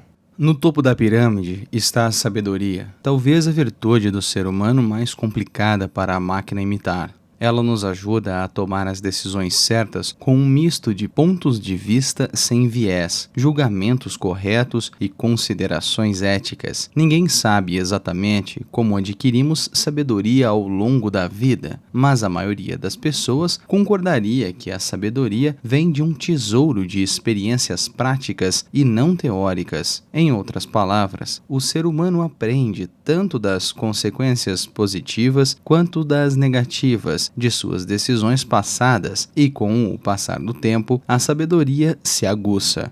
Ao contrário do aprendizado de máquina, que é restrito, trata-se de um processo muito amplo que abarca todos os aspectos da vida humana. Na área das pesquisas de mercado, o computador ajuda o profissional de marketing no processo de informações e na criação de modelos de simulação do mercado. No fim das contas, porém, o profissional de marketing precisa usar a sabedoria para extrair ideias práticas e tomar a decisão certa. Muitas vezes, é preciso que o ser humano desautorize a decisão recomendada pela inteligência artificial. Um bom exemplo foi o incidente aéreo que envolveu David Dow, retirado às forças de um voo da United em 2017. 4 passageiros tiveram que ceder seus lugares a um grupo de funcionários da empresa aérea que precisava embarcar com urgência na aeronave. Um algoritmo de maximização de receitas identificou Dow como um dos passageiros que podiam ser retirados por conta de seu status de cliente de menor valor, entre aspas. Avaliação baseada em seu programa de fidelidade e no tipo de tarifa. Um fato relevante que o computador não foi capaz de reconhecer era que Dow era um médico que precisava ver um paciente no dia seguinte. Obedecer cegamente ao viés do computador sem levar em conta a empatia humana pode levar muitas vezes à decisão errada. O tratamento grosseiro daquela situação sabotou a importância no toque humano na experiência.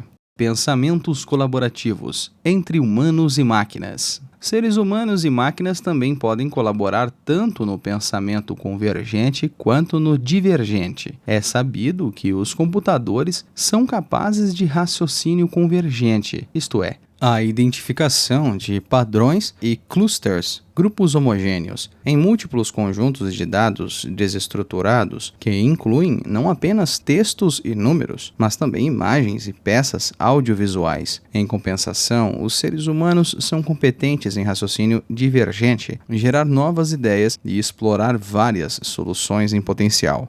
Essas funções complementares têm enorme potencial. Por exemplo, na melhoria da eficácia da publicidade, o computador pode analisar milhões de anúncios e descobrir correlações entre dimensões criativas básicas, paleta de cores, texto ou design. O resultado, o nível de assimilação, apelo emocional ou taxa de conversão em compras. Isso pode ser feito tanto para testes de criação pré-posicionamento, quanto para um levantamento do histórico de desempenho de anúncios.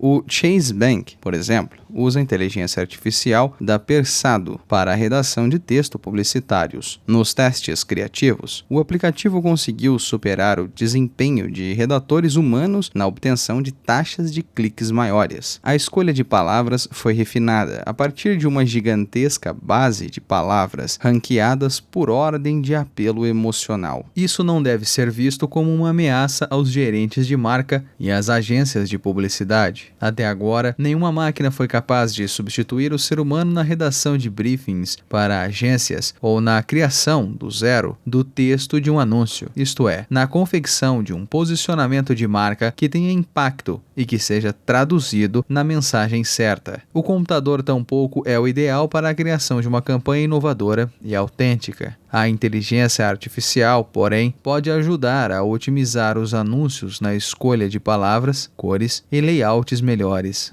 O ser humano e a máquina, na interface com o cliente.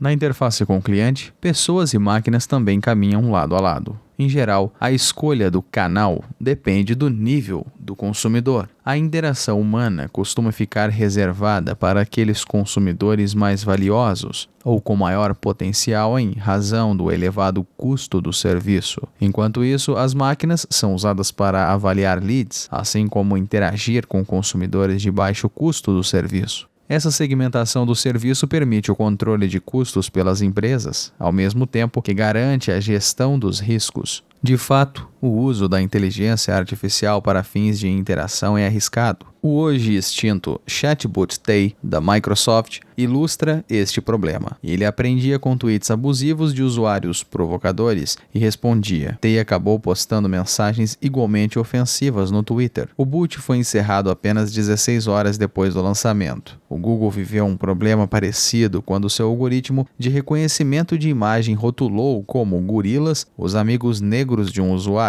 A empresa consertou o algoritmo eliminando a palavra gorila completamente dos seus rótulos. A insensibilidade da IA é uma das maiores ameaças a gerir. O computador cai bem apenas nos casos de demandas previsíveis e tarefas programadas. Soluções como quiosques self-service e chatbots cuidam apenas de pedidos e transações básicas. O ser humano é mais flexível em um leque mais amplo de assuntos, ficando por isso mais capacitado a ter bons desempenhos em funções consultivas. A melhor compreensão do contexto permite que o ser humano se adapte a circunstâncias imprevisíveis e situações incomuns flows com o cliente que fujam aos procedimentos padrão. A empresa de software HubSpot, por exemplo, usa o chatbot para capturar e desenvolver leads no topo e no meio do funil de vendas, mas ela designa uma equipe de vendas para fazer vendas consultivas para leads bem avaliados e uma equipe de autocontato para o onboarding.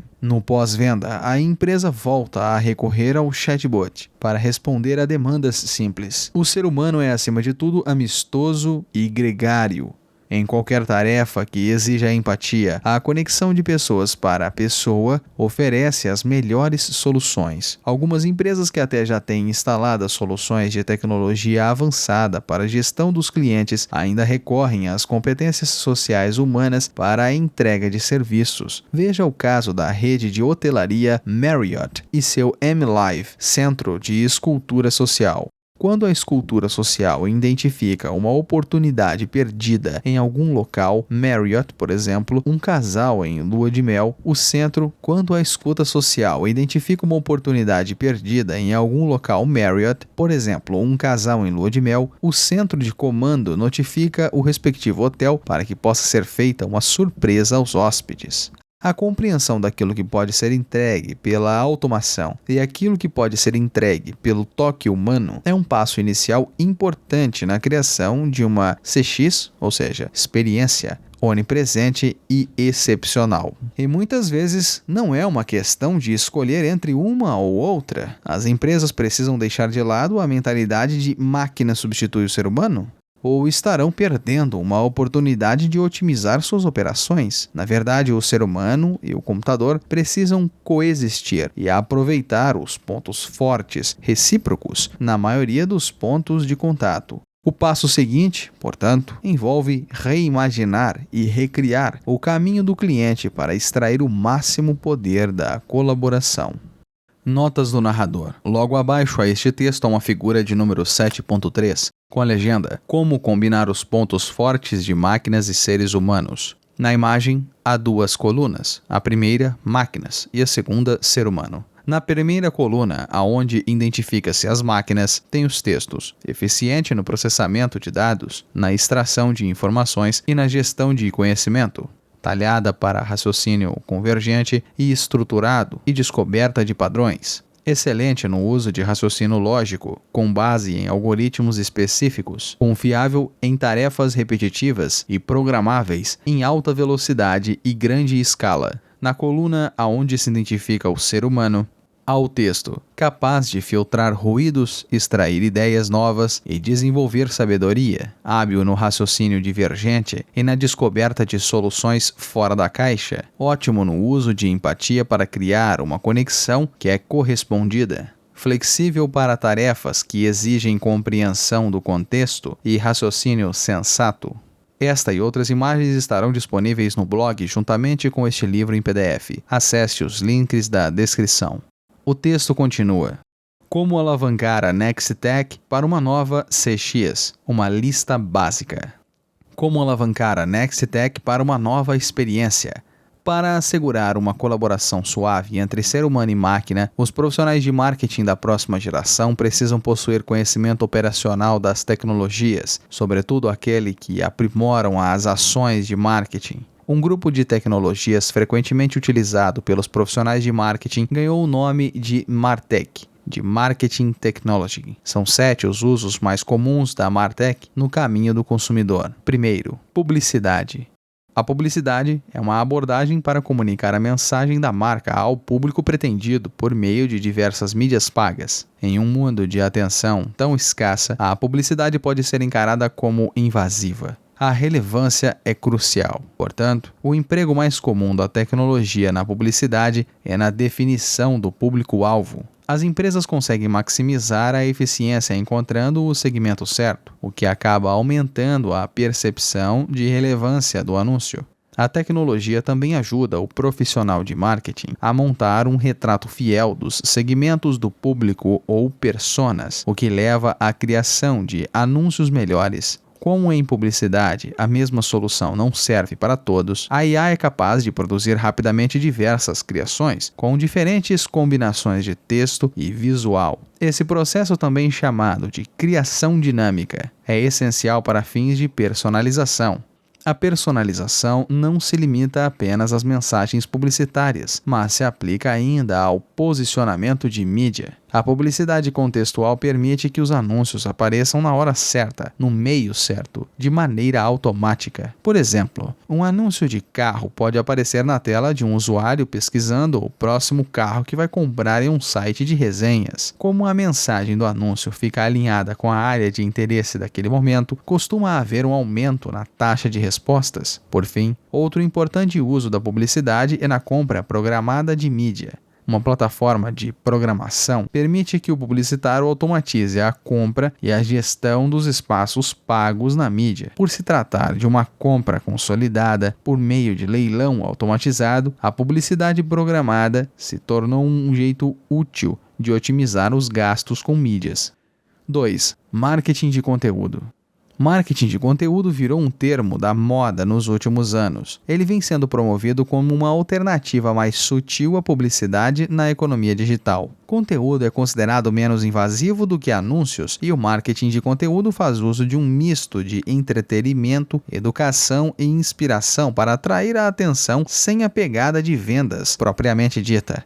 Um princípio fundamental do marketing de conteúdo é a definição clara do grupo-alvo, para que os profissionais de marketing possam projetar conteúdo interessante, relevante e útil. Desta forma, no marketing de conteúdo, a definição do público-alvo se torna ainda mais essencial. A análise de dados é útil para rastrear e analisar as necessidades e os interesses do público. Ela permite que o especialista em marketing de conteúdo crie e faça a curadoria de artigos, vídeos, infográficos e outros conteúdos que o público-alvo tenha maior probabilidade de consumir. A AI também possibilita que este processo, que é bastante trabalhoso, seja automatizado. Com análise preditiva, o profissional de marketing de conteúdo pode visualizar a jornada de cada consumidor em seu site. Assim, em vez de exibir conteúdo estático com base em fluxo predeterminado, o profissional de marketing pode oferecer um conteúdo dinâmico. Em outras palavras, cada visitante do site verá um conteúdo distinto, conforme seu comportamento passado e suas preferências. Isso permite ao especialista em marketing de conteúdo conduzir o consumidor ao longo do caminho até a compra. Assim, a taxa de conversão de visitante para lead e daí para comprador pode ganhar um impulso significativo, levando à maximização do desempenho. Amazon e Netflix, por exemplo, apresentam páginas personalizadas que aproximam o usuário da ação desejada por estas marcas. Marketing direto. O marketing direto é uma tática mais direcionada para a venda de produtos e serviços. Ao contrário da publicidade nos meios de comunicação de massa, o marketing direto está mais para uma distribuição individualizada de ofertas de vendas, com intermediários, em geral usando mídias como o correio e o e-mail. Na maioria dos casos, o cliente em potencial assina um canal de marketing direto, com a expectativa de receber ofertas promocionais e as últimas atualizações, o chamado marketing de permissão. Uma mensagem de marketing direto tem que parecer pessoal, para não ser percebida como um spam. Por isso, o texto da mensagem precisa ser redigido sob medida para aquela pessoa, o que pode ser feito com inteligência artificial. Mas talvez o uso mais importante do marketing direto seja o sistema de recomendação de produtos, uma característica por excelência do e-commerce. Graças aos motores, os profissionais de marketing podem prever quais produtos o cliente tem maior probabilidade de comprar, com base em seu histórico, e gerar as ofertas de acordo com isso. Como a personalização das ofertas é fundamental e o volume delas também pode ser gigantesco, o uso de um fluxo de trabalho automatizado no marketing direto é indispensável.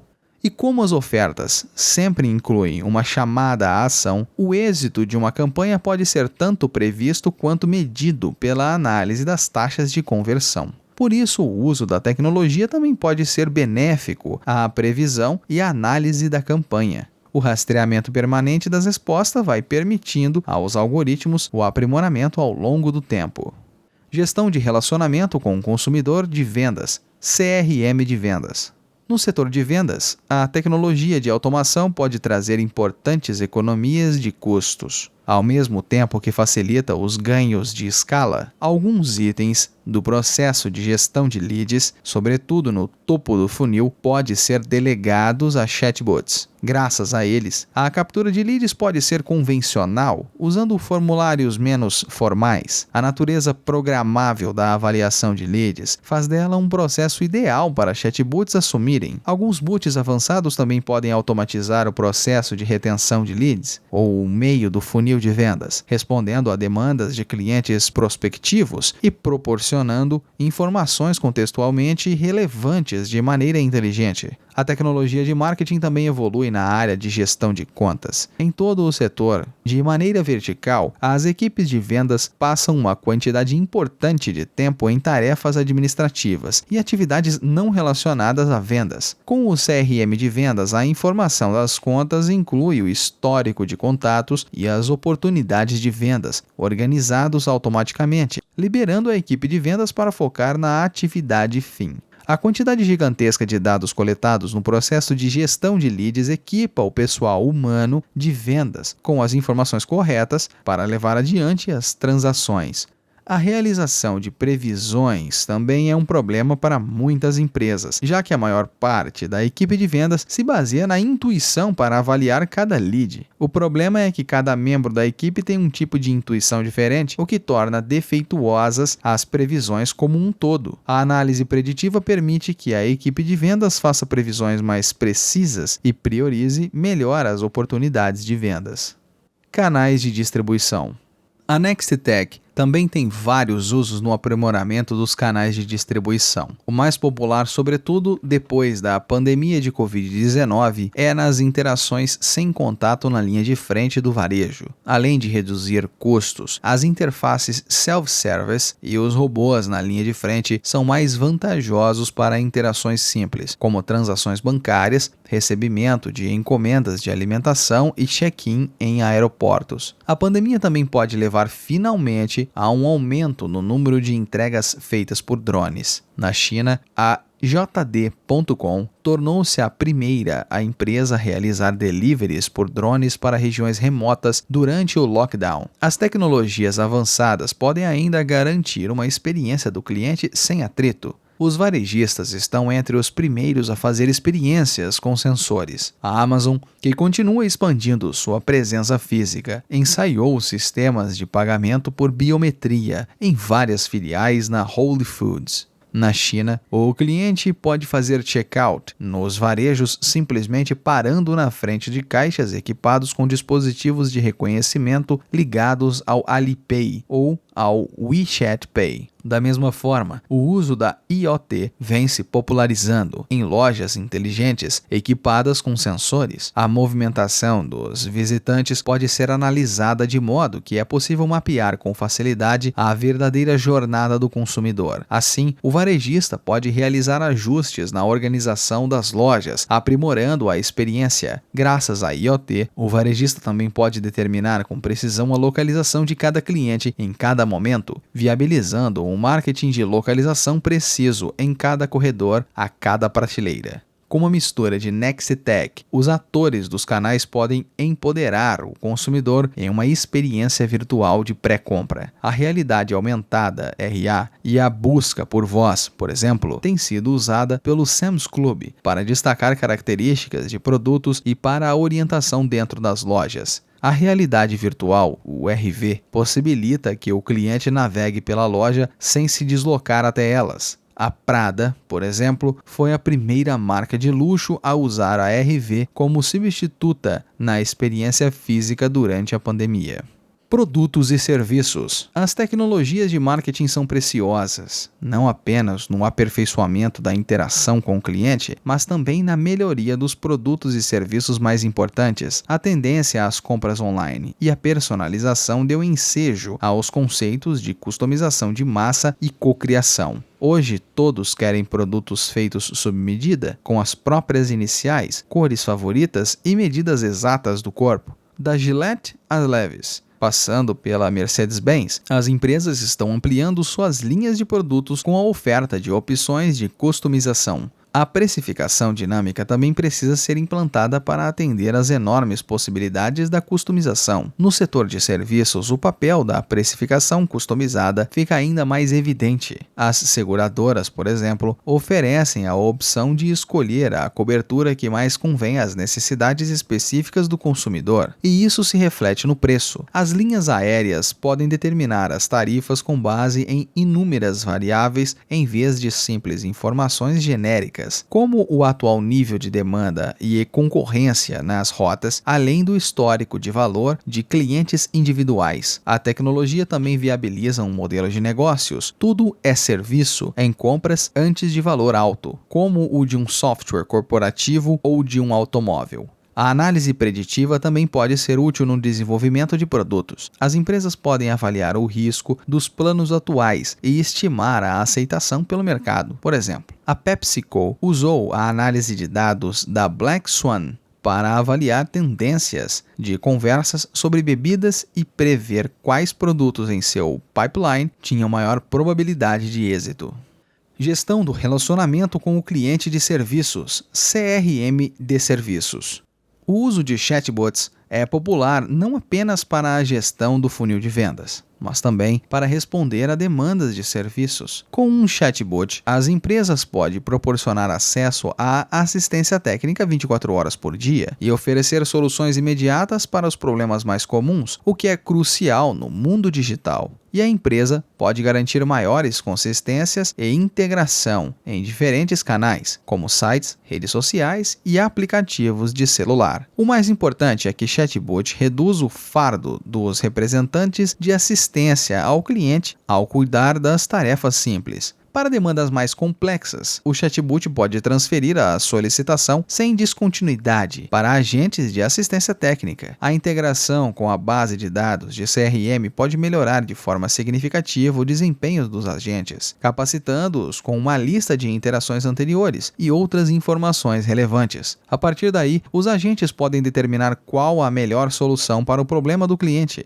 Outro uso importante tem a ver com a detecção de cancelamentos. As empresas vêm usando a escuta social para rastrear e medir o sentimento do consumidor online. Porém, com um motor de análise preditiva embutido na plataforma de escuta social, as empresas também podem prever a probabilidade de cancelamento do cliente, prevenindo-o. Sem sombra de dúvida, as empresas têm que tirar o máximo proveito das tecnologias de marketing. A questão principal para os líderes das empresas, porém, é como determinar quais tecnologias devem ser implementadas, já que nem todas se encaixam na estratégia geral de cada empresa. O desafio seguinte é integrar os diferentes usos da tecnologia em uma experiência sem descontinuidade e sem atritos. Uma certeza é que, com a tecnologia, os profissionais de marketing poderão deixar a parte científica do marketing para as máquinas, concentrando-se na parte artística. Resumo: as máquinas são legais, mas o ser humano tem emoções. A experiência do consumidor é o novo jeito de conquistar mercados intensamente concorridos. Experiências interativas e imersivas, antes periféricas, agora chegam a ser mais importantes do que o produto ou o serviço em si. Para criar uma experiência do cliente CX convincente e superior em todos os pontos de contato, da assimilação à apologia, é indispensável tirar proveito das tecnologias avançadas. Notas do narrador. Logo abaixo a este texto há uma figura de número 7.4, com a legenda: Usos de tecnologias de marketing na nova experiência do cliente. Esta figura é muito complexa para ser descrita no áudio e estará disponível no blog. Confira os links na descrição. O texto continua.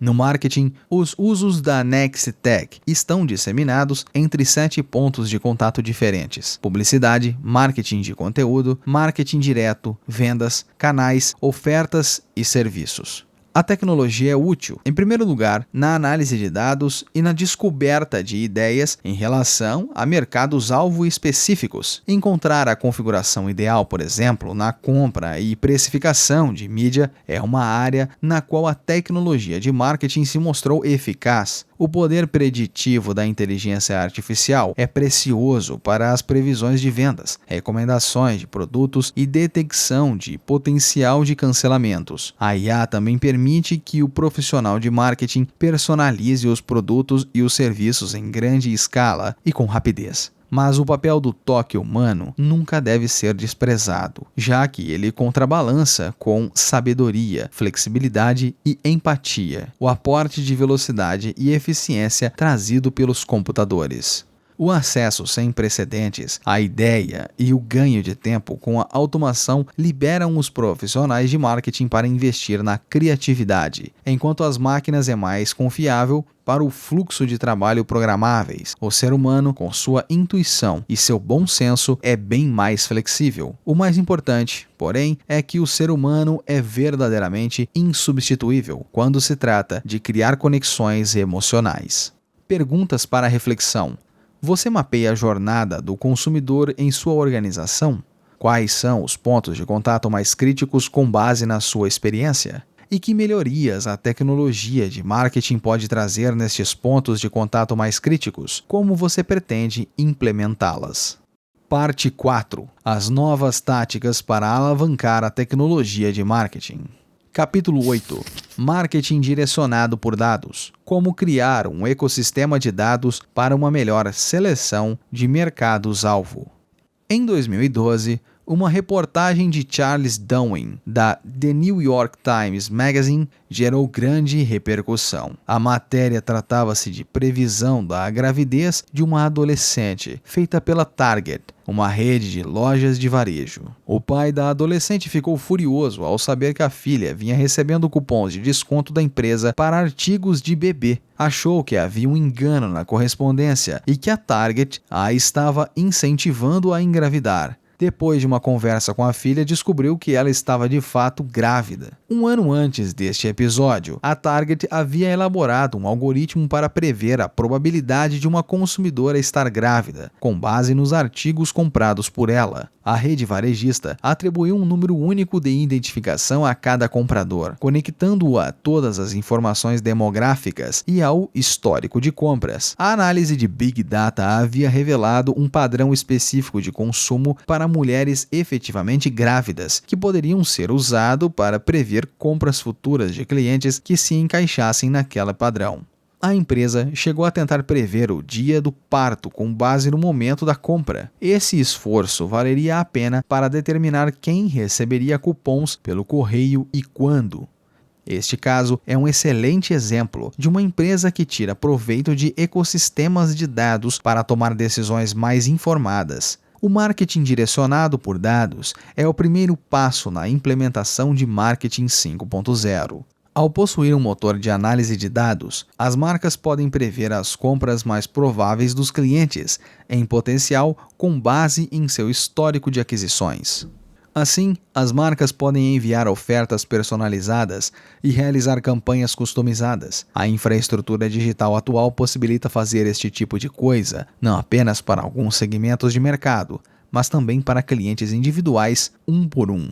Há mais de 20 anos, os profissionais de marketing sonham com uma ferramenta capaz de criar um marketing verdadeiramente personalizado. Don Peepers e Martha Rogers foram propositores precoces do marketing individualizado, uma prática muitíssimo cobiçada. Os, entre aspas, segmentos de são considerados o ápice da segmentação e a implementação das tecnologias digitais do marketing. No fim das contas, os têm como objetivo máximo.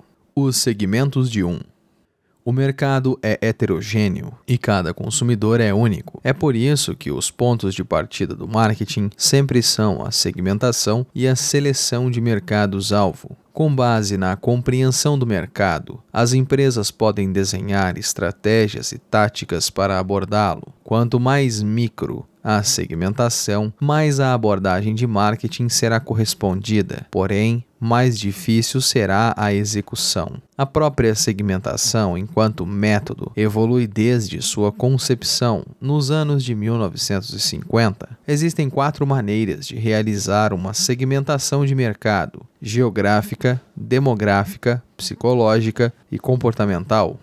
Os 4 métodos de segmentação.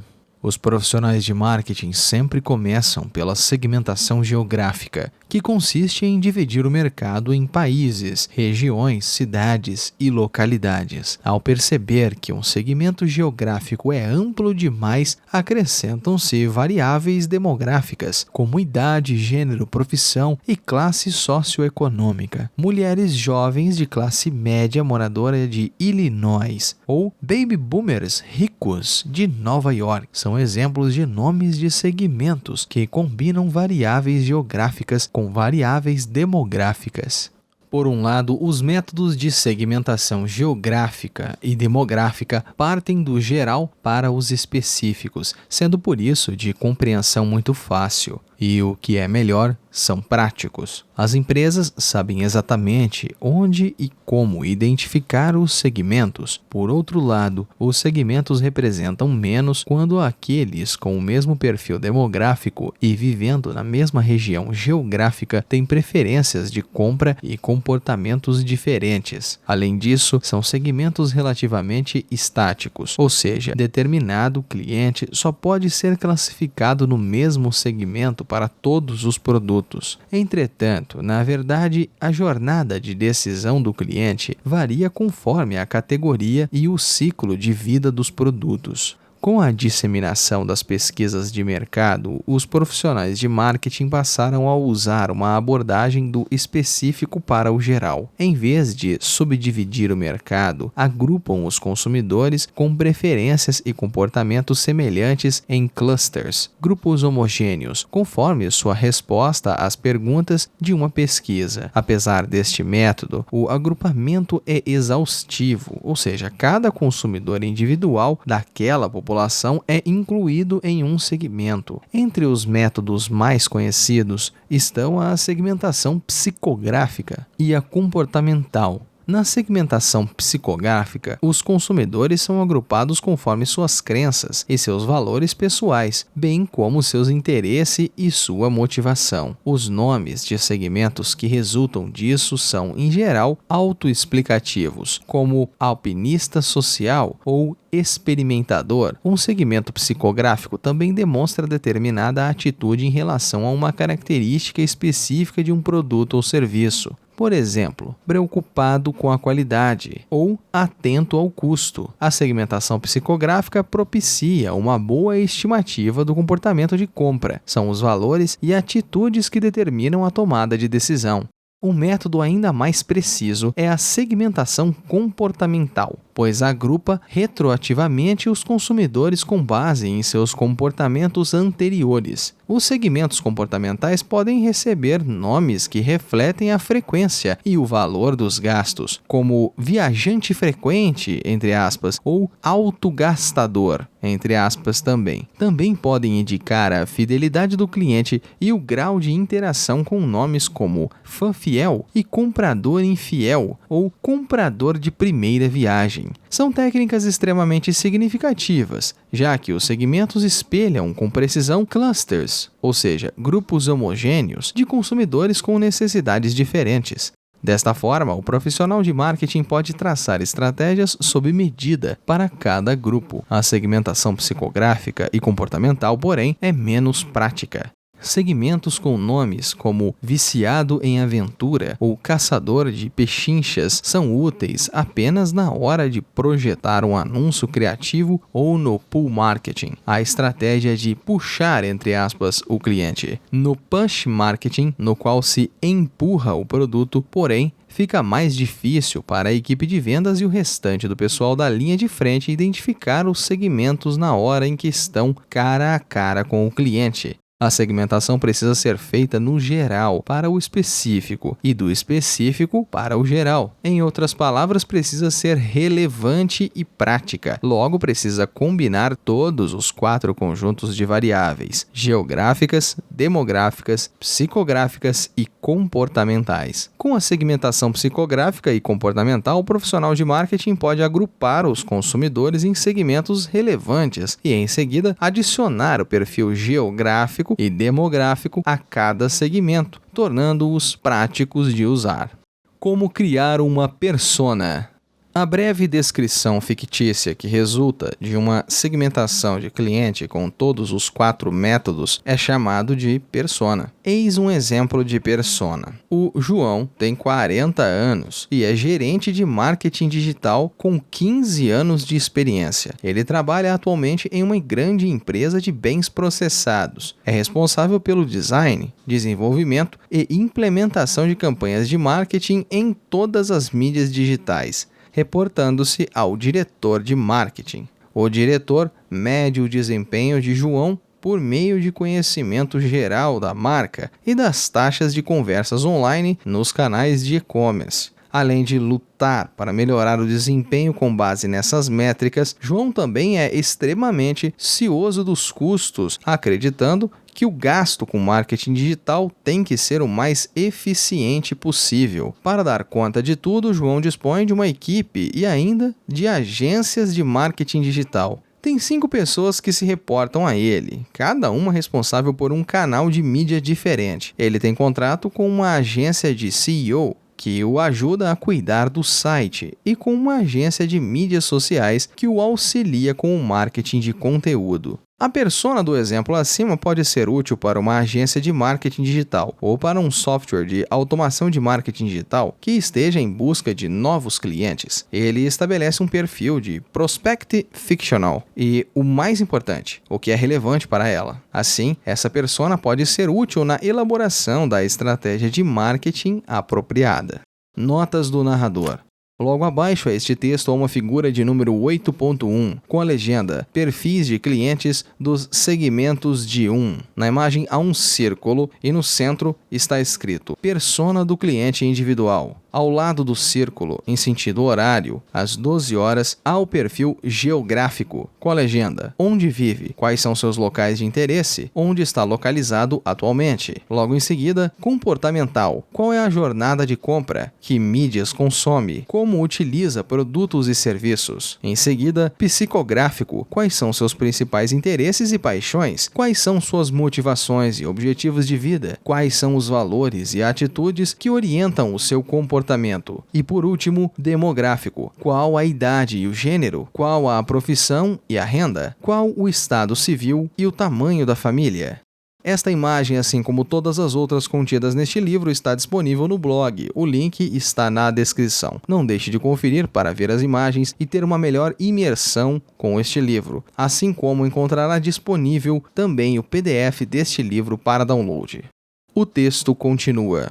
A segmentação e a definição do perfil dos consumidores sempre foram questões fundamentais para o profissional de marketing. Porém, o advento do Big Data abre novas possibilidades de coleta de novos tipos de informações de mercado e de microsegmentações. As bases de dados de cliente e as pesquisas de mercado já não são mais as únicas fontes de informação sobre o consumidor. Dados de mídia, dados sociais, dados da web, dados dos pontos de venda, dados da internet das coisas e dados de engajamento, todos podem enriquecer os perfis de consumidores. O desafio para as empresas é criar um ecossistema de dados que integre todas essas informações. Uma vez estabelecido este ecossistema de dados, o profissional de marketing pode aprimorar a sua prática de segmentação de marketing de 2 maneiras. A primeira, o Big Data permite que o profissional segmente o mercado em sua unidade mais granular, o consumidor individual. Na prática, é possível criar uma persona real para cada cliente. Com base nisso, as empresas podem executar marketing de 1 por 1 ou de segmentos de 1. E, graças ao enorme poder dos computadores, não há limite para o detalhamento de cada persona nem para o número de clientes que podem ser perfilados. Número 2. A segmentação se torna mais dinâmica com o Big Data, que permite ao profissional de marketing alterar a estratégia durante a sua execução. Hoje, as empresas podem rastrear o deslocamento de um cliente de um segmento para outro em tempo real, de acordo com os diferentes contextos. Um passageiro de avião, por exemplo, pode preferir um assento na classe executiva para uma viagem de negócios e optar pela classe econômica nas viagens de lazer. O profissional de marketing também pode rastrear se uma intervenção de marketing conseguiu fazer um consumidor infiel se tornar fiel. É possível observar que, apesar destes aprimoramentos, a segmentação tradicional ainda é vantajosa, pois torna mais simples a compreensão do mercado. Um rótulo que descreva um grupo de consumidores ajuda o profissional de marketing a ter uma ideia clara do mercado. Isso não poderia ser feito com um excesso de segmentos de já que o poder de processamento do cérebro humano é bem inferior ao do computador. Essa rotulagem fácil de entender também ajuda a mobilizar a equipe das empresas no sentido de uma visão geral da marca. Como preparar o marketing direcionado por dados? Grandes estratégias de marketing costumam vir de grandes sacadas sobre o mercado. Ao longo das últimas décadas, os profissionais de marketing aperfeiçoaram a forma de realizar pesquisas de mercado de modo a descobrir informações que a concorrência não tem. Um misto de pesquisa qualitativa e levantamentos quantitativos tornam-se a norma para qualquer profissional antes do início de um ciclo de planejamento de marketing. Na última década, os profissionais de marketing também desenvolveram uma obsessão por coletar uma base de dados de clientes robusta a fim de facilitar uma melhor gestão do relacionamento com o cliente, entre parênteses CRM. A disponibilidade do Big Data levou ao advento do marketing direcionado por dados. Os profissionais de marketing acreditam que, debaixo de um volume de dados maciço, é possível encontrar ideias instantâneas capazes de empoderá-los, turbinando o marketing como nunca antes. E eles começam a pensar em como fundir dois conjuntos de dados estanques, a pesquisa de marketing e a análise de dados, em uma plataforma única de gestão de dados. Embora o marketing direcionado por dados seja tão promissor, são poucas as empresas que descobriram o melhor jeito de praticá-lo.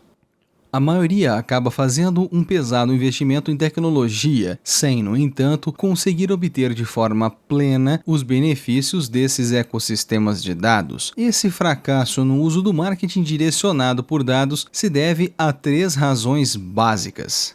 A primeira razão para o fracasso. As empresas costumam tratar o marketing direcionado por dados como um projeto de TI. Ao embarcar nessa jornada, concentram-se excessivamente na escolha das ferramentas de software, no investimento para a montagem da infraestrutura e na contratação de cientistas de dados. O marketing direcionado por dados precisa ser um projeto de marketing. A infraestrutura de TI tem que estar a serviço da estratégia de marketing e não o contrário. Não basta para isso que a equipe de marketing apoie o projeto. É preciso que os profissionais de marketing sejam os definidores e criadores de todo o processo de marketing direcionado por dados. Como acreditam muitos pesquisadores de mercado, um grande volume de dados nem sempre se traduz em ideias melhores. A chave é entender o que procura em um oceano de informações e para isso é preciso ter clareza nos objetivos de marketing. Segunda razão para o fracasso na implementação do uso de marketing direcionado por dados. A análise de Big Data costuma ser considerada a bala de prata que revela todas as sacadas sobre o consumidor e resolve todos os problemas de marketing. O Big Data não é um substituto para os métodos tradicionais de pesquisa de mercado, sobretudo os métodos high-touch, como a etnografia, os testes de usabilidade ou as degustações. Na verdade, o Big Data e pesquisa de mercado precisam ser complementares, reforçando um ao outro, porque o marketing direcionado por dados precisa de ambos. As pesquisas de mercado são conduzidas em ciclos regulares, com objetivos específicos e restritos. Por outro lado, o Big Data tem que ser coletado e analisado em tempo real para aprimorar o marketing continuamente. Terceira razão para o fracasso na aplicação do marketing direcionado por dados. A análise de Big Data é tão promissora em relação à automação que as empresas acham que, uma vez implantada, pode ser deixada no piloto automático. A expectativa é que o profissional de marketing jogue um conjunto gigantesco de dados em uma caixa preta chamada algoritmo e obtenha respostas instantâneas para suas perguntas. Na verdade, no marketing direcionado por dados, ainda é preciso que se coloque a mão na massa. E embora as máquinas possam detectar padrões padrões de dados melhor do que qualquer ser humano, continuará sendo necessário um profissional de marketing com experiência e compreensão do contexto para filtrar e interpretar estes padrões. E o mais importante, as ideias que podem ser colocadas em prática exigem profissionais de marketing para elaborar as novas campanhas e ofertas, ainda que com auxílio do computador. Passo 1. Defina os objetivos do marketing direcionado por dados.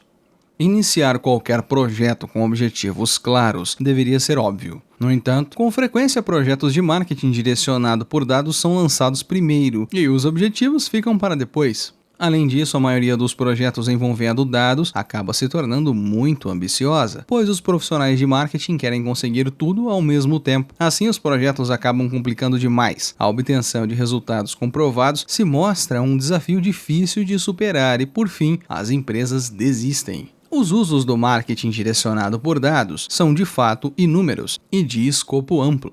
Com o Big Data, os profissionais de marketing podem encontrar novas ideias de produtos e serviços e estimar a demanda do mercado. As empresas também podem criar produtos e serviços customizados, personalizando a experiência do cliente. O cálculo do preço exato e a definição de um modelo dinâmico de precificação também exige uma abordagem com base em dados. Além de ajudar os profissionais de marketing na definição do que deve ser oferecido, o Big Data também é útil para determinar como fazer a entrega. Na comunicação do marketing, o profissional usa o Big Data para definir o público-alvo, criar conteúdo e selecionar as mídias. Ele é valioso para o push marketing, como na seleção dos canais e na geração de leads. Também é comum utilizar os dados para a assistência pós-venda e a retenção do cliente. O Big Data é muito usado para prever desistências e determinar medidas de recuperação do serviço. Apesar dos usos abundantes, é crucial concentrar o foco em um ou dois objetivos ao embarcar em um empreendimento de marketing direcionado por dados. O ser humano, por natureza, desconfia daquilo que não entende, e os detalhes técnicos do marketing direcionado por dados podem ser uma incógnita intimidante para todos na organização, do topo à base. Objetivos bem definidos são mais fáceis de comunicar, o que ajuda a mobilizar as pessoas na organização, sobretudo os céticos. Além disso, auxilia a alinhar as diferentes unidades, angariar-lhes o comprometimento e garantir a responsabilização. Metas focadas também obrigam o profissional de marketing a pensar em como alavancar o desempenho mais eficaz e a centrar nisso o foco das ações. Quando o profissional de marketing seleciona o objetivo de maior impacto, a empresa pode obter vitórias rápidas e relevantes, conquistando assim a adesão imediata de todos. Ao estabelecer metas claras, a iniciativa de marketing direcionado por dados se torna mensurável e passível de ser acompanhada de perto. As ideias surgidas na análise de dados também renderão mais ações práticas, levando à ação específica de aprimoramento do marketing. Notas do narrador.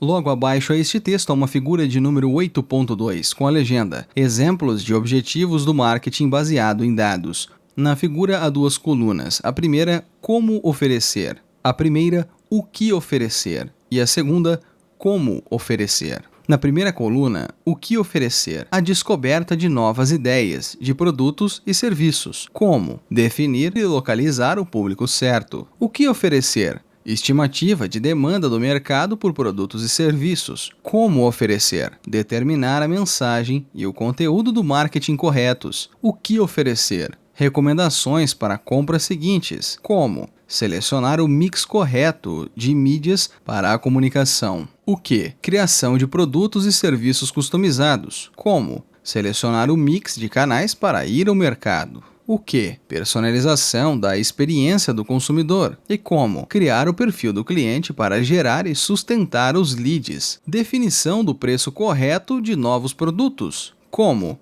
Projetar níveis de assistência ao cliente. Viabilização de uma política de precificação dinâmica. Como? Identificar queixas em potencial e desistência de clientes. Esta e outras figuras encontram-se no blog. Confira os links da descrição. O texto continua. Passo 2. Identifique os dados necessários e disponíveis. Na era digital, o volume de dados vem crescendo exponencialmente. O nível de detalhamento não só vem se aprofundando, como a variedade também está se expandindo. No entanto, nem todo dado tem valor e relevância. Depois de colocar uma lupa nos objetivos, as empresas precisam começar a identificar os dados certos a serem coletados e analisados. Não existe um jeito certo de classificar o Big Data, mas uma das maneiras práticas é separar de acordo com a fonte.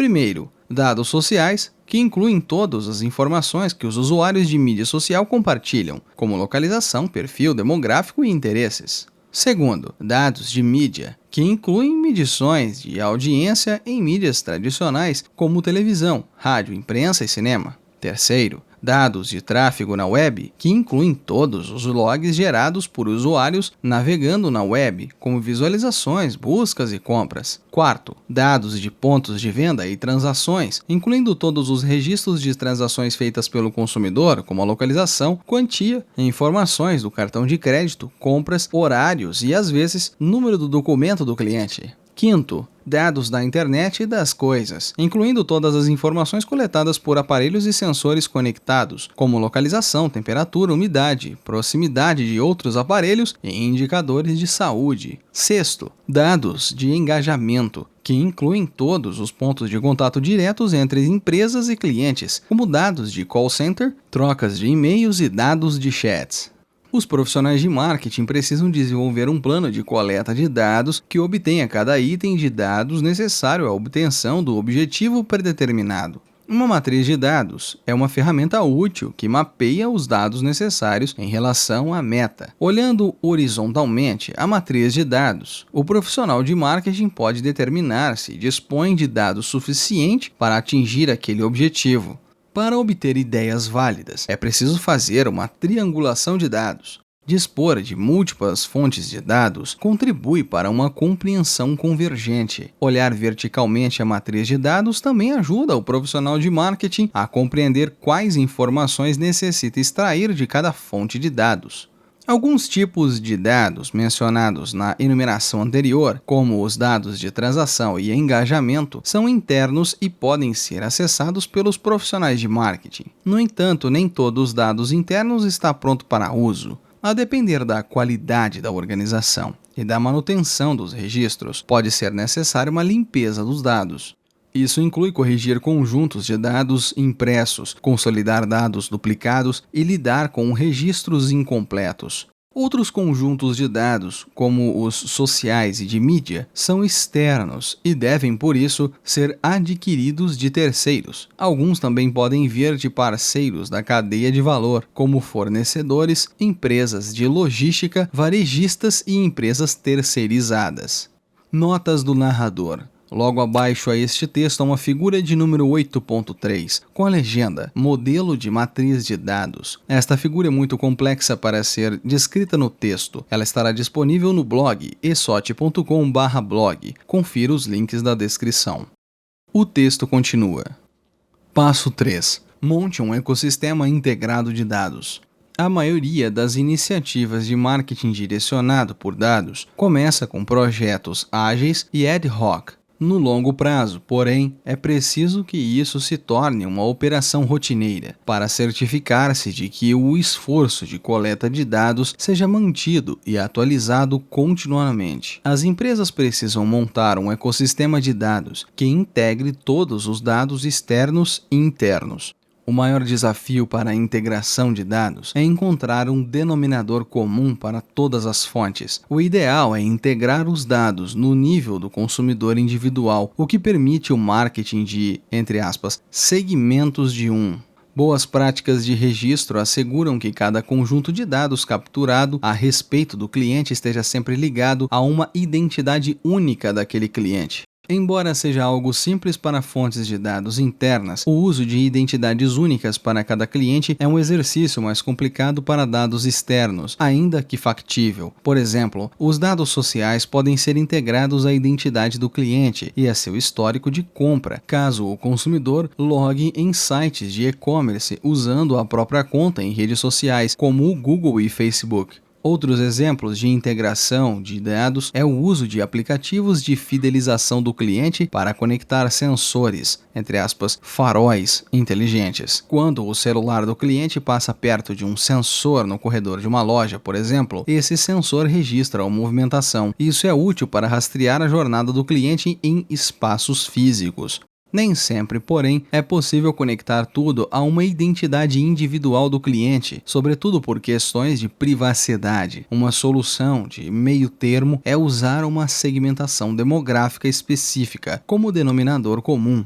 Por exemplo, o nome de segmento, entre aspas, sexo masculino 18 a 34 anos, pode ser uma identidade única que consolide todos os itens de dados de todas as fontes em relação àquele grupo demográfico específico. Cada conjunto dinâmico de dados deve ser armazenado em uma única plataforma de gestão de dados, permitindo ao profissional de marketing capturar, armazenar, gerir e analisar os dados de forma abrangente. Todo projeto de marketing direcionado por dados com objetivo novo deve continuar a usar a mesma plataforma, o que possibilita enriquecer o ecossistema de dados, beneficiando a empresa caso decida usar a aprendizagem de máquina para automatizar a análise. Resumo: como criar um ecossistema de dados para uma melhor seleção de mercados-alvo. O advento do Big Data transformou a fase de segmentação e da seleção de mercados-alvo. A amplitude e a profundidade dos dados sobre os consumidores estão crescendo exponencialmente. Dados de mídia, dados sociais, dados da web, dados de pontos de venda, dados da internet das coisas e dados de engajamento formam juntos um perfil riquíssimo de clientes individuais, permitindo que o profissional pratique o marketing de segmentos de um. Na era digital, o problema não é mais a falta de dados, e sim identificar aqueles que importam. É por isso que o marketing direcionado por dados deve começar sempre pela definição de objetivos restritos e específicos. Com base nestas metas, o profissional de marketing precisa obter os conjuntos de dados relevantes e integrá-los em uma plataforma de gestão de dados que esteja conectada a um motor de análise ou de aprendizado de máquina. As ideias resultantes disso podem levar a ofertas de marketing e campanhas mais afiadas. O marketing direcionado por dados, porém, nunca deve ser adotado como uma iniciativa de TI. Uma equipe líder robusta de marketing deve capitanear o projeto e alinhar os recursos da empresa, inclusive o suporte de TI. O envolvimento de todos os profissionais de marketing da organização é fundamental, pois o marketing direcionado por dados não é uma bala de prata, nem pode ser jamais tocado no piloto automático. Perguntas para a reflexão. Pense em como uma gestão de dados melhor pode aprimorar as práticas de marketing em sua organização. Qual é o fruto pronto a ser colhido? E como você segmenta o mercado para seus produtos e serviços? Trace um mapa da estrada para implementar o marketing de segmentos de um nos dados de sua organização. Capítulo 9. Marketing preditivo. Como antecipar as demandas do mercado com ações proativas. Ao final da temporada de beisebol profissional de 2001 dos Estados Unidos, o time do Oakland Athletics perdeu 3 jogadores cruciais em razão de uma cláusula que os liberava de seus contratos. Sob pressão para substituir os 3 dentro de um orçamento restrito, o então gerente-geral Billy Beane recorreu à análise de dados para montar uma equipe forte para a temporada seguinte. Em vez de usar os olheiros tradicionais e as informações de bastidores, o Athletics usou o que nos Estados Unidos é conhecido como Sabermetrics, a análise das estatísticas de cada partida. Graças à análise de dados, o Athletics descobriu que métricas individuais subestimadas, como a porcentagem de chegadas à base e a porcentagem de bases alcançadas por chance de rebater, permitiam prever o desempenho melhor do que outras estatísticas ofensivas mais convencionais. Como nenhuma outra equipe recrutava jogadores com base nesses números, essas ideias permitiram que o Athletics contratasse jogadores subavaliados, mantendo uma folha salarial relativamente modesta. Essa história notável foi documentada no livro Moneyball, O Homem que Mudou o Jogo, de Michael Lewis, e no filme homônimo de Bennett Miller. Isso atraiu a atenção de times de outros esportes e de investidores esportivos do mundo inteiro. Um deles foi John Henry, proprietário do Boston Red Sox de beisebol e do Liverpool FC, futebol. Modelos matemáticos foram utilizados para a reconstrução do Liverpool. O time de futebol, apesar de sua fantástica história, estava sofrendo para ser competitivo na Premier League inglesa. Com base na análise de dados, o clube contratou o técnico Jürgen Klopp e recrutou alguns jogadores para o time que acabaria vencendo a UEFA Champions League de 2019 e a Premier League inglesa de 2020. São histórias que ilustram bem a essência da análise preditiva. Ela permite que as empresas antecipem um movimento do mercado antes que ele ocorra. Tradicionalmente, os profissionais de marketing se baseiam na estatística descritiva, que apresenta o comportamento passado, e usam a própria intuição para fazer previsões bem informadas sobre o que vai acontecer. Na análise preditiva, a maior parte do trabalho é realizada pela inteligência artificial, a IA. Os dados passados são alimentados em um motor de aprendizado de máquina para revelar padrões específicos,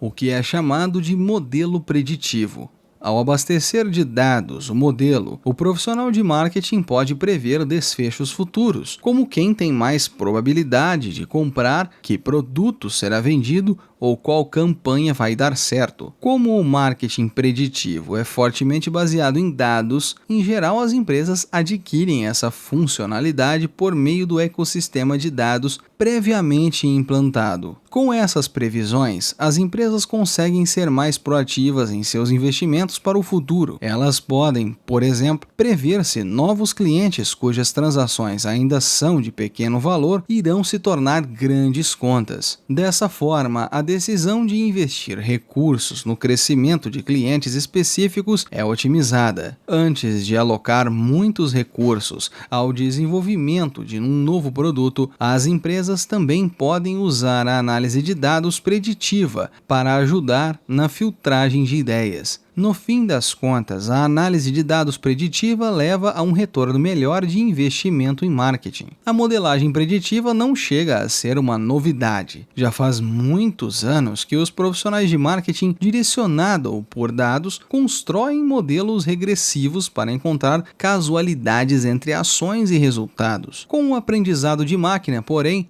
o computador não precisa de um algoritmo predeterminado de cientistas de dados para começar a desvendar padrões e modelos por conta própria. Muitas vezes, os modelos preditivos resultantes que saem da, entre aspas, caixa preta do aprendizado de máquina parecem acima da compreensão e do raciocínio humano. E isso é bom. Na hora de prever o futuro, o profissional de marketing não está mais sujeito a vieses, suposições e pontos de vista limitados do passado.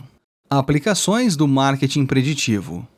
A análise preditiva usa e examina dados históricos, mas vai além da estatística descritiva, que é útil para gerar relatórios retrospectivos dos resultados anteriores da empresa e para explicar as razões por trás destes resultados. As empresas com visão do futuro querem saber mais do que simplesmente o que já aconteceu. A análise preditiva também vai além da análise em tempo real, usada para obter respostas rápidas no marketing contextual ou para testar atividades do marketing ágil. A análise preditiva examina o comportamento anterior do consumidor para avaliar a probabilidade de ele realizar atos similares ou relacionados no futuro. Ela descobre padrões sutis do Big Data e recomenda o melhor curso de ação. Extremamente voltada para o futuro, ajuda o profissional de marketing a se manter fora da curva, preparar respostas de marketing com antecedência e influenciar o resultado. A análise preditiva é crucial na adoção de medidas proativas e preventivas, o que é perfeito para fins de planejamento de marketing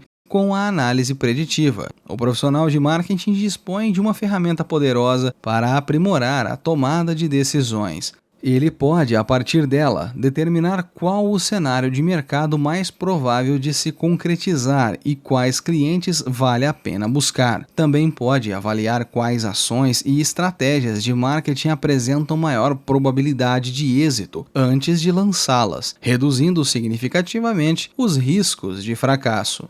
Notas do narrador. Logo abaixo este texto há uma figura de número 9.1 com a legenda Aplicações do marketing preditivo. Esta figura é muito complexa para ser descrita no áudio e estará disponível no blog. Confira os links na descrição. O texto continua. Gestão preditiva do cliente. Selecionar os mercados-alvo, servi-los sem saber que receita o cliente vai gerar no futuro é um pesadelo em termos de investimentos de marketing. O profissional da área precisa decidir se vai gastar com a aquisição de clientes e arcar com os custos dos serviços, publicidade, marketing direto, assistência ao cliente e gestão de contas para adquirir e reter o cliente. A análise preditiva pode ajudá-lo a tomar esta decisão ao estimular o valor do cliente. O modelo preditivo usado para fins de gestão de cliente é chamado de modelo de Customer Equity. Ele mede o valor vitalício do cliente, CLV, do inglês Customer Lifetime Value, que é o valor atual projetado da receita líquida gerada por um cliente ao longo de sua relação com a empresa. É uma forma de enxergar a longo prazo o retorno futuro do investimento, algo crucial porque no primeiro ou no segundo ano, a maioria dos clientes pode não ser lucrativa em função de seu alto custo de aquisição. Esse conceito é mais relevante nas empresas B2B.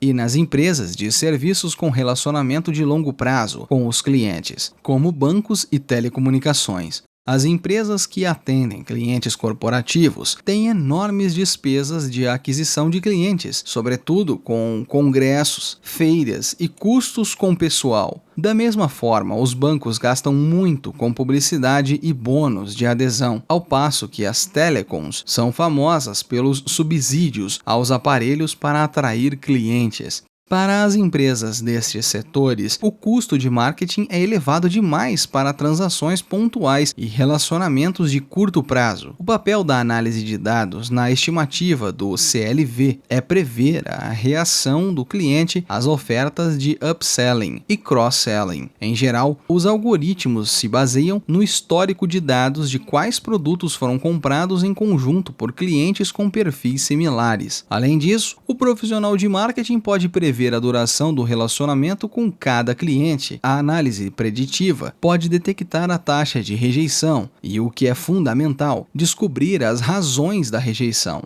Dessa forma, a empresa pode elaborar estratégias de retenção eficiente para evitar atrito com o consumidor. Por essas razões, a análise preditiva não apenas prevê, mas também melhora o CLV. Estando o cliente perfilado e seu CLV calculado, o profissional de marketing pode implementar o marketing da próxima melhor ação, entre aspas, NBA, do inglês Next Best Action. Trata-se de um método centrado no cliente, no qual o profissional de marketing tem um plano de ação sincronizado, claro, passo a passo, para cada cliente. Em outras palavras, é um plano de marketing para os segmentos de com interações multicanal, do marketing digital à equipe de vendas. O profissional conduz cada cliente da pré-venda ao serviço pós-venda, passando pela venda propriamente dita. A cada passo, a análise preditiva pode ajudar a determinar qual será o passo seguinte: enviar mais material de marketing, criar uma demonstração do produto ou enviar uma equipe para uma reunião. Em sua forma mais simples, é possível fazer uma divisão dos clientes em nível com base no CLV, o que é, na prática, uma ferramenta de alocação de recursos. Essa categorização determina quanto a empresa pode alocar na aquisição e retenção de um cliente em cada nível específico. O profissional pode priorizar com quais clientes construir um relacionamento e, com o passar do tempo, levá-los a subir de nível. Essa também passa a ser a base de diferentes interfaces oferecidas pela empresa para interagir com cada cliente. Por exemplo, os clientes com contribuições mais lucrativas terão acesso a uma equipe exclusiva de assistência ao cliente, ao passo que os demais terão acesso a uma interface digital automatizada. Gestão preditiva do produto. O profissional de marketing pode usar a análise preditiva ao longo de todo o ciclo de vida do produto. As previsões podem começar logo no início de sua idealização. Com base na análise dos atributos que funcionam em produtos já disponíveis no mercado, a empresa pode desenvolver novos produtos combinando todas as características certas. Essa prática de marketing preditivo permite que a equipe de desenvolvimento de produto evite ter que voltar constantemente à prancheta. Ter um protótipo e um projeto com mais chance de êxito nos testes de mercado e no lançamento efetivo poupa grande parte do custo de desenvolvimento. Além disso, os algoritmos também são alimentados por informações externas sobre aquilo que é tendência e que também vai ter impacto sobre os compradores em potencial. Isso permite ao profissional de marketing ser proativo e alavancar tendências antes dos concorrentes. Vejamos o exemplo da Netflix. A empresa de mídia começou a criar conteúdo original para fortalecer a sua vantagem competitiva em relação aos concorrentes emergentes e para reduzir os seus custos de conteúdo a longo prazo. Também usou a análise de dados para orientar as decisões de quais séries originais e filmes produzir. House of Cards, por exemplo, foi desenvolvida com base em previsões de que faria sucesso. A combinação de Kevin Spacey com protagonista David Fincher como diretor e uma temática de drama político inspirado em uma série original da TV britânica. A análise preditiva também é essencial para selecionar qual produto oferecer a partir de um portfólio de opções existentes. O algoritmo preditivo usado se chama sistema de recomendações, que sugere produtos ao cliente com base em seu histórico e nas preferências de clientes com perfil semelhante. O modelo de propensão estima a probabilidade de compra de um cliente com determinado perfil quando certos produtos são oferecidos. Isto permite ao profissional de marketing proporcionar ao cliente uma proposta de valor personalizada. Quanto mais tempo o modelo funcionar e quanto mais dados de respostas de clientes acumular, melhores serão as recomendações. O motor de recomendação costuma ser mais usado por varejistas, como a Amazon e Walmart, e empresas de serviços digitais como YouTube e Tinder, mas é uma aplicação que também já se infiltrou em outros setores. Qualquer empresa com uma grande base de clientes e um amplo portfólio de produtos ou de conteúdo verá valor nos motores de recomendação de produtos. Esse modelo ajudará as empresas na automação de processos de casamento entre produtos e mercados. Além disso, o modelo de recomendação preditiva é mais útil quando os produtos são comprados e usados juntos ou conjuntamente. Essa modelagem envolve o que é conhecido como análise de afinidade de produto. Por exemplo, quem compra uma camisa provavelmente tem interesse em comprar um par de calças ou de sapatos que combine. E quem lê uma reportagem provavelmente vai querer ler outras do mesmo repórter ou saber mais sobre aquele assunto. Gestão preditiva da marca.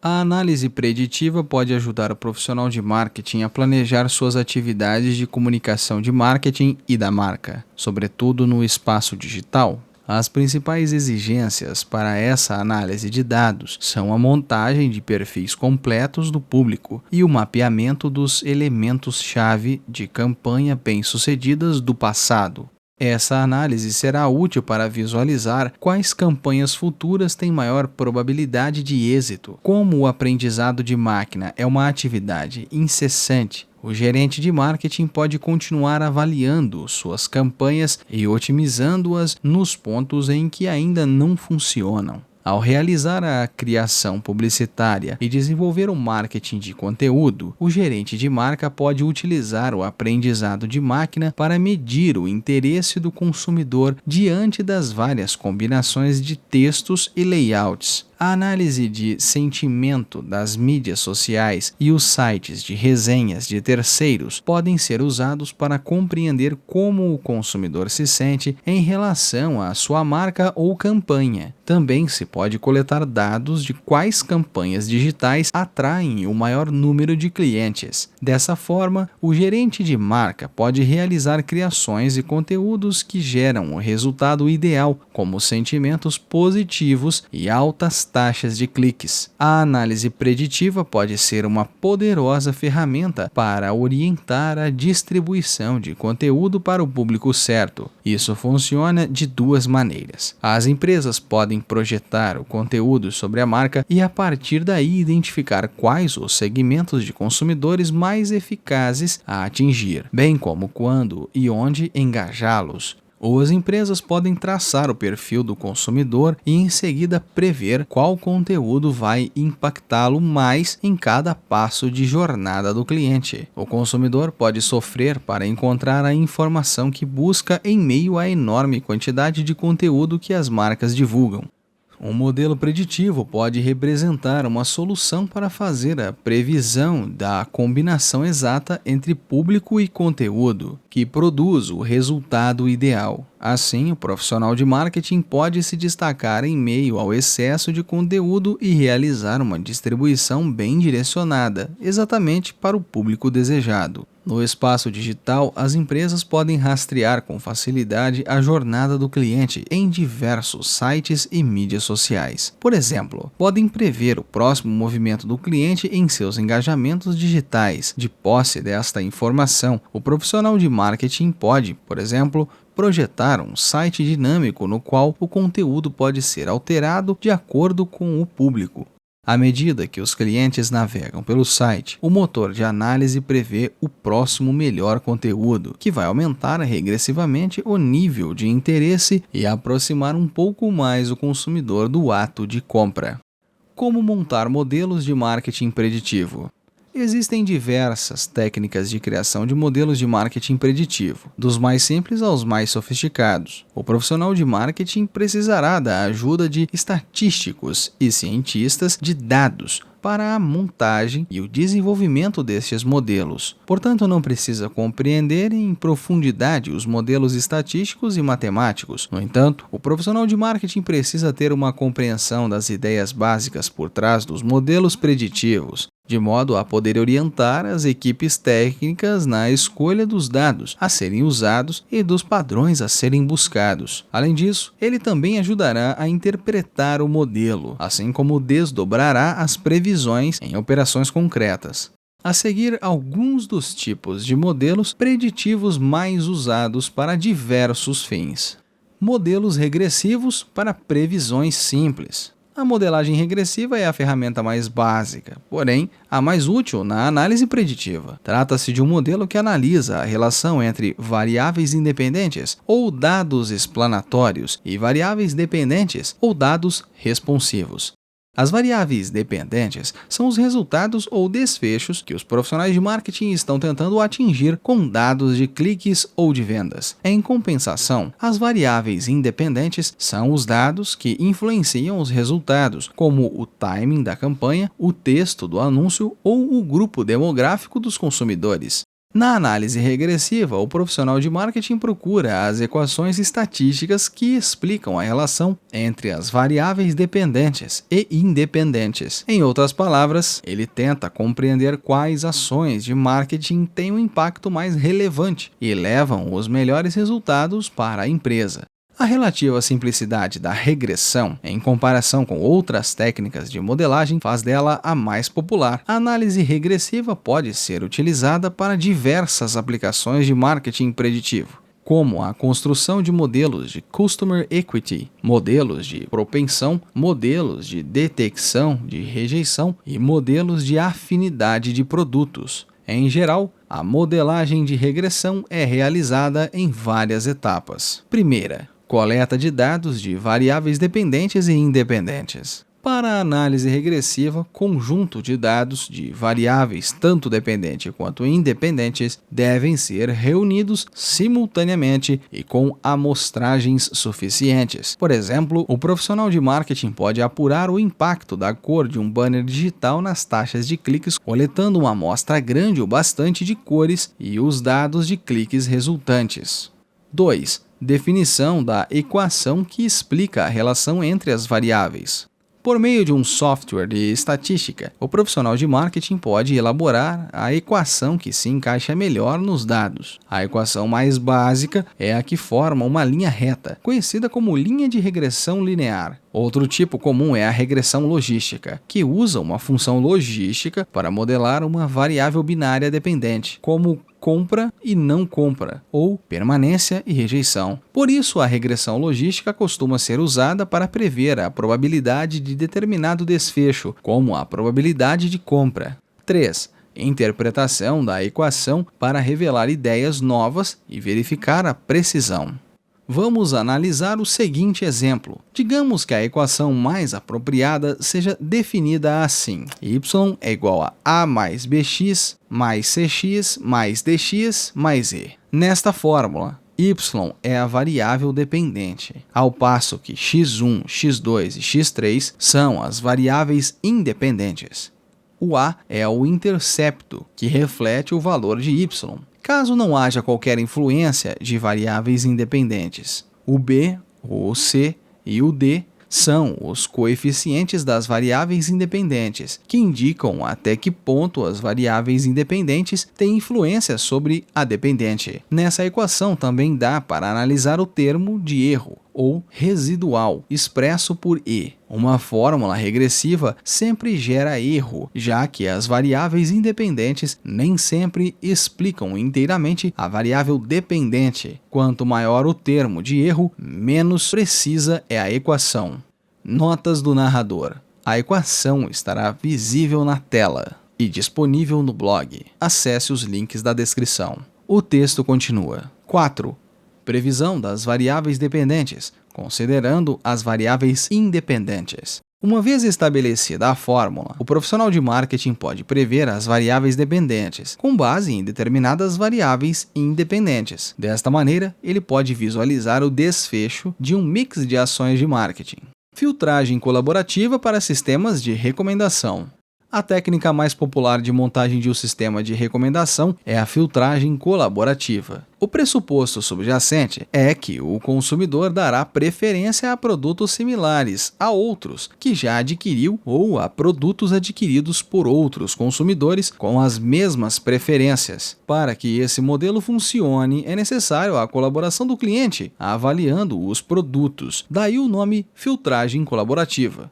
Ela se aplica não apenas a produtos, mas também ao conteúdo, de acordo com aquilo que o profissional de marketing pretende recomendar ao consumidor. Em suma, o modelo de filtragem colaborativa funciona conforme a seguinte sequência lógica. Primeiro, coleta de preferência de uma ampla base de consumidores. Para medir quantas pessoas preferem determinado produto, o profissional de marketing pode criar um sistema comunitário de notas do qual os clientes podem avaliar um produto, seja com um simples like e dislike, como no YouTube, ou uma nota de 0 a 5 estrelas, como na Amazon.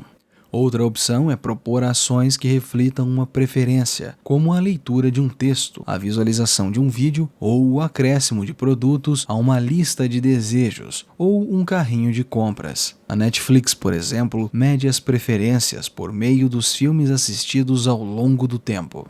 Segundo, agrupamento de consumidores e produtos similares. Consumidores que avaliam tipos de produtos semelhantes e que demonstram comportamentos semelhantes podem ser colocados no mesmo cluster, grupo homogêneo. A suposição é que fazem parte dos mesmos segmentos psicográficos, com base nos likes e dislikes, e comportamental, com base em suas ações. Outra opção para o profissional de marketing é agrupar itens que tiveram avaliações semelhantes de um determinado grupo de clientes. Terceiro, previsão da provável avaliação que um cliente dará a um produto novo. Hoje, o profissional de marketing pode prever a nota que o cliente dará a um produto que ele ainda não viu nem avaliou com base nas notas fornecidas por clientes que pensam parecido. Essa nota prevista é essencial para que o profissional ofereça os produtos corretos que o cliente provavelmente apreciará e em relação aos quais tomará alguma atitude no futuro.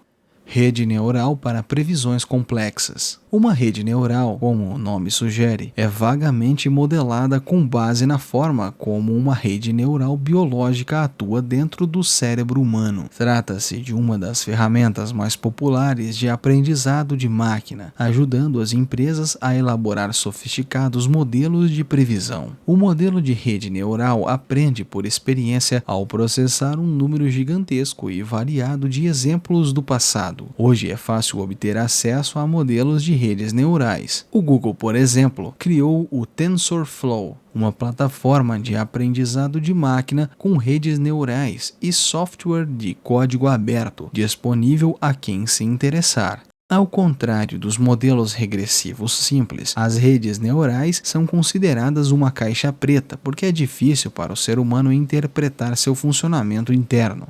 É mais ou menos o que acontece quando uma pessoa não consegue explicar como ela mesma tomou determinadas decisões, tendo com base as informações disponíveis no momento. No entanto, as redes neurais são convenientes para a elaboração de modelos a partir de dados desestruturados. Quando os cientistas de dados e as equipes da empresa não conseguem determinar qual é o melhor algoritmo a ser utilizado. Em linguagem leiga, os seguintes passos explicam o funcionamento de uma rede neural. Primeiro, carregamento de dois conjuntos de dados, o input e o output. Um modelo de rede neural consiste em uma camada de input, uma camada de output e camadas ocultas no meio. Mais ou menos como na criação de um modelo regressivo. As variáveis independentes são carregadas na camada de input, ao passo que as variáveis dependentes vão para a camada de output. A diferença, porém, está nas camadas ocultas, que contêm, basicamente, a caixa preta dos algoritmos. Segundo, descoberta pelas redes neurais de conexão entre os dados. Uma rede neural é capaz de conectar os dados para obter uma função derivada ou um modelo preditivo. Funciona de um jeito parecido com o do cérebro humano quando liga os pontinhos com base no aprendizado da vida inteira. A rede neural vai descobrir todos os tipos de padrão e a relação entre cada conjunto de dados, correlação, associação, dependência e casualidade. Algumas dessas conexões podem ser previamente desconhecidas e ocultas. Terceiro, utilização do modelo resultante nas camadas ocultas para prever outputs. As funções derivadas dos dados usados como exemplo podem ser empregadas para prever o output a partir de determinado input novo. E quando o verdadeiro output é inserido de volta na rede neural, a máquina aprende a partir de suas impressões, refinando com o passar do tempo as camadas ocultas. Por isso dá-se o nome de aprendizado de máquina, embora isso não revele ideias para o mundo real. Em relação da complexidade, a rede neural proveniente do aprendizado contínuo da máquina pode fazer previsões bastante precisas. A escolha do modelo preditivo depende do problema a ser resolvido. Quando o problema está estruturado e é de fácil compreensão, o modelo regressivo é suficiente. Mas quando é uma questão que envolve fatores ou algoritmos desconhecidos, os modelos de aprendizado de máquina, como as redes neurais, funcionarão melhor. Os profissionais de marketing também podem usar mais de um modelo para encontrar o mais adequado aos dados de que dispõem. Notas do narrador. Logo abaixo deste texto, há uma figura de número 9.2 com a legenda Como funciona o marketing preditivo. A imagem é muito complexa para ser descrita no áudio e estará disponível no blog. Confira os links da descrição. O texto continua. Resumo: como antecipar as demandas do mercado com ações proativas. O profissional de marketing pode se manter à frente da curva ao prever os resultados de todas as ações de marketing. Na gestão do cliente, a análise preditiva pode ajudar as empresas a estimar o valor de seus clientes em potencial antes da adesão deles, determinando quando investir para adquiri-los e desenvolvê-los. Na gestão do produto, o profissional de marketing pode visualizar o resultado de vendas de um protótipo antes do lançamento, determinando a partir de um portfólio amplo quais linhas de produtos renderão upselling e cross-selling. Por fim, a modelagem preditiva possibilita ao gerente de marca analisar os sentimentos do consumidor e decidir como fazer a construção da marca naquele contexto específico. Existem várias técnicas populares de modelagem de marketing preditivo, entre elas a análise regressiva, a filtragem colaborativa e as redes neurais. O aprendizado de máquina ou a inteligência artificial podem ser utilizados na construção de modelos preditivos. Por isso, a maior parte dos profissionais de marketing não só terá necessidade de auxílio técnico de estatísticos e cientistas de dados, mas também precisará de uma compreensão estratégica de como os modelos funcionam e de como obter ideias a partir deles. Perguntas para reflexão. Sua organização faz uso da análise preditiva para o marketing? Explore algumas novas aplicações do marketing preditivo. E como você vai implantar o marketing preditivo e integrá-lo às suas operações? Como os modelos preditivos serão socializados em toda a organização? Capítulo 10. Marketing contextual. Como criar uma experiência personalizada de percepção e resposta. Capítulo 10. Marketing contextual. Como criar uma experiência personalizada de percepção e resposta. Em 2019, a Walgreens começou a testar máquinas distribuidoras de bebidas que combinam câmeras, sensores e portas com tela digital para exibir não apenas os produtos em seu interior, mas também publicidade personalizada para o consumidor.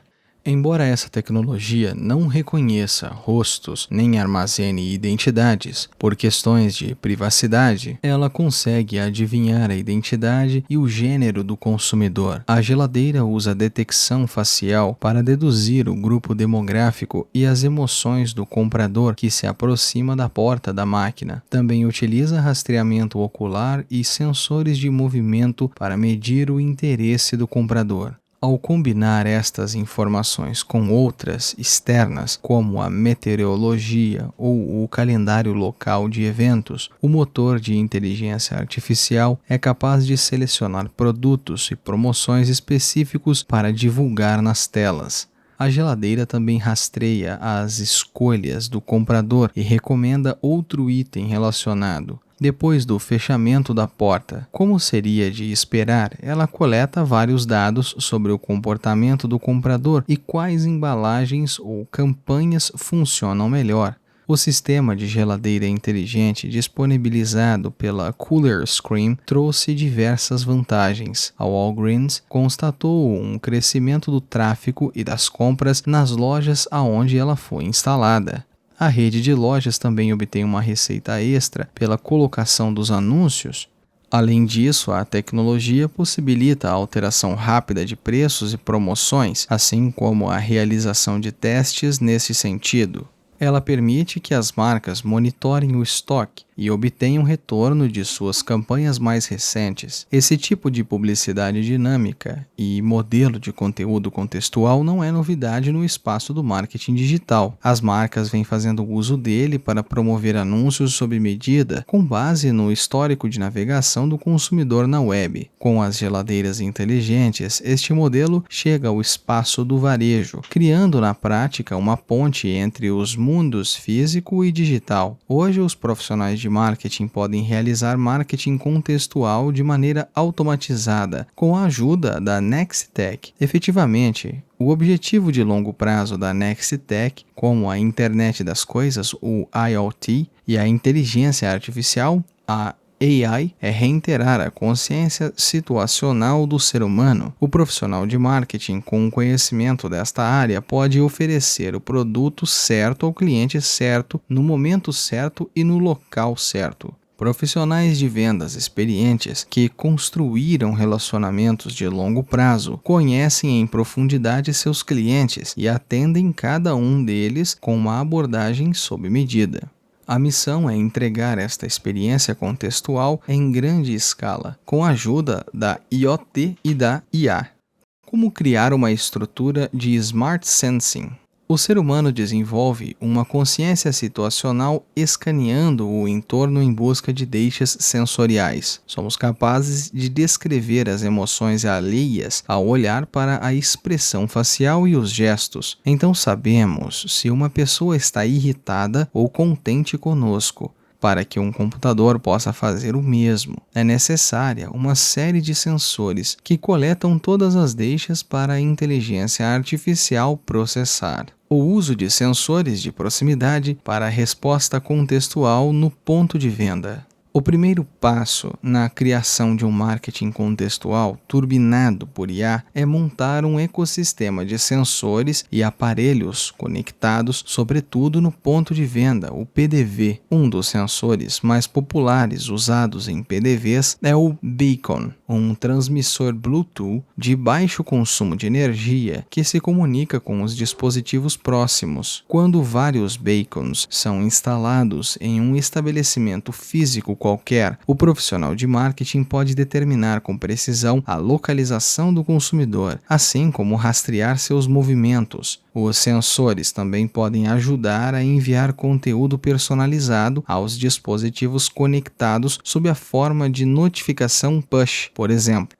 As empresas precisam determinar qual condição específica será o gatilho dos sensores que realizam as ações com base na localização. O melhor gatilho contextual é a presença do cliente. O problema, porém, é reconhecer a identidade ou o perfil deste cliente, garantindo uma resposta efetivamente personalizada. Por exemplo, a aproximação de um cliente com a idade e o perfil de gênero corretos de determinado corredor em uma loja pode ser um excelente gancho para o envio de ofertas de desconto customizadas. Variáveis ambientais, como a meteorologia, também podem ser gatilhos contextuais. Quando faz calor, por exemplo, pode ser o melhor momento para promover bebidas geladas.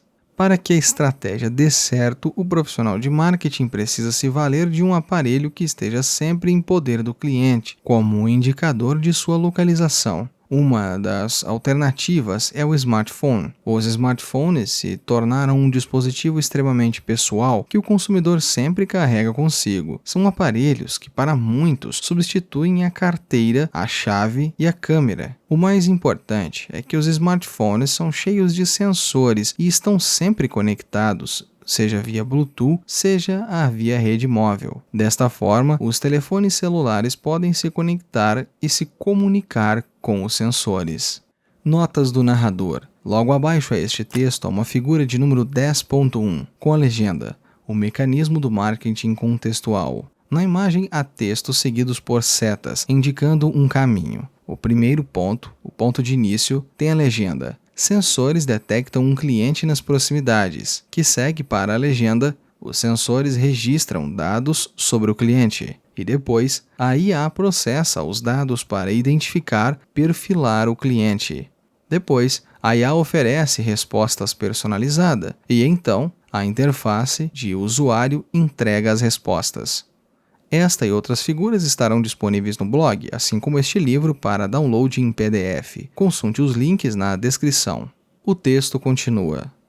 Quando um cliente com um aplicativo de celular correto está nos arredores, um beacon ou um sensor de proximidade entra em contato com ele. Digamos, por exemplo, que o cliente tenha instalado o aplicativo daquela loja e feito o login com seus dados pessoais. A proximidade do celular aciona o gatilho e o beacon pode enviar uma mensagem customizada como uma notificação de aplicativo. Imagine se beacons fossem instalados em todos os corredores de uma loja de varejo, parques temáticos, shoppings, hotéis, cassinos ou qualquer outro estabelecimento físico. As empresas poderiam utilizar os celulares dos clientes como ferramentas de navegação, oferecendo informações e promoções à medida que o cliente caminha pelo espaço físico. Isso cria uma jornada altamente contextual para o cliente. Men's, Target, CVS e outras grandes redes de varejo estão usando a tecnologia dos beacons para esse fim específico. O papel dos smartphones pode ser substituído por dispositivos vestíveis e, no futuro, até implantáveis. Os fabricantes de smartphones vêm oferecendo de forma agressiva smartwatches, aqueles relógios de pulso inteligentes, fones de ouvido e bandas elásticas de fitness com o potencial de se tornarem dispositivos ainda mais pessoais.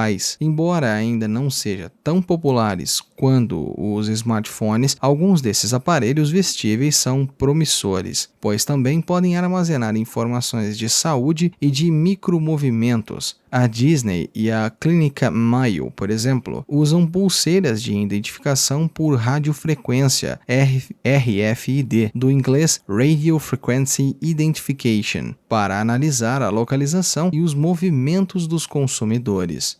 O uso da biometria como gatilho de ações personalizadas. Outro gatilho contextual popular é o próprio cliente. Independente de qualquer dispositivo pessoal, ele pode desencadear ações com base na localização, bastando a apenas mostrar o rosto. O reconhecimento facial, uma tecnologia crescente, permite que as empresas não apenas estimem os perfis demográficos, mas também identifiquem indivíduos depois de registrados na base de dados. Isso permite que o marketing entregue a resposta contextual certa para a pessoa certa. De forma semelhante a Walgreens e suas geladeiras inteligentes, a Tesco começou a instalar tecnologia de detecção facial em seus postos de gasolina no Reino Unido. Uma câmera captura o rosto do motorista e um motor de inteligência artificial avalia a sua idade e seu gênero. Então, enquanto espera o tanque encher, o motorista recebe anúncios voltados especificamente para o seu perfil demográfico. A Best Store, rede de lanchonetes chinesa, usa a base de dados de reconhecimento facial da Alibaba para escanear e identificar aqueles que deram a sua autorização. A tecnologia permite que os atendentes das lojas verifiquem de qual lanche o cliente gosta, com base nos dados da Alibaba, no instante em que entra na lanchonete. Assim, o atendente pode oferecer o produto certo a cada comprador. E o reconhecimento facial se mostra útil não apenas na identificação do cliente. A rede varejista também usa o sistema de pagamento por reconhecimento facial Sorria para Pagar, da Alipay, nos caixas das lanchonetes.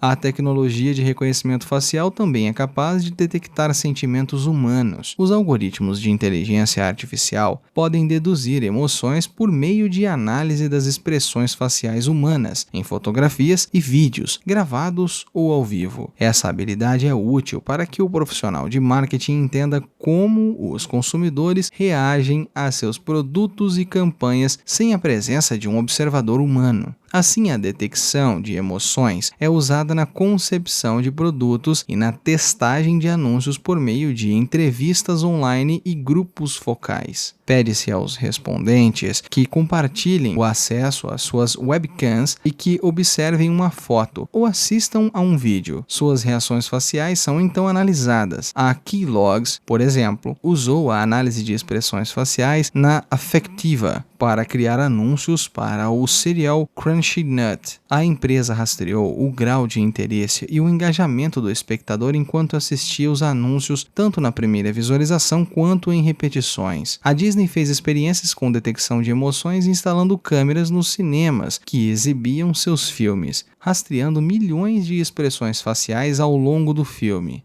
A Disney consegue descobrir quantos espectadores gostaram de cada cena. Isso é útil para aprimorar a produção dos filmes em projetos futuros. Graças a essas análises em tempo real, a mesma tecnologia pode ser utilizada para fornecer conteúdo responsivo adaptado às reações do público. A utilização mais óbvia serão os anúncios dinâmicos em painéis Out of Home, OOH. No Reino Unido, a Ocean Outdoors, uma empresa de publicidade especializada em anúncios em áreas externas, instalou painéis com câmeras que detectam o estado de espírito, a idade e o gênero do observador para entregar anúncios personalizados. Outro exemplo de uso em desenvolvimento é para os motoristas. Algumas montadoras começaram a testar tecnologias de reconhecimento facial para aperfeiçoar a experiência. Ao reconhecer o rosto do proprietário, o carro pode automaticamente abrir a porta, dar a partida e até tocar a playlist favorita do dono. E quando essa tecnologia detecta cansaço no rosto do motorista, pode recomendar que ele descanse um pouco. Uma tecnologia correlata é o sensor rastreador ocular. Com essa tecnologia, as empresas podem descobrir aonde o usuário foca a sua atenção, com base no movimento ocular ao assistir, por exemplo, a um anúncio ou a um vídeo. O profissional de marketing pode, na prática, criar um mapa de calor para saber em que áreas específicas o anúncio gera mais animação e engajamento. A Palace Resorts utilizou o rastreamento ocular em sua campanha de marketing. A empresa de hotelaria criou um microsite, no qual o internauta pode responder a um questionário em forma de vídeo, dando autorização para o uso da tecnologia de rastreamento ocular por meio de webcams. Pede-se ao internauta que escolha a partir de alguns vídeos uma combinação de diferentes opções de lazer. Com base na direção do olhar, o site recomenda o resort da empresa que mais combina com os interesses do internauta. A voz é outra forma de reconhecer o ser humano e desencadear ações contextuais. A IA consegue analisar as propriedades da fala, velocidade, pausas e entonações, e descobrir emoções embutidas. A Humana, empresa de seguro-saúde, usa a análise de voz da Cogito em seu telemarketing para intuir as emoções do usuário e recomendar uma técnica conversacional ao telefone. Quando o usuário parece irritado, por exemplo, o motor de inteligência artificial envia um alerta ao atendente para que mude sua abordagem. Na prática, ele vai treinando em tempo real os atendentes para criarem uma conexão melhor com o usuário. A British Airways também está fazendo experiências com a compreensão do estado de espírito dos passageiros a bordo de suas aeronaves. Lançou o, entre aspas, cobertor de felicidade, que muda de cor conforme o estado de espírito do passageiro. O cobertor vem com uma testeira que monitora as ondas cerebrais e determina se o passageiro está tenso ou relaxado. Essa experiência ajudou a companhia aérea a compreender alterações de humor durante a jornada do cliente, ao assistir ao entretenimento do voo na hora das refeições ou na hora de dormir. O mais importante é que a tecnologia permite que os comissários de bordo identifiquem rapidamente os passageiros que estão insatisfeitos e possam lhes proporcionar mais conforto. A detecção do humor, a partir das expressões faciais, dos movimentos oculares, da voz e dos sinais cerebrais, ainda não é corrente nas aplicações de marketing, mas vai ser a chave para o futuro do marketing contextual. Ela é crucial para a compreensão do estado de espírito do cliente, além do perfil demográfico básico. Como criar um canal direto à casa do cliente. A Internet das Coisas, a IoT, também entra na casa do cliente. Tudo, do sistema de segurança ao entretenimento caseiro, passando pelos eletrodomésticos, está conectado à internet. O advento da casa inteligente propicia um canal para que o profissional de marketing promova produtos e serviços diretamente onde o cliente mora. Isso ajuda o marketing a se aproximar ainda mais do local do consumo. Um dos canais crescentes para o marketing na casa do cliente são alto-falantes inteligentes, como o Amazon Echo, o Google Nest e o Apple HomePod. Cada um deles é turbinado por assistentes de voz inteligentes, Alexa, Google Assistant e Siri. Esses alto-falantes inteligentes atuam na prática como motores de busca acionados por voz, aos quais o cliente faz perguntas em busca de informações. Como os motores de busca, eles vão se tornando mais inteligentes à medida que aprendem mais sobre os hábitos e comportamentos de seus proprietários, depois de inúmeros questionamentos. Por isso, tem potencial para se tornarem um poderoso canal de marketing contextual. O marketing nesses sistemas de alto-falantes inteligentes ainda encontra-se nos estágios iniciais. uma vez que a publicidade direta ainda não está disponível em nenhuma dessas plataformas. No entanto, há várias maneiras de contornar esta limitação. Por exemplo, o Amazon Echo permite que o usuário ensine novas habilidades a Alexa, tornando-o mais útil. Empresas como a P&G e a Campbell's vêm disponibilizando habilidades relacionadas a seus produtos. Para a marca Tide, a P&G criou uma habilidade da Alexa que responde centenas de perguntas sobre roupa lavada. A Campbell's lançou uma que responde a pedidos de receitas culinárias. À medida que o cliente faz essas perguntas e obtém respostas, as marcas ganham maior reconhecimento e mais intenção de compra. A maioria dos eletrodomésticos inteligentes também possui uma tela com espaços para promoções. A Family Hub da Samsung, uma geladeira com tela touchscreen, permite que o consumidor elabore a lista de compras e encomende-as diretamente pelo aplicativo Instacart. A geladeira inteligente também permite que o consumidor peça um Uber ou encomende comida pelo Grubhub. O ecossistema do dispositivo inteligente possibilita a presença imediata do marketing com os produtos e serviços certos no instante em que o consumidor mais precisa. Um uso ainda mais avançado dos dispositivos conectados é a impressão 3D. Essa tecnologia ainda está engatinhando, por ser considerada cara e complicada, mas as empresas estão estudando maneiras de trazê-la para o uso corrente. A Hershey e a 3D Systems lançaram o CocoJet, uma impressora de chocolate 3D, em 2014. Com a CocoJet, o consumidor pode imprimir chocolates em vários formatos e colocar mensagens personalizadas nas barras de chocolate. Esse tipo de tecnologia aproxima o ponto de produção do ponto de consumo. Embora seja mais popular no B2C, ou Business to Consumer, o marketing contextual é muito mais aplicável a situações B2B, Business to Business. Como as empresas B2B nem sempre têm lojas de varejo, os sensores de IoT ou IoT são instalados em seus produtos nas dependências do cliente. Fabricantes de equipamentos pesados, por exemplo, podem instalar sensores no maquinário que vendem para monitorar o desempenho. As empresas podem então proporcionar os dados contextuais aos clientes para que eles realizem manutenção preventiva regular, acabando por fazer economia. Como entregar 3 níveis de experiência personalizada? A customização e a personalização no mundo digital são diretas. O profissional de marketing usa a informação digital sobre o cliente para entregar conteúdo dinâmico que se encaixa no seu perfil. Antes, no espaço físico, a customização e a personalização dependiam fortemente do toque humano. Com a estrutura de IoT e de IA implantadas, as empresas podem usar esta competência digital para realizar ações de marketing sob medida no mundo físico, com muito pouca intervenção humana. O marketing sob medida pode ser entregue em 3 níveis diferentes. O primeiro é o marketing informativo. Neste nível, o profissional de marketing proporciona a oferta exata, mensagens de comunicação de marketing, escolha de produtos e promoções de preços. O segundo nível é o marketing interativo, em que o profissional de marketing cria um canal de comunicação de mão dupla e interage de forma inteligente com o cliente.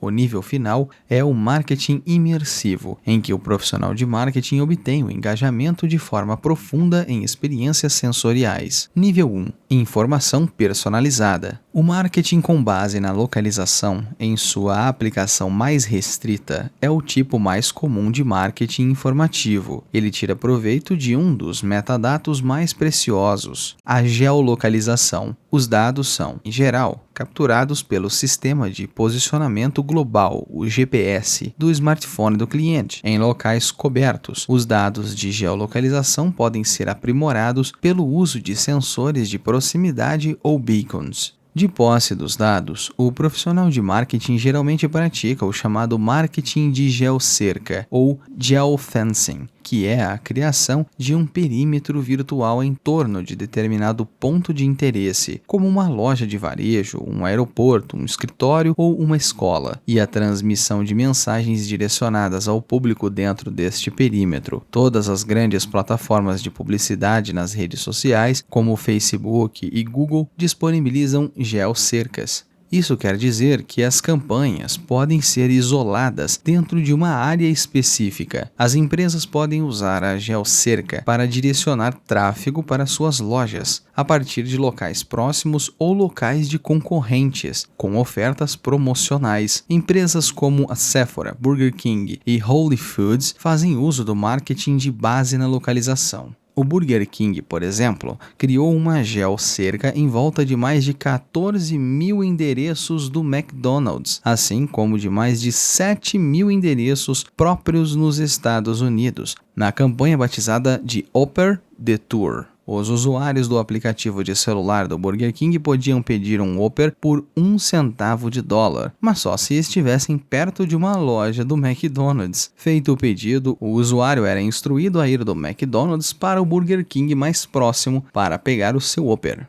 Nível 2. Interação customizada. O marketing contextual, em seu formato interativo, é multicamadas. O cliente não recebe uma ligação direta para comprar uma oferta com base na localização. Em vez disso, ele recebe uma oportunidade de responder a uma mensagem que recebe com base em sua localização. Conforme a resposta, a empresa envia outra mensagem, criando na prática um diálogo. Com essa abordagem, a empresa estimula o cliente a passar à etapa seguinte de sua jornada, da assimilação à ação, ao lhe proporcionar o incentivo certo ou a oferta certa. A vantagem deste método é que o incentivo é maior para que o cliente, tendo passado por várias interações em uma jornada mais abrangente, compre o produto.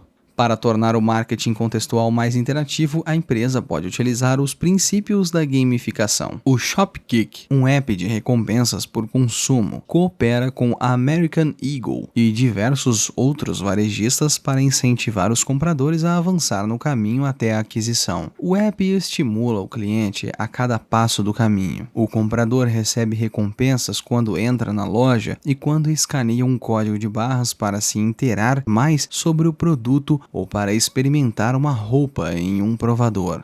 Vejamos outro exemplo da Sephora. A empresa torna o marketing contextual mais interativo, dando consultoria dentro da loja e permitindo que o cliente saiba mais sobre a oferta com base na localização. O processo começa quando o cliente experimenta o Sephora Virtual Artist, uma ferramenta de realidade aumentada que lhe permite saber como a maquiagem vai ficar no seu rosto.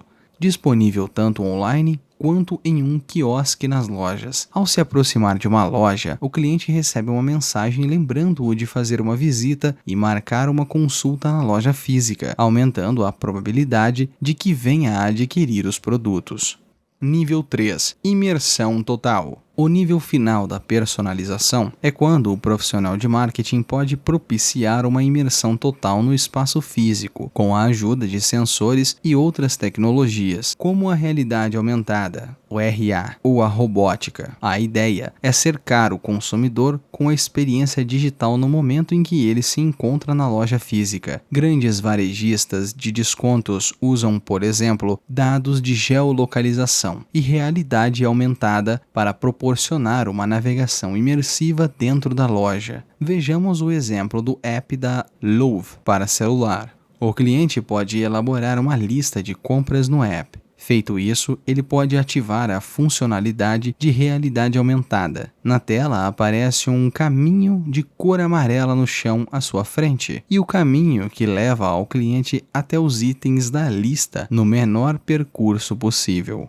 Marcas de moda, como a Ralph Lauren, estão usando um provedor inteligente para oferecer uma experiência digital imersiva no mundo físico. O cliente pode levar a roupa que quiser ao provador e interagir com o espelho digital. Graças à tecnologia RFID, todas as peças levadas ao provador são exibidas instantaneamente na tela. O cliente pode escolher entre diferentes cores e tamanhos, e atendentes da loja levam os itens até o provador, recomendando estilos específicos. O objetivo do marketing contextual e imersivo é acabar com a fronteira entre os mundos físico e digital, de modo que o cliente tenha a sensação de uma experiência unicanal sem descontinuidade. Assim, podemos combinar o poder de personalização da tecnologia digital com a natureza experiencial das lojas físicas.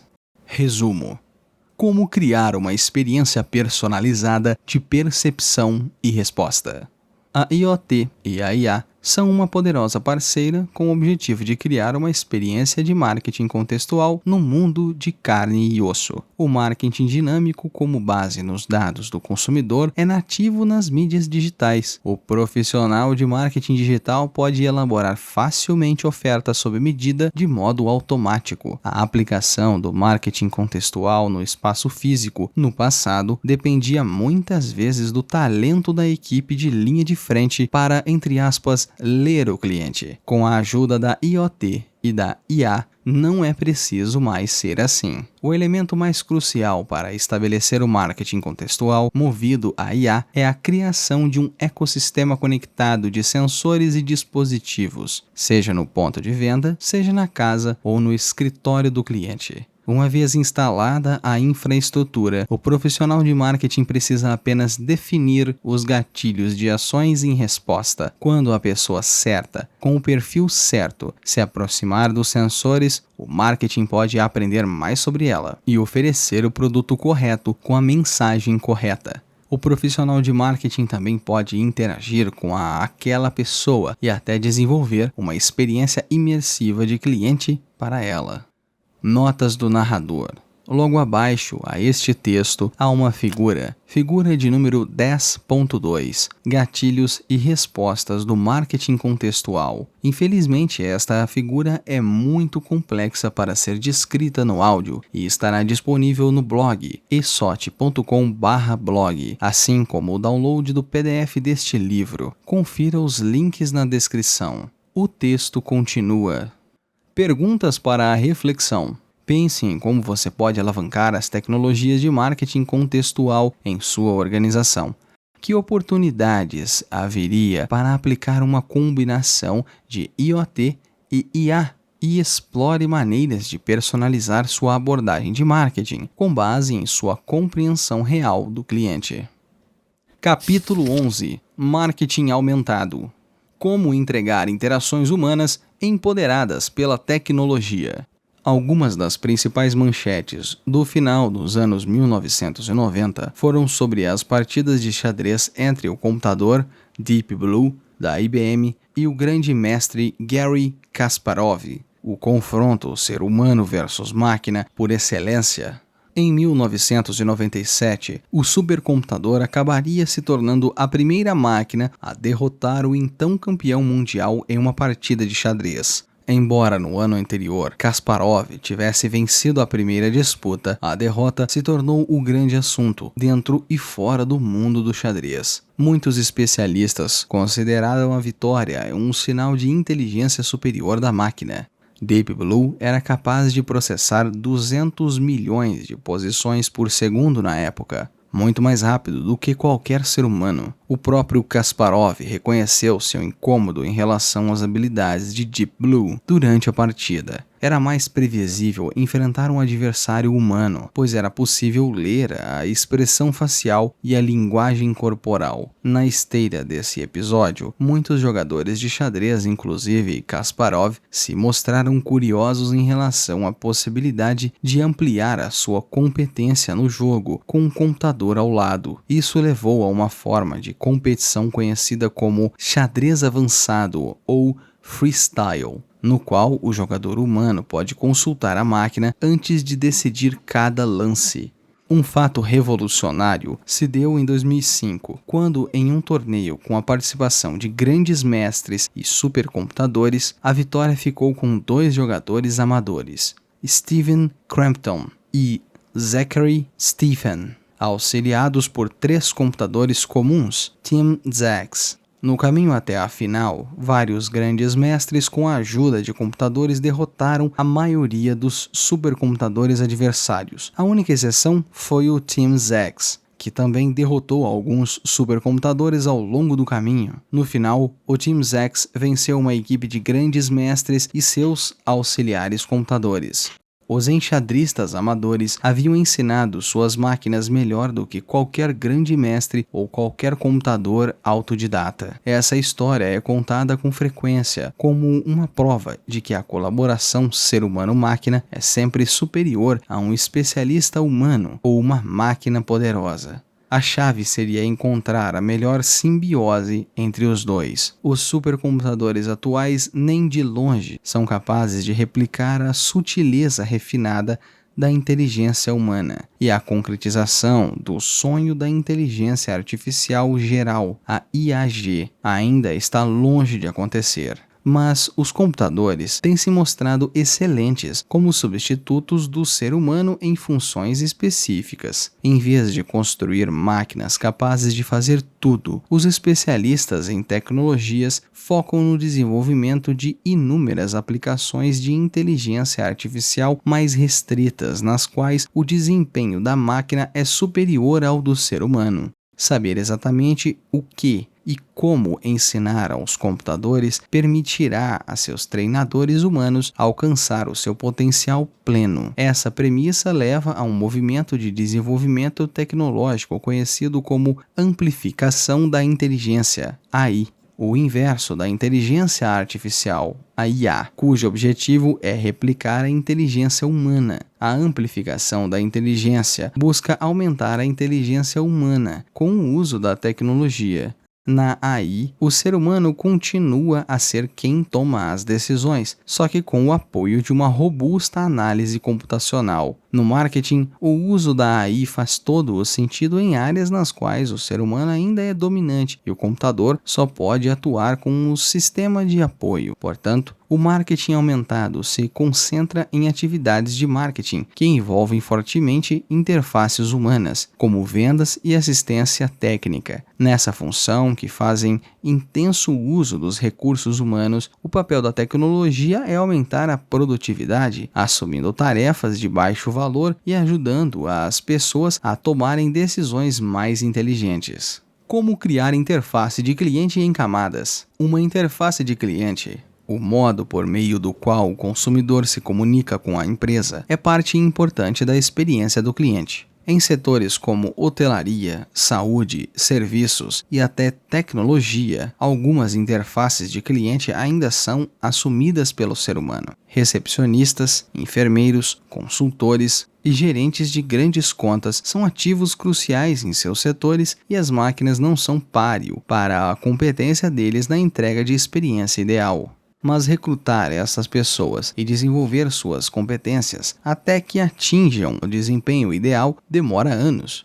Trata-se de uma circunstância que dificulta ganhos de escala para as empresas, criando na prática uma limitação ao crescimento. O marketing aumentado propicia uma solução para este problema. Interfaces digitais proporcionam maneiras alternativas e novas de o cliente interagir com as marcas e as empresas. A Gartner estima que até 2022, 72% das interações de clientes vão envolver tecnologias emergentes, como IA, chatbots e mensagens de celular. Embora uma interface digital não possa substituir por completo a interação pessoa a pessoa, pode fazer os escassos recursos humanos funcionarem de forma mais rápida e mais inteligente. A ascensão das gerações Y e Z vai alimentar ainda mais essa necessidade de marketing aumentado. São duas gerações que enxergam a internet como uma parte indispensável de suas vidas e a tecnologia como uma extensão de si mesmas. Na verdade, elas não veem fronteiras entre os mundos físico e digital, considerando o mundo, entre aspas, figital. A necessidade de entregas rápidas e sob demanda abrirá caminho para interfaces digitais. O marketing aumentado começa com uma definição clara de como as tecnologias podem adicionar valor à operação na linha de frente. Um modo de aumentar a produtividade é criar um sistema de interfaces por camadas. Misturar as interfaces digitais e humanas em uma pirâmide estruturada permite que a empresa obtenha ganhos de escala. Assim, ela pode liberar recursos humanos para lidar com tarefas mais relevantes. Interfaces de vendas por camadas. No processo de vendas, o tipo mais comum de divisão de interfaces do cliente por camadas se baseia no ciclo de vida do cliente ao longo do funil de vendas. As empresas B2B podem capturar e reter leads precoces por meio de uma interface digital, ao mesmo tempo que vão atrás de leads qualificados e prospects cobiçados com uma equipe de vendas. Usando esse método, as empresas ampliam seu alcance na geração de leads. Em paralelo, podem direcionar os esforços da equipe de vendas para o fechamento de negócios. É o sistema ideal, já que o passo final do funil de vendas costuma exigir forte competência em comunicação e negociação.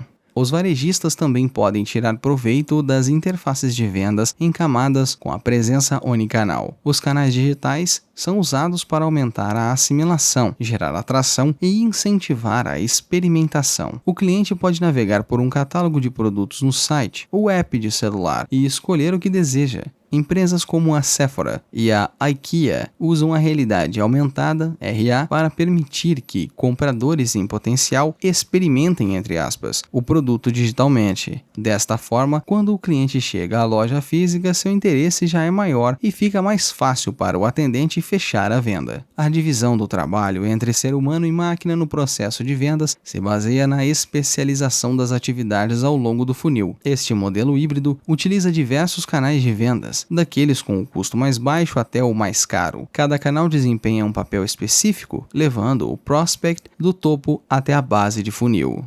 Notas do narrador. Logo abaixo a este texto há uma figura de número 11.1, com a legenda: exemplo de marketing aumentado na interface de vendas em camadas. Na imagem há um funil, com duas colunas, uma do lado esquerdo e uma do lado direito. Na primeira parte do funil, a parte mais ampla na parte do topo, do lado esquerdo, há o título, topo de funil, e a descrição é: chatbots, captura de informações nos leads em conversas de avaliação. Logo abaixo, o meio do funil, chatbots, retém leads pelo envio de conteúdo informativo. Na base do funil, a equipe de vendas convence leads qualificados com consultoria. E no fechamento da venda, a equipe de vendas realiza a negociação final e o fechamento. Esta e outras imagens estarão disponíveis no blog. Confira os links da descrição. O texto continua.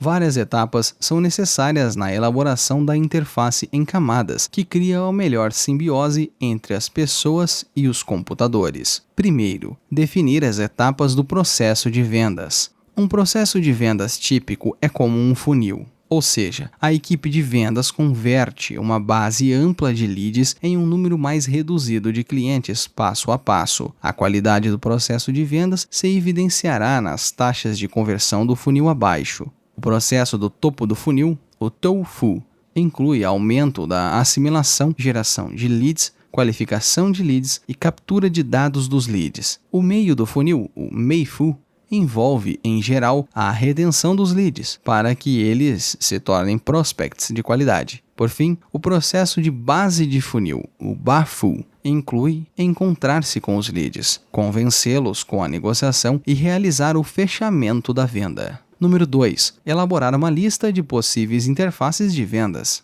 No passado, o processo de vendas dependia muito de feiras, congressos e e-mails de marketing para aumentar a assimilação e gerar leads. Para reter estes leads e fechar com eles, as empresas recorriam a televendas e a equipe de vendas diretas. Com as tecnologias avançadas, surgem muitas interfaces alternativas. Hoje, o marketing digital tem um alcance amplo o suficiente para uma campanha de divulgação.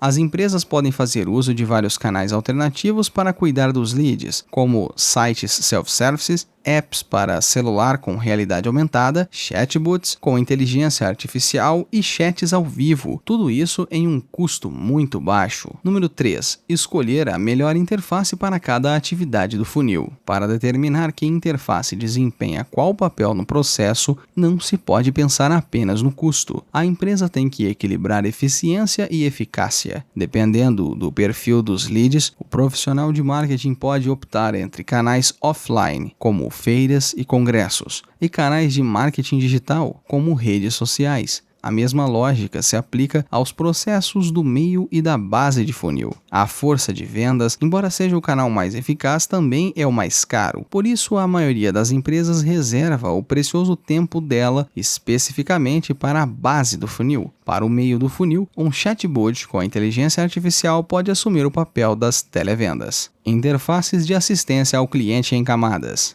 No processo de assistência ao cliente, em outras palavras, no tratamento dos clientes existentes, a base mais comum da divisão em camadas é o valor vitalício do cliente, o CLV, ou o status da fidelidade do cliente. O CLV é uma projeção da receita líquida gerada por cada cliente, com base no tempo estimado de relacionamento.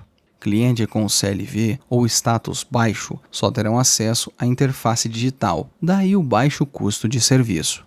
Em compensação, clientes com CLV alto terão o privilégio de interagir com atendentes humanos de alto custo. A divisão da qualidade da assistência em camadas incentiva o cliente a progredir, fazendo uma compra de valor mais alto ou fidelizando-se a marcas específicas. A riqueza de informações disponível na internet faz as pessoas buscarem por conta própria a solução quando se deparam com um problema em um produto ou serviço. A maioria das empresas facilita essa tendência ao self-service, proporcionando recursos online que podem ser pesquisados pelo cliente.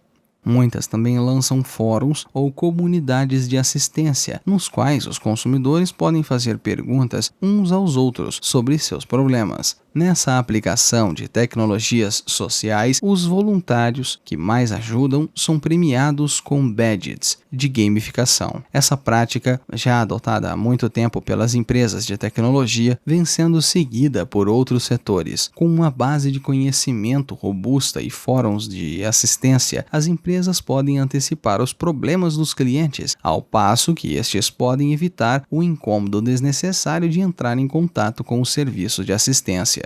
As bases de conhecimento dos recursos e fóruns online compõem um Big Data estruturado, com que as empresas podem alimentar seus algoritmos de aprendizado de máquina. Em vez de buscar respostas em páginas ou comunidades de suporte, o cliente pode simplesmente pedir uma solução à inteligência artificial. A interface automatizada da assistência ao cliente pode ser um chatbot ou um assistente virtual. Isso proporciona ao cliente não apenas conveniência, mas rapidez na solução desejada. Da mesma forma, as transcrições e os casos dos chatbots e dos telemarketing podem ser transferidos para o motor de inteligência artificial, oferecendo opções sem estresse para o cliente obter respostas às perguntas mais frequentes. As empresas precisam seguir diversos passos para desenvolver um serviço de assistência em camadas com uma simbiose sólida entre ser humano e máquina. Número 1. Criar uma base de conhecimento de perguntas mais frequentes. As empresas aprendem, pelo histórico, que a maioria das perguntas dos clientes é básica e repetitiva. Usar representantes de assistência ao cliente para responder estas perguntas é ineficiente. Por isso, a primeira coisa que uma empresa deve fazer é compilar estas perguntas em uma biblioteca de informações de fácil acesso. Boas estruturações e categorização ajudarão o cliente a navegar por esta base de conhecimento. A empresa deve usar storyboards com casos concretos de usuários, situações reais e cenários vivenciados pelos clientes. Além disso, uma boa base de conhecimento deve oferecer uma função de busca. Por fim, deve ser atualizada continuamente com informações novas. 2. Definir o modelo de divisão dos clientes em camadas. Com a análise de dados, as empresas podem avaliar rapidamente um enorme volume de transações, criando um histórico individual do cliente. A empresa só precisará definir um conjunto de critérios para avaliar quanto aquele cliente vale para ela. De modo geral, essa divisão em camadas inclui tanto métricas financeiras, receita e lucratividade, quanto não financeiras, como percentual da carteira, duração do relacionamento, importâncias estratégicas. Com base nesses critérios, a empresa pode agrupar os clientes por níveis. Essa divisão tem que ser dinâmica. É preciso haver um mecanismo para que o consumidor possa subir ou descer, Quando a divisão estiver bem definida, ficará fácil determinar os orçamentos de custos de serviço para cada camada. Esses orçamentos vão determinar as opções de assistência disponível para cada cliente. 3. Criar opções de assistência ao cliente multicamadas. As empresas podem tirar proveito da base de conhecimento em diversos canais de assistência ao cliente. A primeira é criar uma opção self-service, publicando no site esta base de conhecimento. Quando a base de conhecimento tem um fluxo de storyboards, pode ser transferida com facilidade para plataformas de chatbots e assistentes virtuais, por exemplo, habilidades da Alexa. Quando o cliente não obtém a resposta que deseja por meio dessas interfaces automatizadas, é preciso que a empresa disponibilize uma opção de passagem à interface humana. Fóruns e comunidades são excelentes formas de empoderar o cliente. No fim, porém, é preciso que representantes de atendimento ao cliente estejam disponíveis para dar respostas quando ninguém mais puder, seja por e-mail, chat ao vivo ou telefone. A empresa não deve oferecer todas essas opções a todos. Os clientes das camadas inferiores, em geral, terão acesso às opções self-service, recurso online e fóruns, ao passo que os clientes das camadas superiores terão todos os tipos de acesso, conforme suas preferências. Notas do narrador.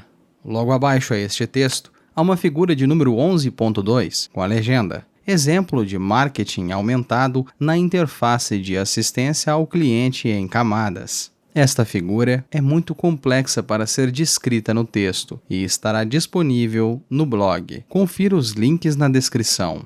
O texto continua: ferramentas digitais para a linha de frente. O marketing aumentado não é só uma questão de divisão do trabalho. As ferramentas digitais empoderam o funcionário na linha de frente, aquele que interage diretamente com o cliente. Hoje, apesar de todo o alarde em torno de e-commerce e das empresas online, a maioria das vendas do varejo ainda acontece nas lojas físicas. A maioria dos consumidores ainda fazem web browsing, pesquisa online e compra offline. Portanto, quando o cliente bem informado, que passou horas pesquisando produtos, enfim chega à loja, ele espera um pessoal igualmente bem informado na linha de frente para interagir com ele. Tendências semelhantes também acontecem no setor de serviços. O consumidor se habituou a ler resenhas para obter uma análise mais aprofundada antes de optar por um hotel, uma empresa de serviços ou uma instituição educacional. Esse consumidor mais inteligente tem expectativas elevadas, o que torna ainda mais desafiadora a tarefa do funcionário na linha de frente. Essa equipe tem papel crucial, principalmente em ambientes de contato constante com os setores de varejo e de serviços. Mesmo em setores dos quais o contato é menos intenso, a equipe da linha de frente é muitas vezes a última linha de defesa em termos de recuperação de serviços. Em diversas situações, eles podem se tornar a fonte de diferenciação e a face visível de uma marca. É vital empoderar o funcionário com os conhecimentos certos adquiridos pela empresa sobre seus clientes. O funcionário que interage com o cliente é o meio mais importante de educação do consumidor em relação àquilo que é mais difícil comunicar por outros meios.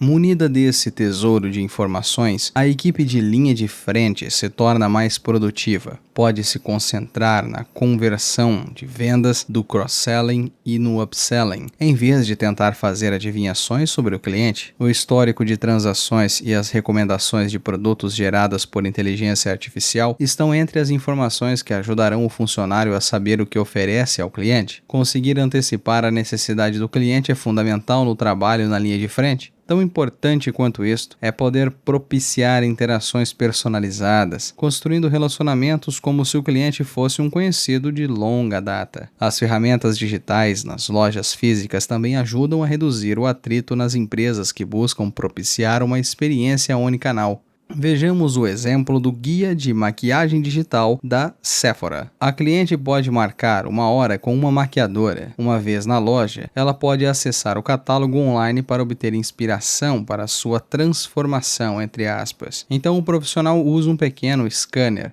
chamado Color Eye Key, para capturar a cor da pele e determinar a tonalidade ideal para a cliente. Munido das informações do catálogo e do Color Eye Key, o maquiador pode buscar produtos que se encaixam no perfil da cliente. Concluída a maquiagem, pode mandar para o e-mail dela a lista de etapas e produtos utilizados, o que ajuda a compra a se repetir. As empresas precisam montar não apenas uma interface digital para os clientes, mas uma equivalente para seus funcionários. A entrega de informações ao cliente pode ser feita tanto por dispositivos móveis quanto por vestíveis. Os hotéis, por exemplo, podem disponibilizar aos hóspedes serviços de quarto por meio de tablets ou do celular, e estes pedidos podem chegar à recepção, à cozinha ou à limpeza diretamente ou via um chatbot conectado. Isso acelera o atendimento, criando assim uma experiência do cliente superior. São vários os passos que as empresas devem adotar para fornecer as ferramentas digitais adequadas de apoio à equipe na linha de frente.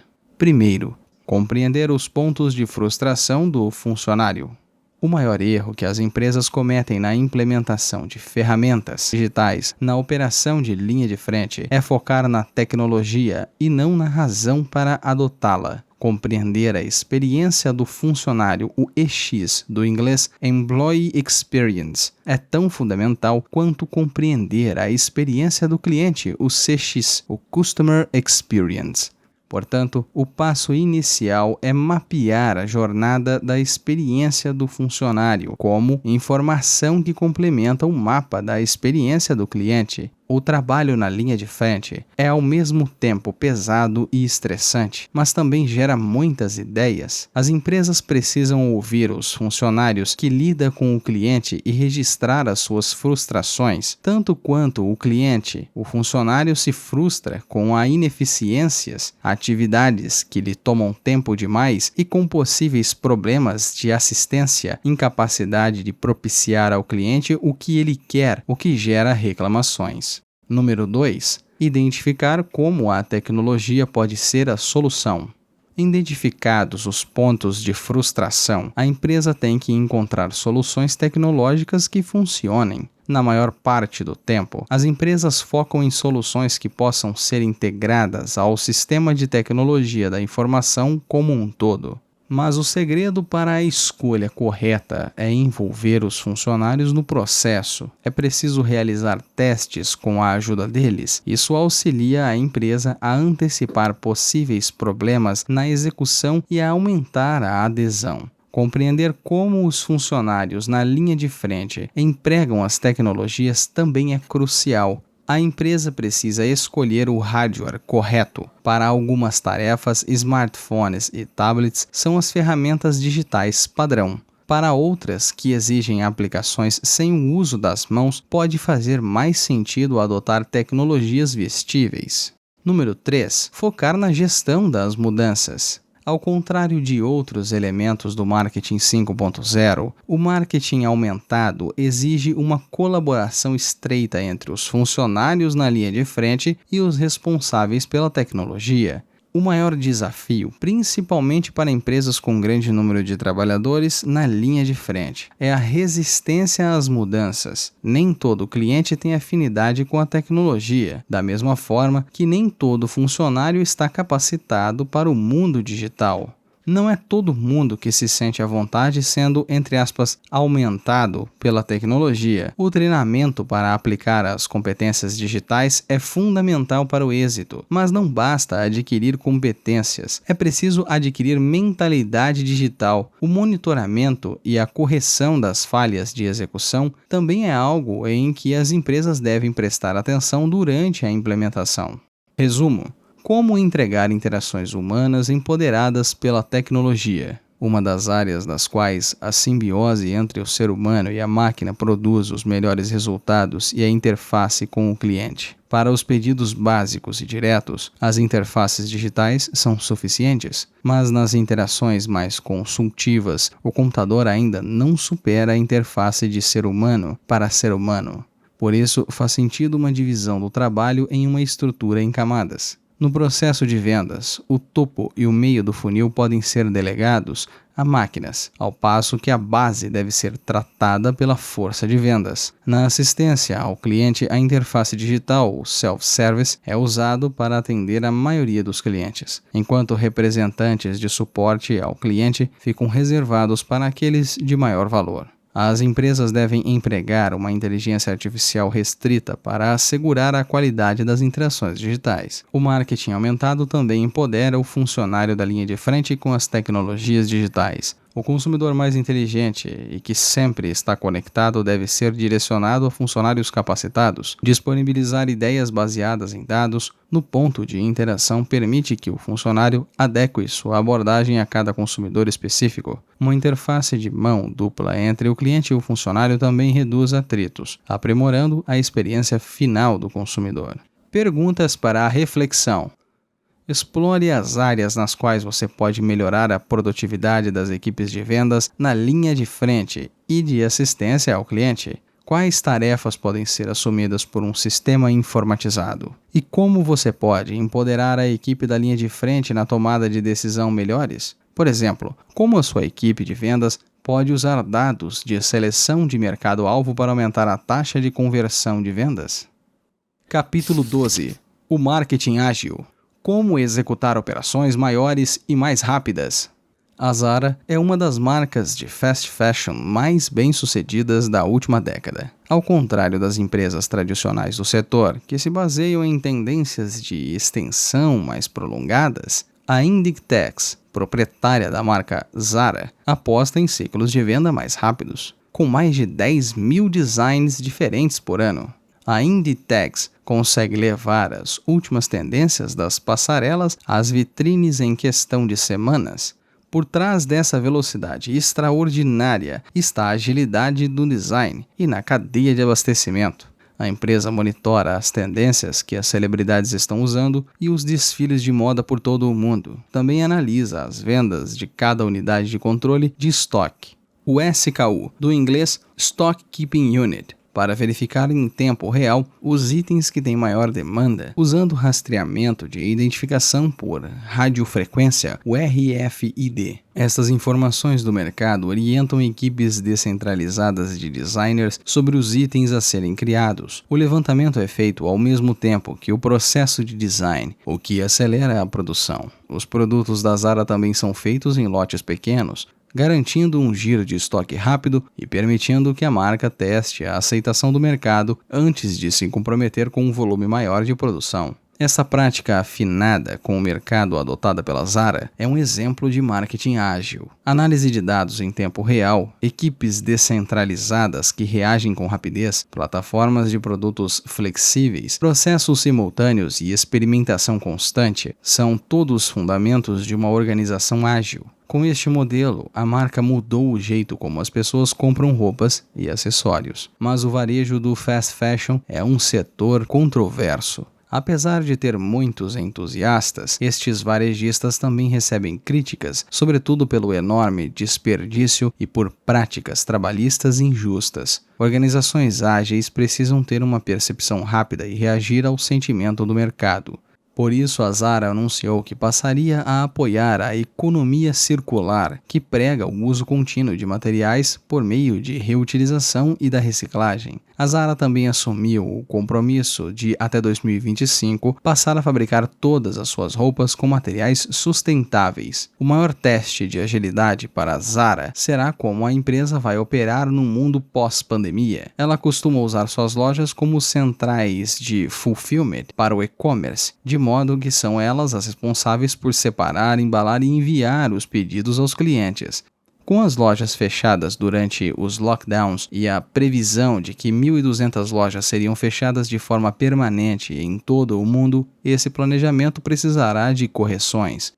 A integração entre os negócios online e físico será a chave para a marca na próxima década.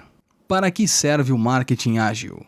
O setor de tecnologia é caracterizado pelo ciclo de vida curto dos produtores. Os competidores buscam ser os primeiros a chegar ao mercado, capturando o máximo de valor antes que a tecnologia se torne obsoleta. As empresas precisam monitorar e reagir às novas tendências e às mudanças do comportamento do consumidor. Novas versões dos produtos se sucedem rapidamente, já que a janela de lucratividade destes é restrita. Por isso, as empresas de tecnologia são as primeiras a adotar o marketing ágil. Neste mundo digital acelerado, muitos outros setores, vestuários, bens de consumo embalados, eletrônicos, automotivo, vêm passando, em maior ou menor média, por um encurtamento do ciclo de vida. Nestes setores, a preferência do consumidor em relação a este ou aquele produto muda com rapidez, impulsionada pela proliferação de novas ofertas. Até a experiência do cliente tem um prazo de validade. Uma experiência que hoje é atraente se torna ultrapassada assim que os concorrentes a igualam e superam.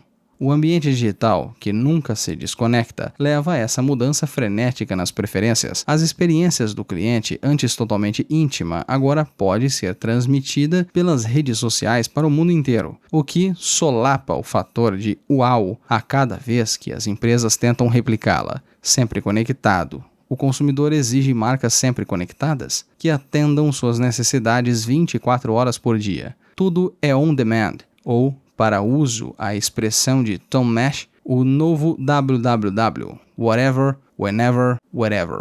Qualquer coisa, a qualquer momento, em qualquer lugar. Por conta disso, as empresas precisam estar sempre monitorando e reagindo às tendências e às conversas no momento a um ritmo cada vez mais acelerado.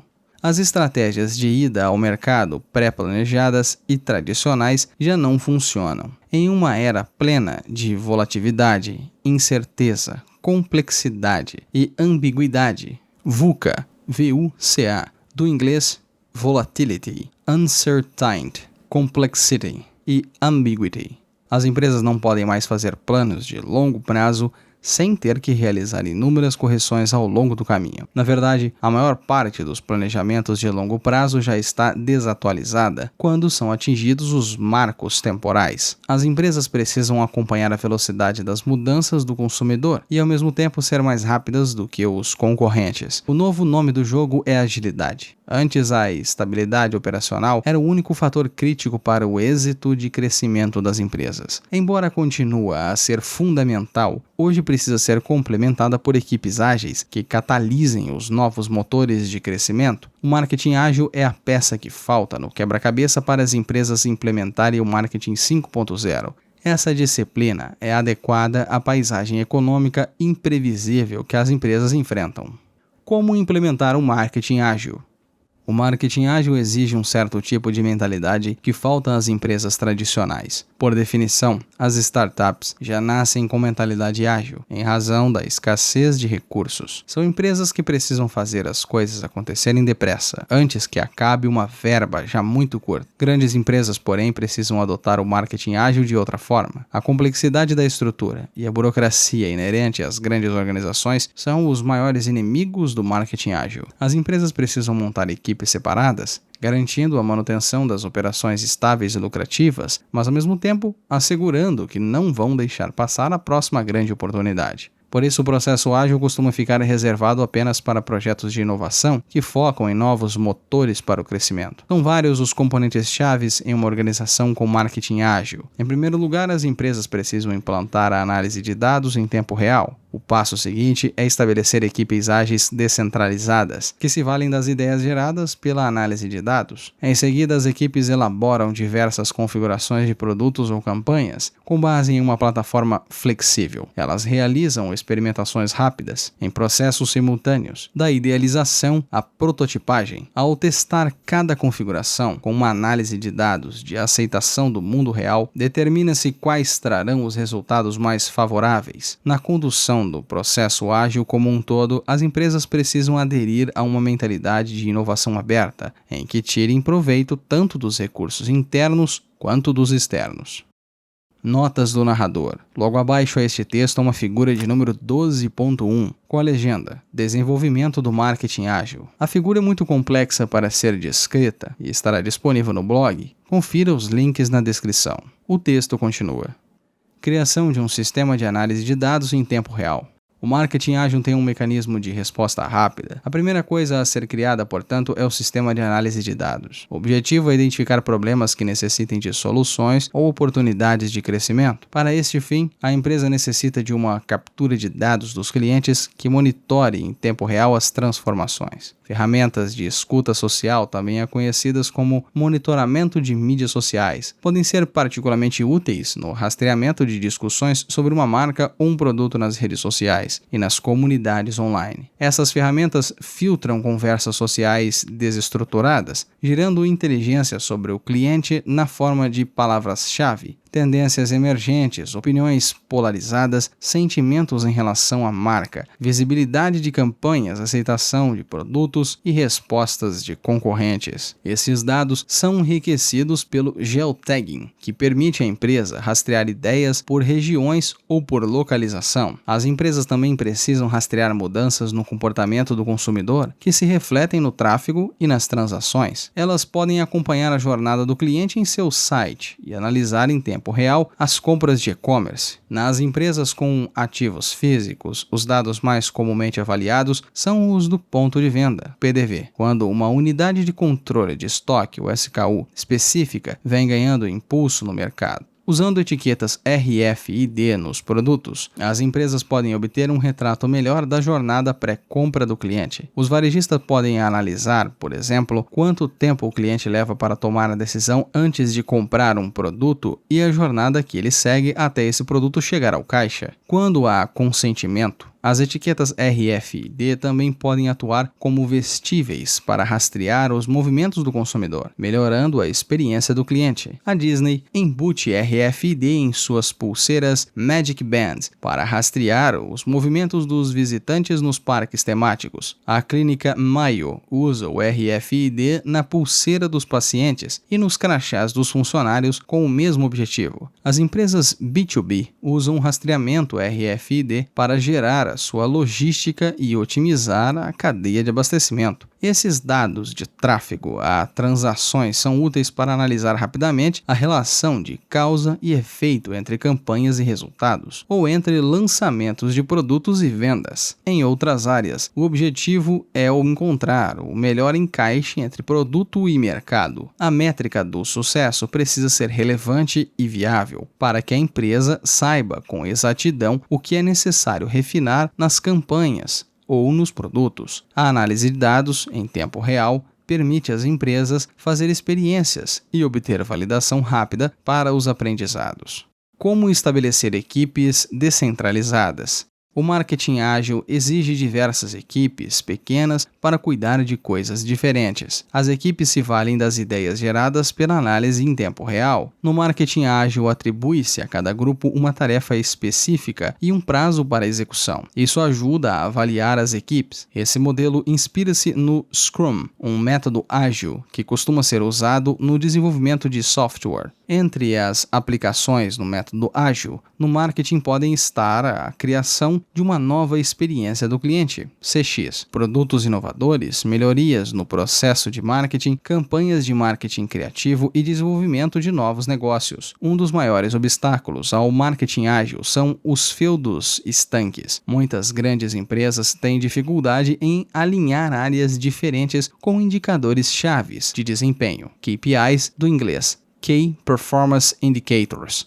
conflitantes. Por isso, cada equipe ágil deve ter membros interdisciplinares exclusivos, com especialização diversas, desenvolvedores de produtos, marketing e tecnologia. Como os grupos são pequenos e o conjunto de objetivos é o mesmo, os feudos podem ser eliminados. Os funcionários se sentem mais engajados e têm ao mesmo tempo o sentimento de que seu trabalho é mais relevante. Além de reduzir atritos, as equipes interdisciplinares são melhores para o debate de ideias, essencial em qualquer projeto de inovação. As equipes interdisciplinares também são indispensáveis para colocar em prática novas ideias. O profissional de marketing, por exemplo, desempenha um papel na interpretação de informações, ao passo que o profissional de engenharia ajuda a desenvolver protótipos operacionais. Cada equipe precisa dispor de todos os recursos necessários para atingir os objetivos de forma independente. Os modelos tradicionais de tomada de decisão, com os processos de aprovação multi-etapas, também são pesados demais para o marketing ágil. É preciso que as decisões sejam tomadas com rapidez. Atrasos terão um impacto significativo sobre o resultado, por isso as equipes precisam de autonomia e autoridade para tomar decisões descentralizadas no que estiver relacionado à sua missão. Esse modelo flexível exige um comprometimento firme de alta direção. O papel da direção sênior no marketing ágil é monitorar a progressão, dar feedback em nível estratégico e orientar as equipes, dando-lhes liberdade ao mesmo tempo. O mais importante, porém, é que a cúpula executiva integre todos os projetos ágeis, alinhando-os com as metas globais da empresa. Como desenvolver uma plataforma de produto flexível? A razão mais significativa para a alta produtividade das equipes ágeis é que elas não começam os novos projetos do zero. Em vez disso, cada novo produto se origina da mesma base, que recebe o nome de plataforma. Quando o cliente avalia um produto específico, por exemplo, ele não o ama nem o odeia por completo, pode não gostar de alguns elementos e ao mesmo tempo deseja outros. Portanto, tudo, características de produto, componentes do software, pontos de contato da CX ou design criativo, é projetado para ser modulado e em camadas. A base funciona como núcleo do produto, ao passo que os produtos módulos podem ser montados de maneira diferentes para criar um produto aumentado, entre aspas. As empresas de software, bem como as empresas digitais em geral, são, por definição, mais flexíveis e ágeis no desenvolvimento de produtos, sem possuir ativos físicos. Elas podem se adaptar melhor à volatilidade e às incertezas do mercado.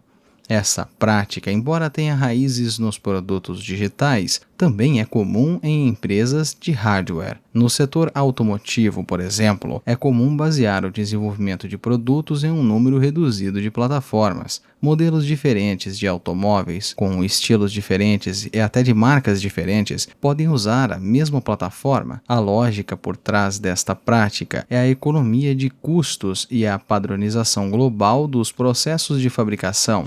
Assim, as montadoras conseguem manter o preço baixo e ao mesmo tempo oferecer variações de design customizadas, atendendo a diferentes preferências do mercado. Em alguns casos, as empresas mudam seu modelo de negócio migrando de posse de ativos físicos para os serviços digitais, a fim de aumentar a agilidade. Produtos de hardware e software têm ciclos de vida mais longos, já que o cliente não faz upgrades frequentes, a menos que as melhorias sejam significativas. Por este motivo, o marketing ágil pode não ser tão útil. É por isso que as empresas de tecnologia passaram a oferecer assinaturas de serviços em vez de venda de software e hardware corporativos. Com esse novo modelo de receita, conseguem proporcionar produtos bem integrados entre si e constantemente atualizados. Com a plataforma de produtos flexível, as equipes ágeis podem fazer experiências rapidamente com diversas configurações até obter o retorno mais favorável do mercado. O mais importante é que as plataformas de produtos e os componentes modulares permitem que as empresas façam customizações de massa. O cliente pode escolher uma configuração individual para todo tipo de produto, como frozen yogurt, calçados e laptops. Como desenvolver processos simultâneos? Projetos inovadores costumam seguir um modelo em cascata, ou de estágios em que cada etapa da idealização ao lançamento segue uma sequência. Ao fim de cada estágio há um checkpoint, portanto, o processo não pode avançar para as fases seguintes antes do término da anterior. A multiplicidade de checkpoints torna este método demorado. No marketing ágil, esse modelo é substituído pelo método simultâneo, no qual diferentes estágios correm paralelamente, além do evidente ganho de velocidade. O processo simultâneo traz outro benefício importante. O modelo em cascata não é adequado para projetos de grande escala e de longo prazo, nos quais um erro descoberto no final do processo pode exigir o recomeço de toda a sequência.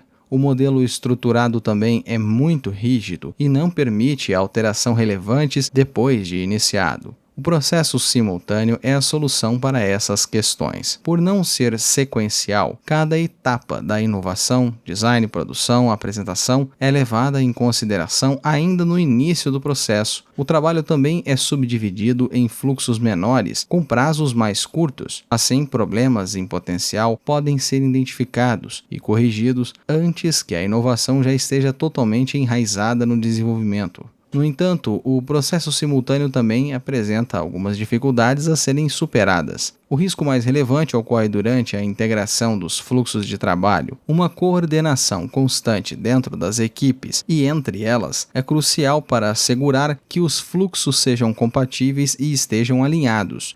É preciso comunicar cada acréscimo e alteração em um fluxo de trabalho para que os ajustes devidos possam ser feitos nos outros. As equipes ágeis precisam realizar reuniões rápidas diariamente para fins de coordenação. Por ser uma reunião breve, a tomada de decisões tem que ser rápida. Aqueles que não estão acostumados com o marketing ágil podem sentir certa dificuldade em fazer isso. No marketing ágil, as fases de desenvolvimento também são realizadas em paralelo com a experimentação. Equipes ágeis nunca esperam pelos testes de mercado de uma versão recentemente concluída. Em vez disso, elas seguem em frente para a nova versão. Assim, para que um teste de mercado influencie o desenvolvimento da versão seguinte, é preciso que ele seja realizado rapidamente entre a criação das versões.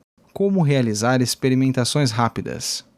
A experimentação rápida é um dos elementos mais importantes do marketing ágil. Tradicionalmente, os testes de conceito se baseiam em pesquisas de mercado pré-lançamentos. Esses estudos pré-lançamento focam na descoberta de sacadas sobre o cliente que se transformam na base para o desenvolvimento de novos produtos ou ideias de campanhas. Essas ideias são então apresentadas a um grupo de pesquisados em testes de conceito. Como estes conceitos são hipotéticos e muitas vezes ainda não possuem um protótipo operacional, os pesquisados sentem dificuldade para imaginar o produto final. Isso poderia introduzir um viés no teste conceitual. Além disto, sempre transcorre algum tempo até que saia o resultado, fazendo com que seja tarde demais para realizar alterações. No marketing ágil, porém, produtos autênticos são produzidos em pequenas quantidades e vendidos a clientes autênticos com base no método enxuto das startups. Uma versão precoce do produto apenas com as características básicas para o lançamento é chamado de mínimo produto viável ou MVP, do inglês Minimum Viable Product. É importante observar que a definição de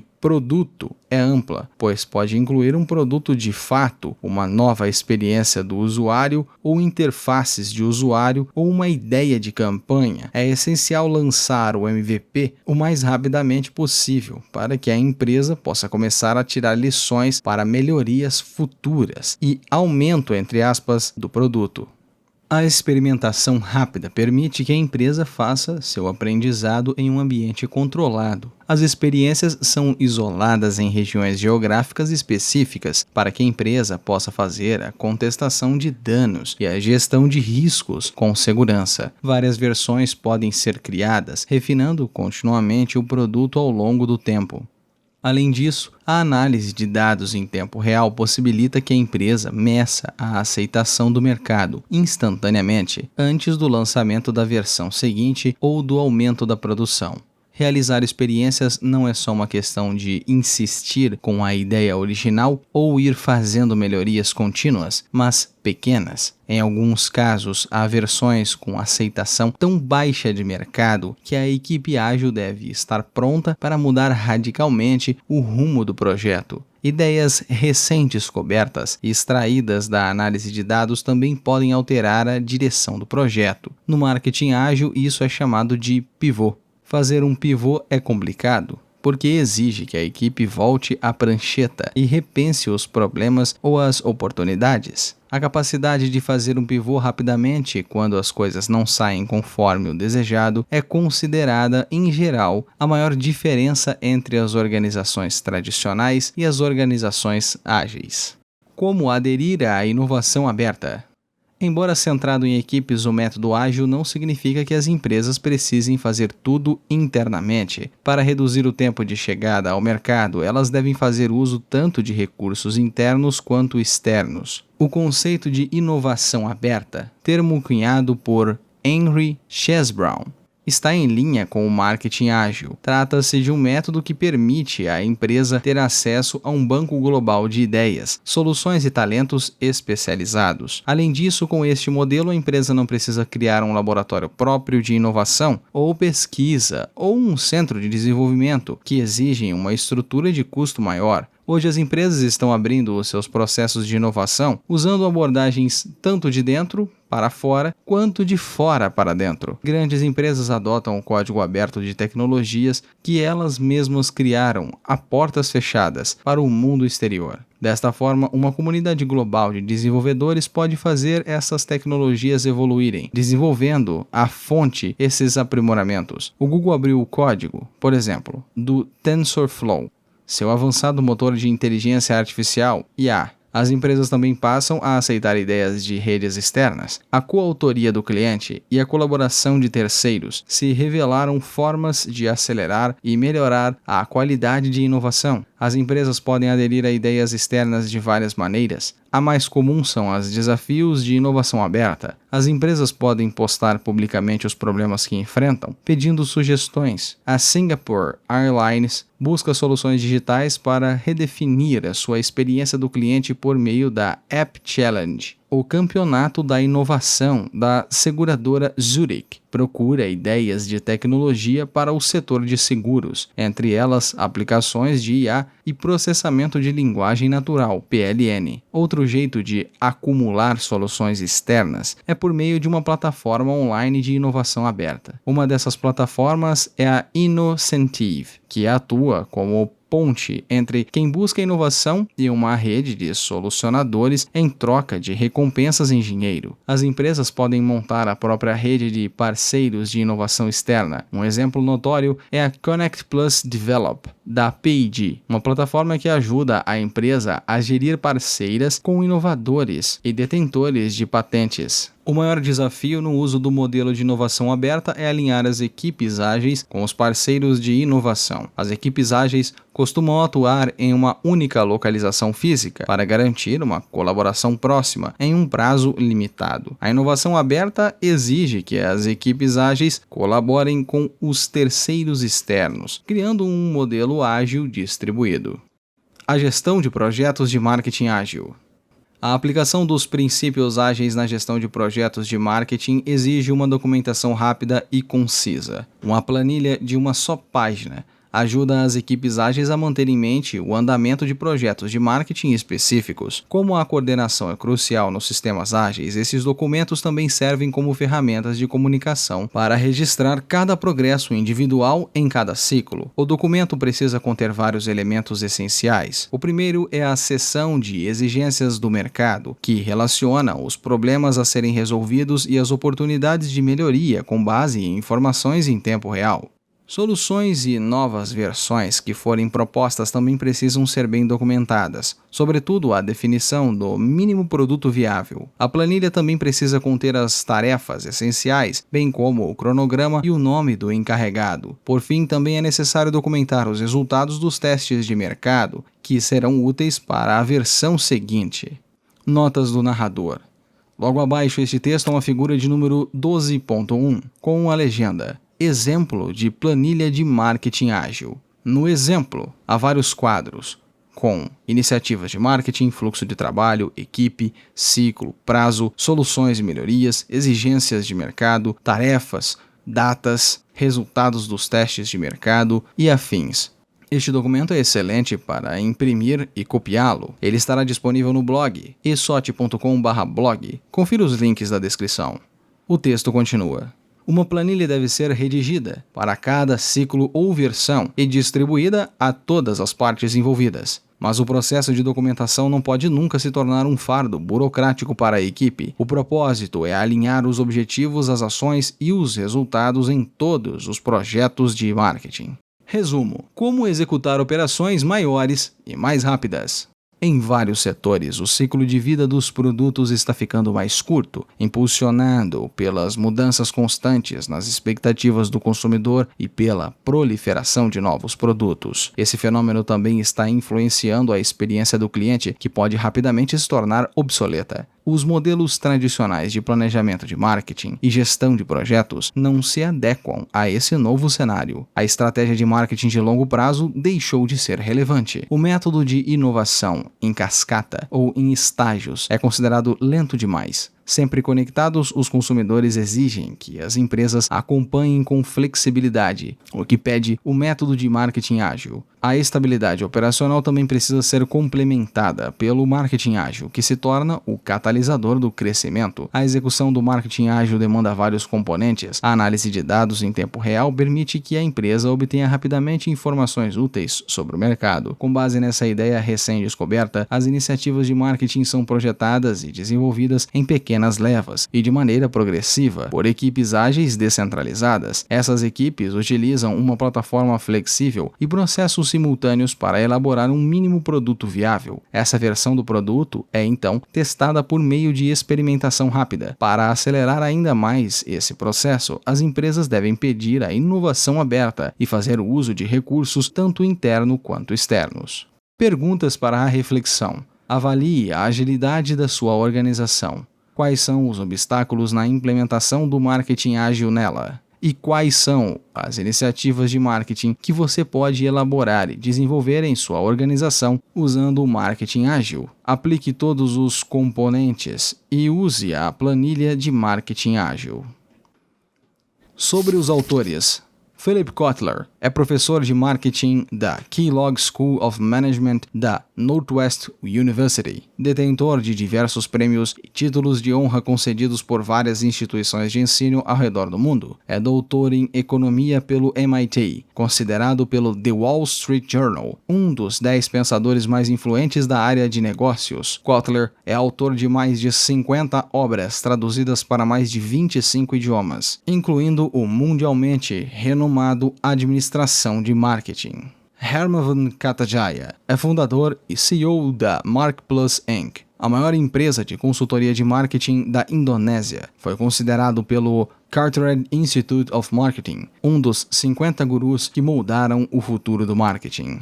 Ivan Setiavan é o executivo-chefe de operações da Marketplace Inc. e realiza trabalhos de consultoria sobre estruturas e planejamento de marketing. Notas do narrador e considerações finais. Espero muito que você tenha gostado do livro Marketing 5.0 e que, assim como eu, tenha aprendido os novos conceitos de marketing. O Marketing 5.0, concebido por Philip Kotler, representa o estágio mais recente da evolução do marketing. Neste cenário, as empresas devem alavancar o poder das tecnologias em prol da humanidade, indo além das vendas e do consumismo. Eu vou explorar aqui as considerações finais deste livro. Eu quero salientar que essas considerações não estão no livro e são de minha autoria, o narrador. A primeira é a tecnologia para a humanidade. O Marketing 5.0 coloca a tecnologia no centro de nossas vidas, mas como uma missão mais nobre: contribuir para o bem-estar das pessoas. Não se trata de apenas lucro, mas de impacto positivo na sociedade. O segundo seria a visão profunda e pragmática. A obra Marketing 5.0, escrita por Philip Kotler, Herman Katajaya e Ivan Setiavan, oferece uma visão profunda e pragmática do futuro do marketing. Ela combina avanços tecnológicos com uma abordagem profundamente humana. O terceiro seria os componentes tecnológicos. No Marketing 5.0, tecnologias como a inteligência artificial, processamento de linguagem natural, sensores e robótica, realidade aumentada e realidade virtual começam a moldar nossa realidade e podem até nos levar ao metaverso. O que, no ano em que esta narração foi feita, é o assunto de maior relevância. O quarto item seria os valores centrado no cliente. Kotler propõe uma abordagem centrada no cliente, em que as empresas buscam entender as emoções e necessidades dos consumidores para oferecer experiências personalizadas e relevantes. Em resumo, o Marketing 5.0 é uma jornada que une tecnologia e humanidade, visando um impacto positivo na vida das pessoas. Os seus principais desafios hoje são principalmente as diferenças geracionais. Eu, por exemplo, trabalhei muitos anos na indústria, de vários nichos, como gestor de marketing, diretor de marketing, coordenador de marketing, estrategista, analista de marketing, enfim, em vários setores. E as diferenças geracionais são gritantes. O Marketing 5.0 materializa-se em meio de 3 desafios significativos. O primeiro é a lacuna dessa geração, pois atualmente nós temos 5 gerações vivendo juntas na Terra, cada uma com atitudes, preferências e comportamentos contrastantes. A implementação de qualquer tipo de marketing é um desafio alarmante. O segundo desafio é a polarização da prosperidade. A disparidade econômica é outro desafio gigante. O mundo enfrenta uma polarização da prosperidade, onde a distribuição desigual de recursos e oportunidades afeta a forma como as empresas se relacionam com diferentes segmentos da sociedade. No ditado popular, é 8 ou 80. Ou as indústrias vendem produtos para pessoas realmente abastadas, ou para pessoas extremamente pobres. As classes no meio disso ficam com poucas opções, e essa polarização prejudica a diversidade de itens, produtos e serviços. E o terceiro é a divisão digital. Por fim, a divisão digital é um obstáculo crucial. Embora a tecnologia esteja cada vez mais presente, ainda existe lacunas no acesso e na compreensão das ferramentas digitais. O Marketing 5.0 busca superar estas barreiras, garantindo que todos possam se beneficiar das inovações tecnológicas. Porém, a divisão digital está relacionada com a diferença geracional. As gerações mais antigas não só têm uma dificuldade com as tecnologias, como em alguns ou muitos casos, são impossíveis de serem adequadas. As pessoas mais velhas, além de não terem intenção, não têm a capacidade para aderir às novas tecnologias. E esse desafio causa divisões gigantescas. Durante os lockdowns e a previsão de que 1.200 lojas seriam fechadas de forma permanente em todo o mundo, esse planejamento precisará de correções. A integração entre os negócios online e físico será a chave para a marca na próxima década. Para que serve o marketing ágil? O setor de tecnologia é caracterizado pelo ciclo de vida curto dos produtores. Os competidores buscam ser os primeiros a chegar ao mercado, capturando o máximo de valor antes que a tecnologia se torne obsoleta. As empresas precisam monitorar e reagir às novas tendências e às mudanças do comportamento do consumidor. Novas versões dos produtos se sucedem rapidamente, já que a janela de lucratividade destes é restrita. Por isso, as empresas de tecnologia são as primeiras a adotar o marketing ágil. Neste mundo digital acelerado, muitos outros setores, vestuários, bens de consumo embalados, eletrônicos, automotivo, vêm passando, em maior ou menor média, por um encurtamento do ciclo de vida. Nestes setores, a preferência do consumidor em relação a este ou aquele produto muda com rapidez, impulsionada pela proliferação de novas ofertas. Até a experiência do cliente tem um prazo de validade. Uma experiência que hoje é atraente se torna ultrapassada assim que os concorrentes a igualam e superam. O ambiente digital, que nunca se desconecta, leva a essa mudança frenética nas preferências. As experiências do cliente, antes totalmente íntima, agora pode ser transmitida pelas redes sociais para o mundo inteiro, o que solapa o fator de uau a cada vez que as empresas tentam replicá-la, sempre conectado. O consumidor exige marcas sempre conectadas, que atendam suas necessidades 24 horas por dia. Tudo é on demand, ou para uso a expressão de Tom Nash, o novo www, whatever, whenever, wherever. Qualquer coisa, a qualquer momento, em qualquer lugar. Por conta disso, as empresas precisam estar sempre monitorando e reagindo às tendências e às conversas no momento a um ritmo cada vez mais acelerado. As estratégias de ida ao mercado pré-planejadas e tradicionais já não funcionam. Em uma era plena de volatilidade, incerteza, complexidade e ambiguidade, VUCA, V-U-C-A, do inglês volatility, uncertainty, complexity e ambiguity. As empresas não podem mais fazer planos de longo prazo sem ter que realizar inúmeras correções ao longo do caminho. Na verdade, a maior parte dos planejamentos de longo prazo já está desatualizada quando são atingidos os marcos temporais. As empresas precisam acompanhar a velocidade das mudanças do consumidor e, ao mesmo tempo, ser mais rápidas do que os concorrentes. O novo nome do jogo é agilidade. Antes, a estabilidade operacional era o único fator crítico para o êxito de crescimento das empresas. Embora continue a ser fundamental, hoje precisa ser complementada por equipes ágeis que catalisem os novos motores de crescimento. O marketing ágil é a peça que falta no quebra-cabeça para as empresas implementarem o marketing 5.0. Essa disciplina é adequada à paisagem econômica imprevisível que as empresas enfrentam. Como implementar o marketing ágil? O marketing ágil exige um certo tipo de mentalidade que falta às empresas tradicionais. Por definição, as startups já nascem com mentalidade ágil, em razão da escassez de recursos. São empresas que precisam fazer as coisas acontecerem depressa, antes que acabe uma verba já muito curta. Grandes empresas, porém, precisam adotar o marketing ágil de outra forma. A complexidade da estrutura e a burocracia inerente às grandes organizações são os maiores inimigos do marketing ágil. As empresas precisam montar equipes separadas, garantindo a manutenção das operações estáveis e lucrativas, mas ao mesmo tempo assegurando que não vão deixar passar a próxima grande oportunidade. Por isso, o processo ágil costuma ficar reservado apenas para projetos de inovação que focam em novos motores para o crescimento. São vários os componentes-chaves em uma organização com marketing ágil. Em primeiro lugar, as empresas precisam implantar a análise de dados em tempo real. O passo seguinte é estabelecer equipes ágeis descentralizadas, que se valem das ideias geradas pela análise de dados. Em seguida, as equipes elaboram diversas configurações de produtos ou campanhas, com base em uma plataforma flexível. Elas realizam experimentações rápidas, em processos simultâneos, da idealização à prototipagem. Ao testar cada configuração com uma análise de dados de aceitação do mundo real, determina-se quais trarão os resultados mais favoráveis. Na condução do processo ágil como um todo, as empresas precisam aderir a uma mentalidade de inovação aberta, em que tirem proveito tanto dos recursos internos quanto dos externos. Notas do narrador. Logo abaixo a este texto há uma figura de número 12.1, com a legenda Desenvolvimento do Marketing Ágil. A figura é muito complexa para ser descrita e estará disponível no blog. Confira os links na descrição. O texto continua.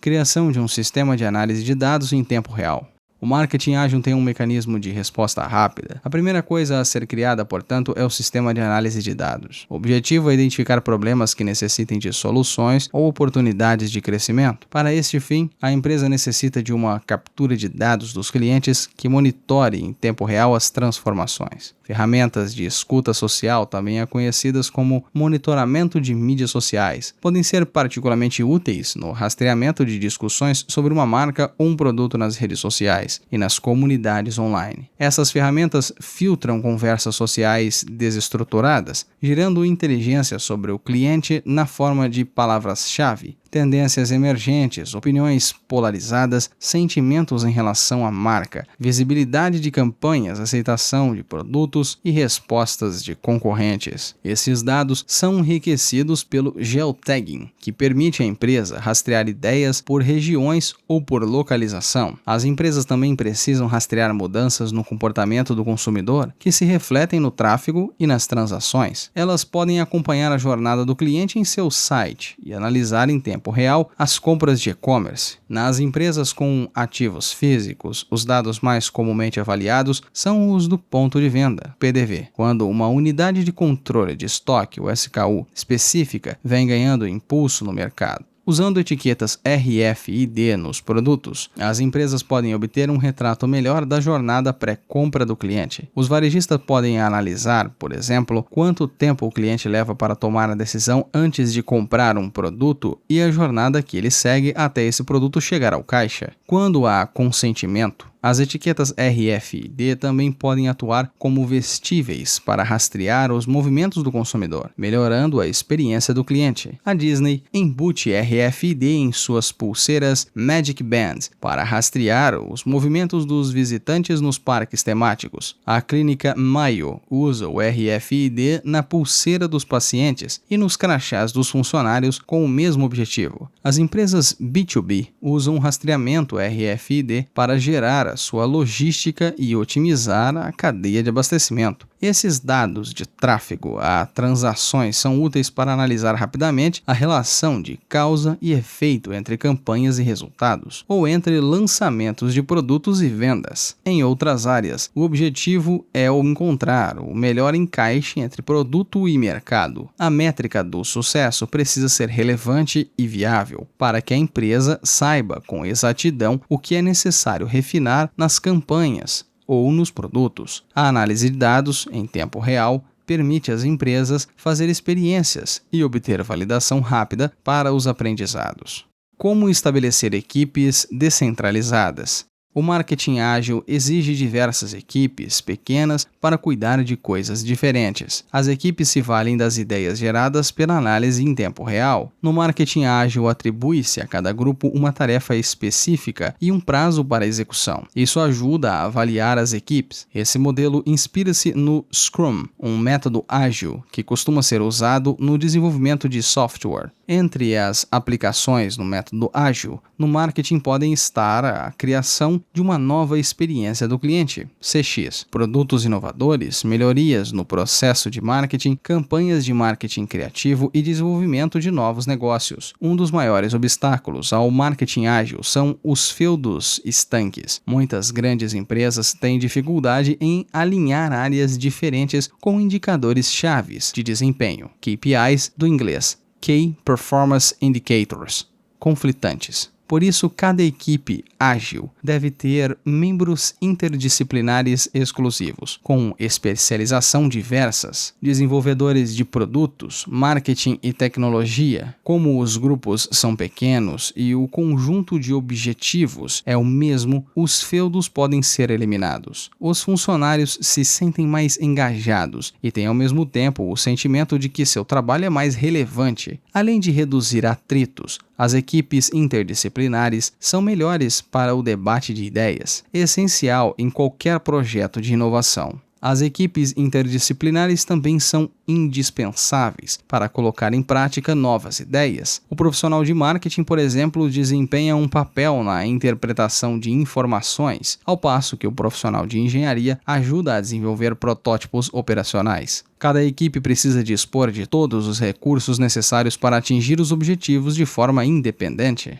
Os modelos tradicionais de tomada de decisão, com os processos de aprovação multi-etapas, também são pesados demais para o marketing ágil. É preciso que as decisões sejam tomadas com rapidez. Atrasos terão um impacto significativo sobre o resultado, por isso as equipes precisam de autonomia e autoridade para tomar decisões descentralizadas no que estiver relacionado à sua missão. Esse modelo flexível exige um comprometimento firme de alta direção. O papel da direção sênior no marketing ágil é monitorar a progressão, dar feedback em nível estratégico e orientar as equipes, dando-lhes liberdade ao mesmo tempo. O mais importante, porém, é que a cúpula executiva integre todos os projetos ágeis, alinhando-os com as metas globais da empresa. Como desenvolver uma plataforma de produto flexível? A razão mais significativa para a alta produtividade das equipes ágeis é que elas não começam os novos projetos do zero. Em vez disso, cada novo produto se origina da mesma base, que recebe o nome de plataforma. Quando o cliente avalia um produto específico, por exemplo, ele não o ama nem o odeia por completo. Pode não gostar de alguns elementos e ao mesmo tempo deseja outros. Portanto, tudo, características de produto, componentes do software, pontos de contato da CX ou design criativo, é projetado para ser modulado e em camadas. A base funciona como núcleo do produto, ao passo que os produtos módulos podem ser montados de maneira diferente para criar um produto aumentado, entre aspas. As empresas de software, bem como as empresas digitais em geral, são, por definição, mais flexíveis e ágeis no desenvolvimento de produtos, sem possuir ativos físicos. Elas podem se adaptar melhor à volatilidade e às incertezas do mercado. Essa prática, embora tenha raízes nos produtos digitais, também é comum em empresas de hardware. No setor automotivo, por exemplo, é comum basear o desenvolvimento de produtos em um número reduzido de plataformas. Modelos diferentes de automóveis, com estilos diferentes e até de marcas diferentes, podem usar a mesma plataforma. A lógica por trás desta prática é a economia de custos e a padronização global dos processos de fabricação.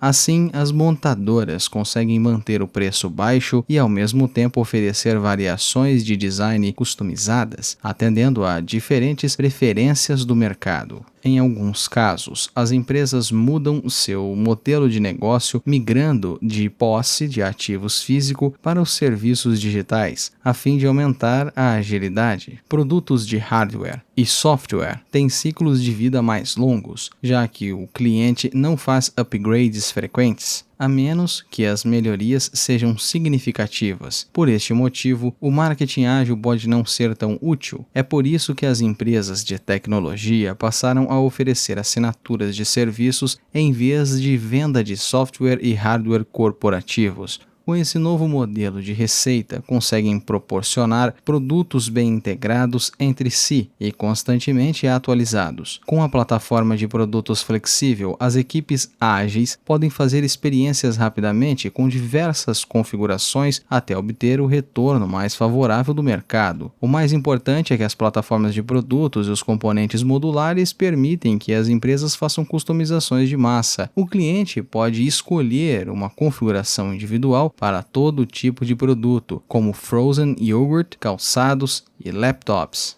Como desenvolver processos simultâneos? Projetos inovadores costumam seguir um modelo em cascata, ou de estágios em que cada etapa da idealização ao lançamento segue uma sequência. Ao fim de cada estágio há um checkpoint, portanto, o processo não pode avançar para as fases seguintes antes do término da anterior. A multiplicidade de checkpoints torna este método demorado. No marketing ágil, esse modelo é substituído pelo método simultâneo, no qual diferentes estágios correm paralelamente, além do evidente ganho de velocidade. O processo simultâneo traz outro benefício importante. O modelo em cascata não é adequado para projetos de grande escala e de longo prazo, nos quais um erro descoberto no final do processo pode exigir o recomeço de toda a sequência. O modelo estruturado também é muito rígido e não permite alteração relevantes depois de iniciado. O processo simultâneo é a solução para essas questões. Por não ser sequencial, cada etapa da inovação, design, produção, apresentação é levada em consideração ainda no início do processo. O trabalho também é subdividido em fluxos menores, com prazos mais curtos. Assim, problemas em potencial podem ser identificados e corrigidos antes que a inovação já esteja totalmente enraizada no desenvolvimento. No entanto, o processo simultâneo também apresenta algumas dificuldades a serem superadas. O risco mais relevante ocorre durante a integração dos fluxos de trabalho. Uma coordenação constante dentro das equipes e entre elas é crucial para assegurar que os fluxos sejam compatíveis e estejam alinhados.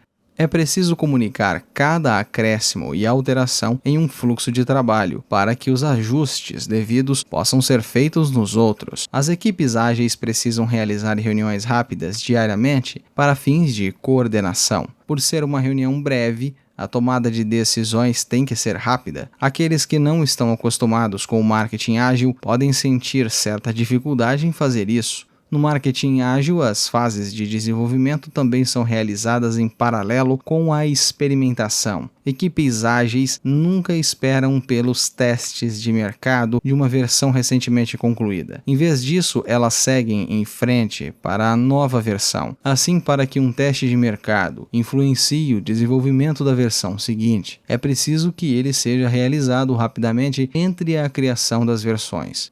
Como realizar experimentações rápidas?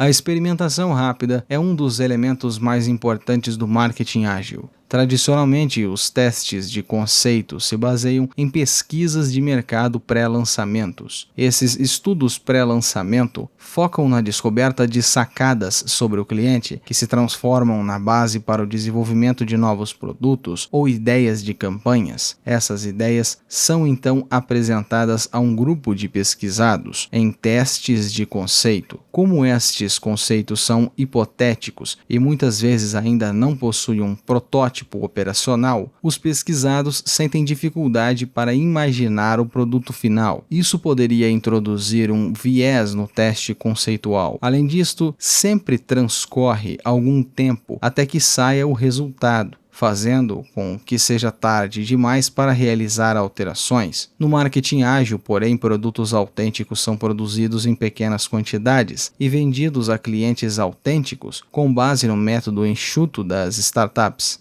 Uma versão precoce do produto apenas com as características básicas para o lançamento é chamado de mínimo produto viável ou MVP, do inglês Minimum Viable Product. É importante observar que a definição de produto é ampla, pois pode incluir um produto de fato, uma nova experiência do usuário ou interfaces de usuário ou uma ideia de campanha. É essencial lançar o MVP o mais rapidamente possível para que a empresa possa começar a tirar lições para melhorias futuras e aumento, entre aspas, do produto.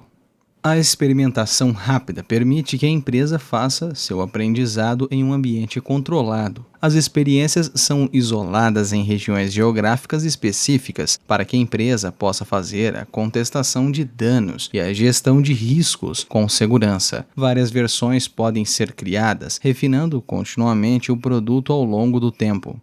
Além disso, a análise de dados em tempo real possibilita que a empresa meça a aceitação do mercado instantaneamente antes do lançamento da versão seguinte ou do aumento da produção.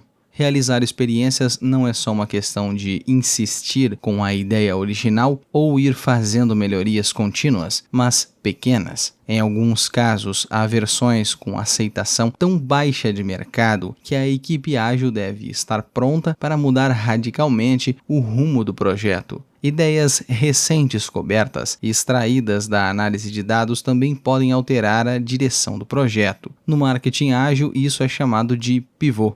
Fazer um pivô é complicado, porque exige que a equipe volte à prancheta e repense os problemas ou as oportunidades. A capacidade de fazer um pivô rapidamente quando as coisas não saem conforme o desejado é considerada, em geral, a maior diferença entre as organizações tradicionais e as organizações ágeis. Como aderir à inovação aberta? Embora centrado em equipes, o método ágil não significa que as empresas precisem fazer tudo internamente. Para reduzir o tempo de chegada ao mercado, elas devem fazer uso tanto de recursos internos quanto externos. O conceito de inovação aberta, termo cunhado por Henry Chesbrown, está em linha com o marketing ágil. Trata-se de um método que permite à empresa ter acesso a um banco global de ideias, soluções e talentos especializados. Além disso, com este modelo, a empresa não precisa criar um laboratório próprio de inovação, ou pesquisa, ou um centro de desenvolvimento, que exigem uma estrutura de custo maior. Hoje as empresas estão abrindo os seus processos de inovação usando abordagens tanto de dentro para fora, quanto de fora para dentro. Grandes empresas adotam o código aberto de tecnologias que elas mesmas criaram a portas fechadas para o mundo exterior. Desta forma, uma comunidade global de desenvolvedores pode fazer essas tecnologias evoluírem, desenvolvendo à fonte esses aprimoramentos. O Google abriu o código, por exemplo, do TensorFlow,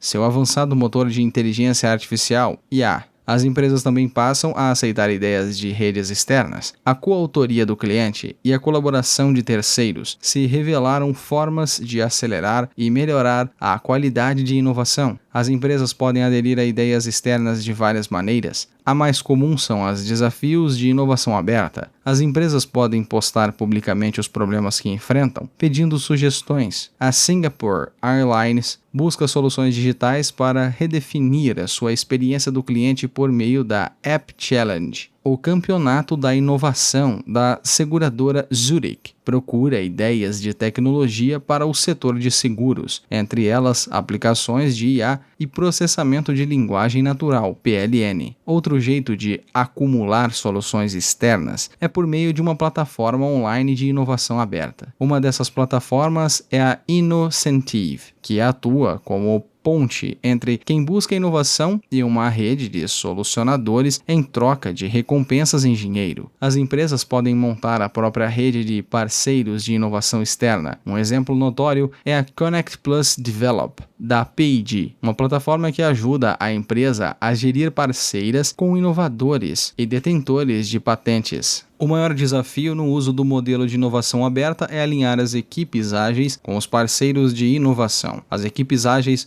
costumam atuar em uma única localização física para garantir uma colaboração próxima em um prazo limitado. A inovação aberta exige que as equipes ágeis colaborem com os terceiros externos, criando um modelo ágil distribuído. A gestão de projetos de marketing ágil.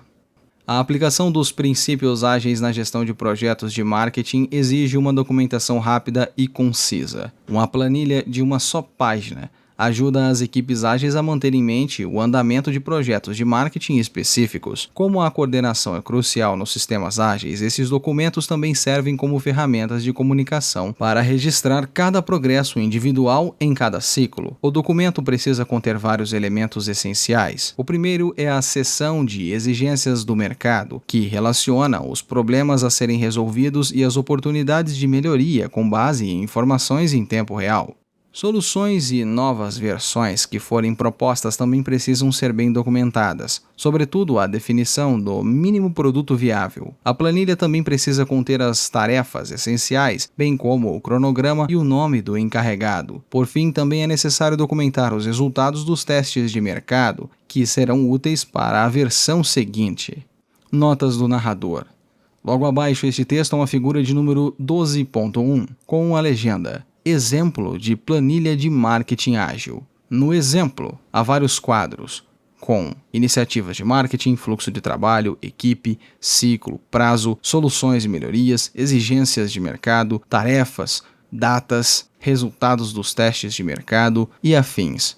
Este documento é excelente para imprimir e copiá-lo. Ele estará disponível no blog esot.com/blog. Confira os links da descrição. O texto continua. Uma planilha deve ser redigida para cada ciclo ou versão e distribuída a todas as partes envolvidas. Mas o processo de documentação não pode nunca se tornar um fardo burocrático para a equipe. O propósito é alinhar os objetivos, as ações e os resultados em todos os projetos de marketing. Resumo: como executar operações maiores e mais rápidas. Em vários setores, o ciclo de vida dos produtos está ficando mais curto, impulsionado pelas mudanças constantes nas expectativas do consumidor e pela proliferação de novos produtos. Esse fenômeno também está influenciando a experiência do cliente, que pode rapidamente se tornar obsoleta. Os modelos tradicionais de planejamento de marketing e gestão de projetos não se adequam a esse novo cenário. A estratégia de marketing de longo prazo deixou de ser relevante. O método de inovação em cascata ou em estágios é considerado lento demais. Sempre conectados, os consumidores exigem que as empresas acompanhem com flexibilidade, o que pede o método de marketing ágil. A estabilidade operacional também precisa ser complementada pelo marketing ágil, que se torna o catalisador do crescimento. A execução do marketing ágil demanda vários componentes. A análise de dados em tempo real permite que a empresa obtenha rapidamente informações úteis sobre o mercado. Com base nessa ideia recém-descoberta, as iniciativas de marketing são projetadas e desenvolvidas em pequenas pequenas levas e de maneira progressiva por equipes ágeis descentralizadas. Essas equipes utilizam uma plataforma flexível e processos simultâneos para elaborar um mínimo produto viável. Essa versão do produto é então testada por meio de experimentação rápida. Para acelerar ainda mais esse processo, as empresas devem pedir a inovação aberta e fazer uso de recursos tanto internos quanto externos. Perguntas para a reflexão. Avalie a agilidade da sua organização. Quais são os obstáculos na implementação do marketing ágil nela? E quais são as iniciativas de marketing que você pode elaborar e desenvolver em sua organização usando o marketing ágil? Aplique todos os componentes e use a planilha de marketing ágil. Sobre os autores. Philip Kotler é professor de marketing da Kellogg School of Management da Northwestern University, detentor de diversos prêmios e títulos de honra concedidos por várias instituições de ensino ao redor do mundo. É doutor em economia pelo MIT, considerado pelo The Wall Street Journal um dos 10 pensadores mais influentes da área de negócios. Kotler é autor de mais de 50 obras traduzidas para mais de 25 idiomas, incluindo o mundialmente renomado Administração de Marketing.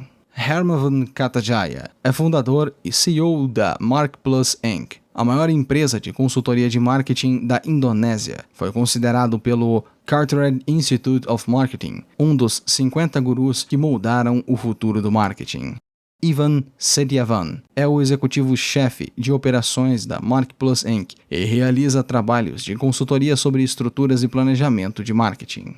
Notas do narrador e considerações finais. Espero muito que você tenha gostado do livro Marketing 5.0 e que, assim como eu, tenha aprendido os novos conceitos de marketing. O Marketing 5.0, concebido por Philip Kotler, representa o estágio mais recente da evolução do marketing. Neste cenário, as empresas devem alavancar o poder das tecnologias em prol da humanidade, indo além das vendas e do consumismo. Eu vou explorar aqui as considerações finais deste livro. Eu quero salientar que essas considerações não estão no livro e são de minha autoria, o narrador.